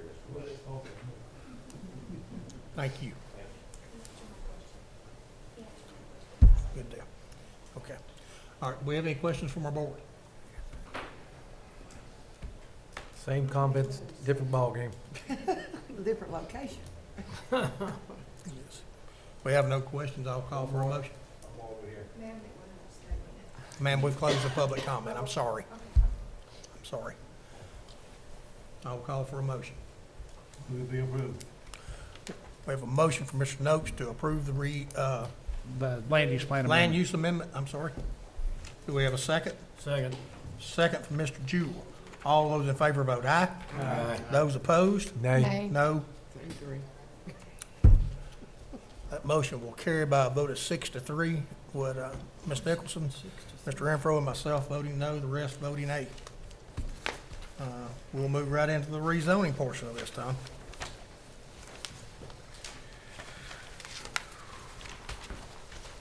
The applicant Joe Haddock for Robert Lanham and Robert Lanham and Tammy Hill, excuse me. The applicant Joe Haddock representing Robert Lanham and Robert and Tammy Hill is seeking to rezone property from R1 Rural Residential District zoning to C4 Planned Commercial zoning.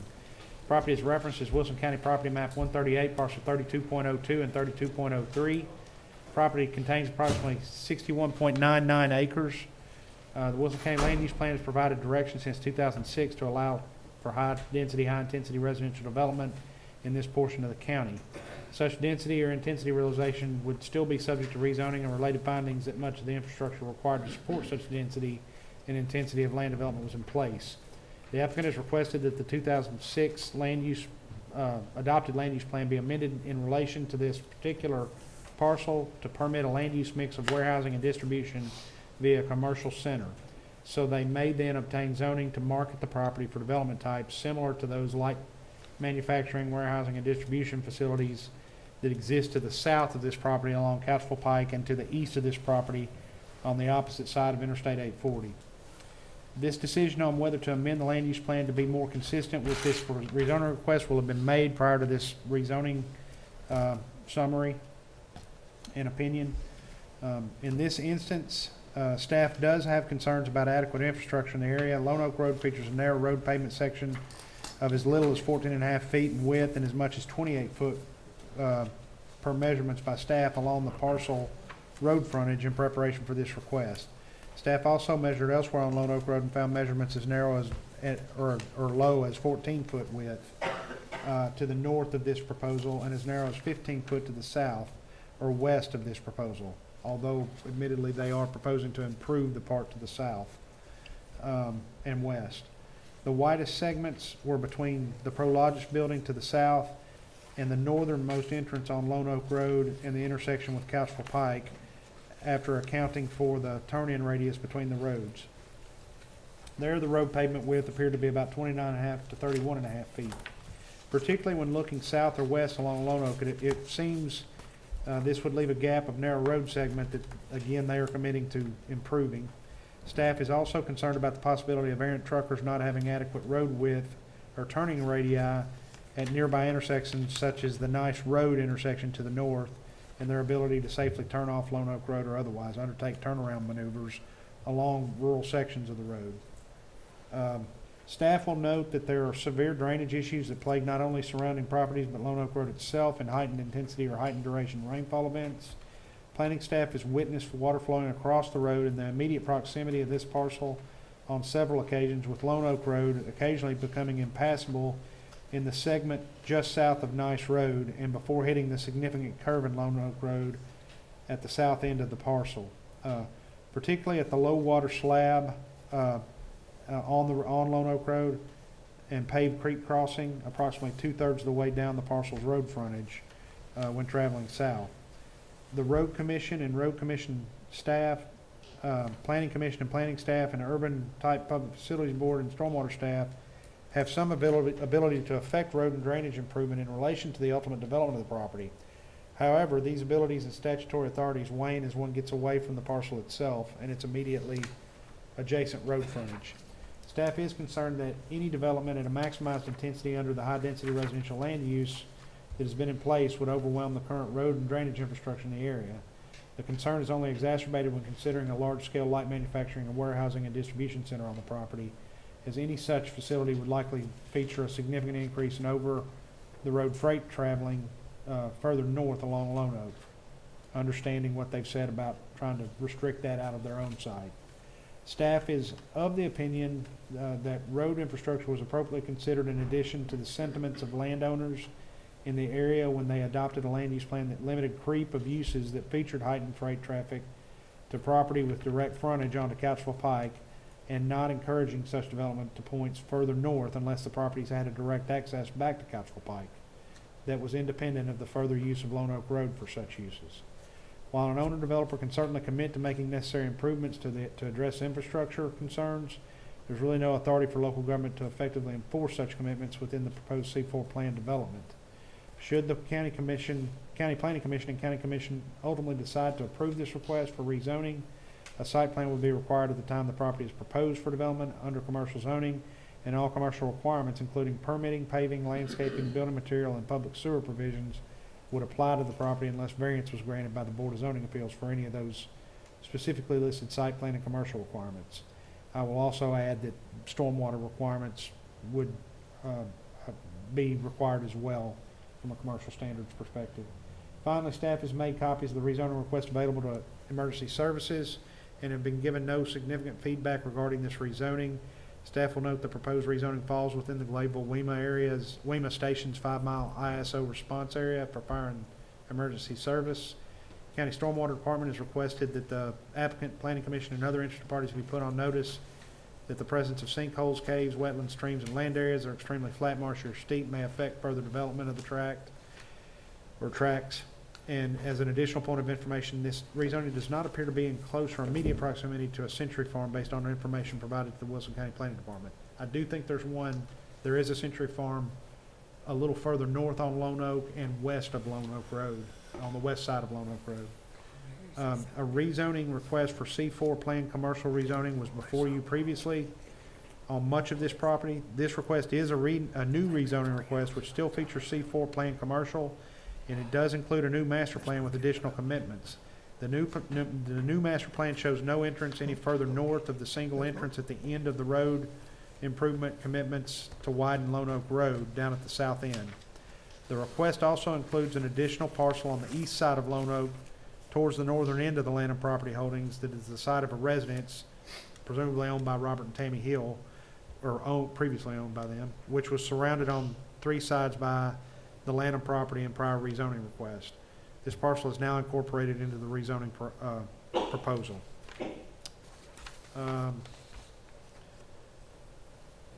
Specifically, the submitted master plan proposes widening Lone Oak to include 2 11-foot wide lanes from just north of the northernmost entrance to the Prologis building to just south through the southern terminus of this property where the primary entrance is proposed. So there would be that section on the far south end down here, that from where Prologis' northernmost entrance is to right there. That's what they're talking about widening. They're additionally providing additional right-of-way, I think, across the entirety of the remainder of their frontage, but they are not widening the road at this time in an effort to leave the tree buffer. But the road commission would have an additional right-of-way should they ever see the need to widen it on behalf of the county. While these commitments to road improvements are certainly worthy of Planning Commission consideration, staff maintains a concern about drainage in and around this property rezoning, though admittedly these drainage concerns will exist regardless of what zoning decisions ultimately prevail. Lastly, while a land use amendment is also proposed for the property and likely will have been considered by the Planning Commission, staff still has lingering concerns associated with the pre-existing land use direction for the area, which had been established in response to widespread sentiment indicating a desire from the residents in surrounding areas not to permit further encroachment north from Couchville Pike by warehousing, distribution, and commercial land development, particularly those types that included heavy freight truck traffic presence. In any case, staff must necessarily consider the land use direction that was in place at the time of the review of this rezoning request. We would have no way of knowing whether the Planning Commission and County Commission will ultimately approve the applicant's proposed land use plan amendment as we developed these comments for today's meeting. With all the above stated, staff recommends denial currently. I would point out that the commitments made today need to be made part of the record with regard to the 100-year storm detention design criterion that they committed to, the berm criterion, and blasting, the additional blasting efforts, blasting protection efforts they're going to make, and lighting height to 35 foot. Okay. Do we have anyone wishing to speak on this case today? Do we have any questions from our board? She wants to speak. Oh. I apologize, ma'am, I didn't see you. My name is Carolyn Forrest. I live at 2700 Lone Oak. And one thing that I did not mention a few minutes ago, and we have been talking about the flood drainage, that sort of thing. But we have a creek that flows through our property, and we were told at previous commission meetings that the spring is at the side of the second building that is going to be constructed, this underground spring. And so I was concerned about how that would upset that natural spring and how the creeks might overflow. And also I wanted to ask the developers, have y'all had any plans to purchase other properties along Lone Oak so that we would be able to pack up and move? Not at this time. Would y'all be able to provide any help with us if we had any cracking of our property, any damage to our property from the blasting, We'll deal with that as we monitor the blast. so that we would be required then to get our own lawyer to pursue it if we had damage? Again, and we will monitor it, so if there is damage, we'll let us. And you would put that in writing to the homeowners? Again, we will make sure we comply with everything that we're required to. Because that would be good if we had some guarantee that if we have damage, that we could be compensated Yeah, for it. again, we will comply with everything that's required. Thank you. Thank you, ma'am. Do you want to speak to the creek? If you would. Yes, sir. Can you forward to the site plan, Julie? So, that spring starts right there, just outside the parking, and generally in that area, and then flows through underneath Lone Oak. So this plan, as opposed to the previous plans presented to this body, preserves that area. I think before the developer had asked us just to move that building as close to Lone Oak as we could get it, so. So Springs being pretty. Do we have anyone else wishing to speak on this case today?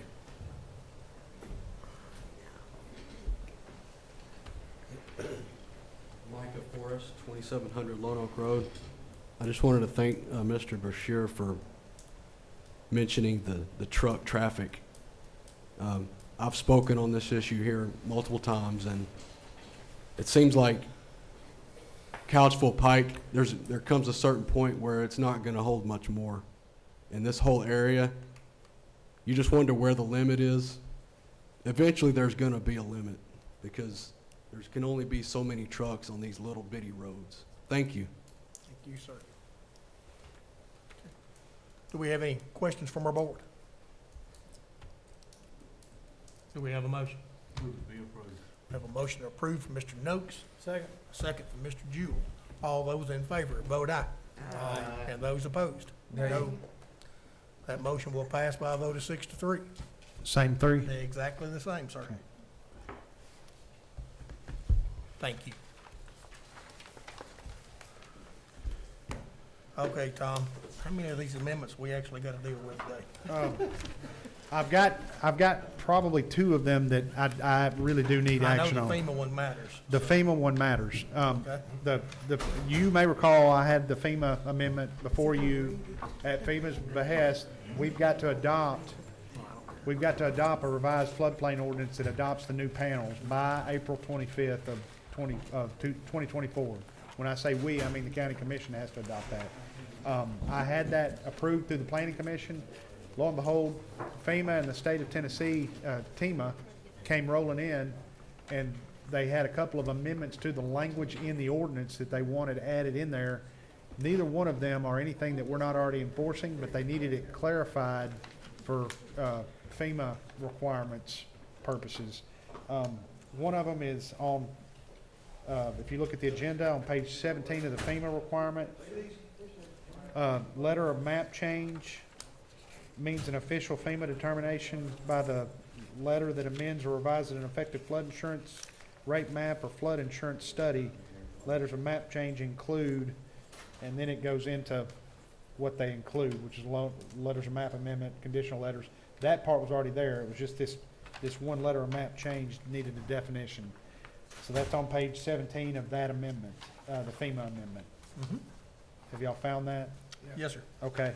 And then on page 27 of that amendment, we have been enforcing this because it is a part of the Federal Register, but water heaters, furnaces, air conditioning and ventilating units, and other electrical, mechanical, and utility equipment or apparatus shall be elevated to be no lower than 2 feet above the base flood elevation, or at least 3 feet above the highest adjacent grade where no base flood elevation exists, and shall be anchored to resist flotation, collapse, and lateral movement. What that's saying is if you're in a floodplain, your ductwork has to be elevated in addition to your finished floor. Does that go into like the building code? Yes, it is associated with the building code, but those are the two primary language changes that they made, in addition to adopting the panels that I'd already gotten you to bless a couple months ago. We need to approve this. Yes, you do. I move we make the necessary changes. I second it. And that would be to the amendment 2024-004, correct? Yes. Subject to Tom's recommendation. We have a motion to approve, Mr. Jewell, second by Mr. Ashland. All those in favor vote aye. Aye. Those opposed? Motion will carry. What other Okay. one do you have, Thomas? The bed and breakfast, I'm getting some pressure from some of the county commission to have this, have a clause put into the bed and breakfast ordinance that requires, and effectively, I put it in red on the short-term rental one, the things that I've changed. Right now, we include all short-term rentals under our definition of bed and breakfast and inn. It's become apparent that there's been a lot of confusion amongst the public with regard to that stance in our zoning ordinance. So what I'm asking is that we add and any other form of short-term rental. Now, we did make some additional amendments to clarify things about the 10-mile requirement for caretakers. The thing that the county commission is pushing on is down here at the bottom of page 6 of this ordinance. It says, if any bed and breakfast inn or short-term rental is found within this zoning resolution, then it says this definition is not inclusive of RV or mobile home accommodations, as those would be defined and permitted under provisions found in zoning resolution or RV parks, camping or public recreation, if not covered under the state agricultural provisions. Furthermore, these facilities shall not generally be located, this is the part the county commission's interested in, shall not be located within 1,000 feet of the property corners of a facility that is referenced in Tennessee Code annotated 40-39-211, Section D, including but not limited to a school, a daycare, public park, or playground. The regulation of bed and breakfast inns and short-term rentals shall be subject to limitation as provided for in Tennessee Code annotated 13-7-601 through 606, where operation of short-term rental predating local adoption of short-term rental regulations is present. So that has a lot to do with two state code references. One has to do with, I think, Mike, correct me if I'm wrong, doesn't it, the first state code reference have to do with child predators or child molesters in the child molestation list? They're basically saying that if you allow a short-term rental or a bed and breakfast within 1,000 feet of a school, you're not protecting the public because anybody can rent those. So they're saying that if from now on we won't allow a short-term rental within 1,000 feet of a school or playground. The other one has to do with a change in what we're enforcing. We have to date said that anything that was operating as a bed and breakfast prior to 2018, when the state passed their law and we passed our law respectively, unless they had 3 felony offenses, we didn't go in on it. it has since been discovered that part of the state law does say that if the property transfers ownership or changes ownership, that we can go in on those. So those will be, if somebody's running a grandfather bed and breakfast and then they sell it to someone else, they don't automatically get to continue running that bed and breakfast or Airbnb. They have to come in and meet our criterion. So, Original ownership only. pretty much, for that grandfather protection. Okay. Tom, I have a question on, briefly, section 3, article 5, all properties for which this use is approved must have a minimum of 2 acres. So we can bed and breakfast, without reading the whole thing. That's in R1. That's a pre-existing, condition that the county commission put in there the first time. Okay. Only thing you're asking us to vote on is what's in the red letter. Yes. The red letter is the changes. R1, not 2 acres? R1 is an acre. That's not Minimum. part of the original short-term rental. The original short-term rental requirements that they passed, the bed and breakfast requirements that they passed, required, if you were in R1 zoning, you had to possess 2 acres to be able to operate one. Okay. Do we have anyone here wishing to speak on this today? Do we have any questions from our board? You answered them. I would have a question, Tom. If the county commission is the one who's kind of pushing this agenda, do they have to ask us for anything here? They have to consider your recommendation of a zoning amendment. Okay. Who regulates this stuff? Does zoning enforcement office. You need more rules to regulate? Yeah, she wants them. Do we have any questions from our board on this? Do we have a motion? Motion to approve the regulation changes. Second. And that would be for 2024-003. I have a motion from Mr. Ash, second by Mr. Thompson to approve. All those in favor vote aye. Aye. Those opposed? Motion will carry. Amendment 2024-002 has to do with off-street parking requirements. We currently enforce off-street parking prohibitions for overnight parking on a regular basis on county public roads in certain subdivisions, certain areas that constitute major subdivisions, 5 lots or more. That is a very difficult enforcement proposition, and in fact, what will happen typically is our zoning officer will go down there and knock on the door, zoning inspector will go down there and knock on the door and say, hey, we've had a complaint that you're parking on the street pretty routinely, and we have a prohibition against that. And 9 times out of 10, they may be like, okay, I'll move it, and they move it. Well, they move it until next week, and then they're back doing it again. Or if you get somebody that's obstinate, they might tell you, no, I ain't moving it, and show you their new watch and do whatever else they're gonna do. But by the time it gets around to court, guess what? They've moved it. So, so there's not really, it's not an easy enforcement. So we're asking to delete that provision out of the zoning ordinance. Have you discussed that with the sheriff? I have not. Because I got sued over this one time this year. Yeah, and I know the sheriff's office finds it, not this ordinance annoying, but having to go out on that issue annoying. The sheriff's deputies do, but, It's hard to enforce. yeah. Well, you want to get rid of it?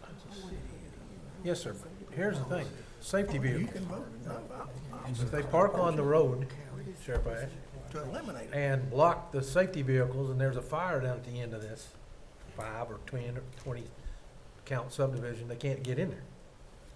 So I know it may be a nuisance, but it was there for a reason back in the day. Well, it's, So you can get in there. it wasn't back in the day, it was, It's just about 3 years old. no, it's more than that, it's probably 8 or 9 years old, but, yeah. But I will say that in most of the subdivisions this would affect, you got a 28-foot wide curb and gutted road section. And an HOA. And an HOA, and there's plenty of room for a car to get by. And honestly, a lot of our complaints come from HOA presidents I mean, trying to get us to enforce their requirements. but generally speaking, we are selectively enforcing this depending on who calls when. Is that fair to say that? You're not out there Karen, looking for what would that. you say about it? I mean, Yeah. I know you're not riding through subdivisions looking for cars parked on the side of the road. Gets complaints. It's complaint by complaint only, and I will tell you that we will have somebody in one subdivision during the summer that will send me an email or send a complaint wanting me to check the several roads in the subdivision. Yeah. He won't have one, they won't have one address, he will say. He complains on the whole neighborhood. Just ride down through this subdivision. So are these roads Your efforts, have they bore fruit, or basically? Not with no parking. I don't think there's any posting of no Because parking. I read into that, you can't Yeah. cycle if Yeah. it's not posted. Yeah, I don't and think. the other thing is, generally speaking, if they think it's some sort of safety issue, we end up referring them to the sheriff's office. Sheriff's office goes down there, and Oh, I know. 9 times out of 10, they look at it and they're like, "This is not a safety or obstruction issue," and they go away. And Biggest issue I had one time, you remember, was a tractor trailer parking in a subdivision. yeah, Then Steve Armstrong posted it, no parking because the regulations didn't allow it. Then we cited him, towed it, and then I got sued. And Mike had to go. so Does this give you, does it help Yes. having this? Yes. Having this authority helps you? No, You're not having this having it. taken out. She don't want helps us. Well, She don't I want- didn't ask you if it makes it No. easier. I mean, is it working at all? That's Is what it I'm- working? Your ability to go up there and knock on a door and they let you get out of the subdivision and pull back out there. Well, we'll go out there, if there's a car in the road, then we have to cite the property owner. And then once we cite the property owner, they're given 30 days. So we go back out there in 30 days, the vehicle's moved, we close the violation. And then Then we start over. Then we start right back over. Can I make a comment? Certainly. But before you get, the sheriff's done got it several times, exactly. He done got the call. Could have. And You very I well really, could. I really, just in my heart of hearts, would like for y'all to discuss this with him and see where he is. before we remove it, I don't know, I mean, I'm just Yeah. saying, it is tough to enforce this, and you never make anybody happy. no. Well, I do have one question in regards to this too, and just to, say we do go out there, it stays in the ordinance. We go out there, we write a letter, we go back in 30 days, it's gone. I mean, it's still there. We go back out there in 30 more days. We're doing our process in regards to the complaints, because we normally give them 2 30-day letters. And then if it's not moved within that total of 2 letters in 60 days, then it's supposed to go to Mike for court action. So you're talking about sending something to Mike for court action for somebody parking on the street. How many times has that happened? I don't remember getting it out. Why don't you treat it like a traffic stop? I mean, you got no argument if you get pulled over doing 90 miles an hour on the interstate. Yeah, Like but he but said, we it's don't not have posted. police authority. Yeah. And he said if it's not posted, they can't ticket it. Because if it's 30 days or 60 days or 500 days, you got a citation, $200.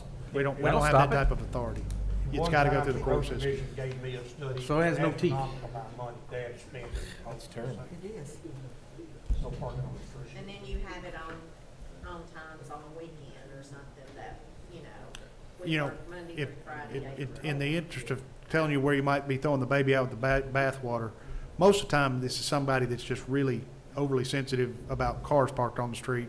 But you do occasionally have somebody that's a landscape contractor or something's got a big lowboy trailer parked out front all the time, every time, with his tractor and lawnmowers on it, and it's blocking the guy's view of being able to get out of his driveway next door.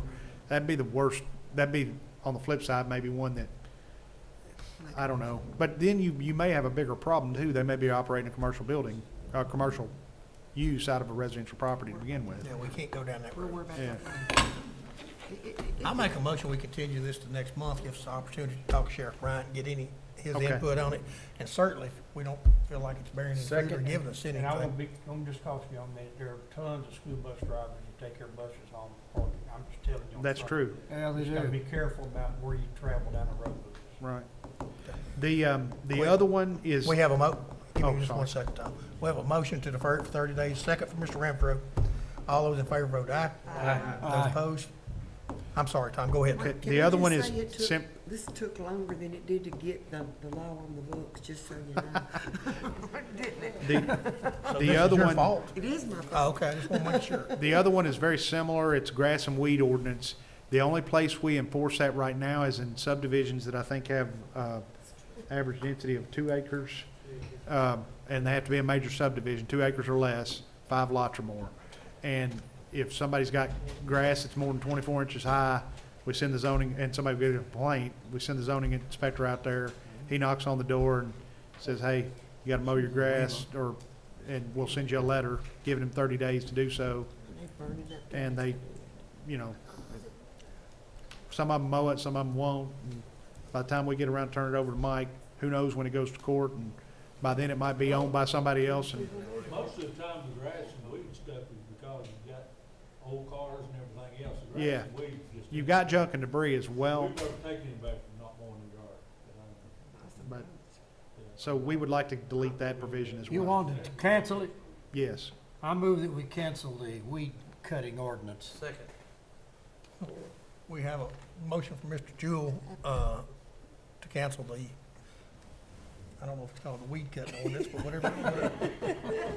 Grass and weeds and major subdivisions ordinance. We have and we have a second, by Mr. Turner, I think. All those in favor vote aye. Aye. And those opposed? Nay.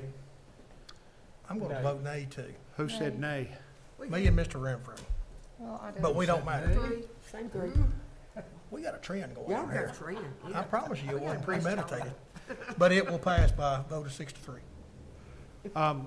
Last thing I've got is an announcement, April 8th, I almost said January, April 8th at 6 PM, we're having a joint meeting with the County Commission and Planning Commission so that Jessica Hill and her staff with GNRC can give you a presentation here in the chambers about what they've heard from you all and from the county commissioners as stakeholders, and also what they heard from the public during our public meetings.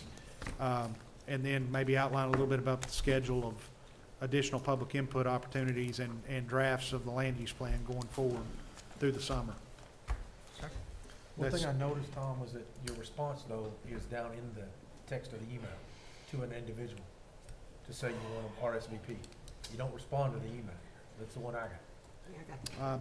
We can talk offline. I'm not sure how to understand right now. I'm beat. I'm with you. So, If there's nothing else, we'll stand adjourned. Thank you. thank y'all for enduring. Hopefully, the next one won't be this long.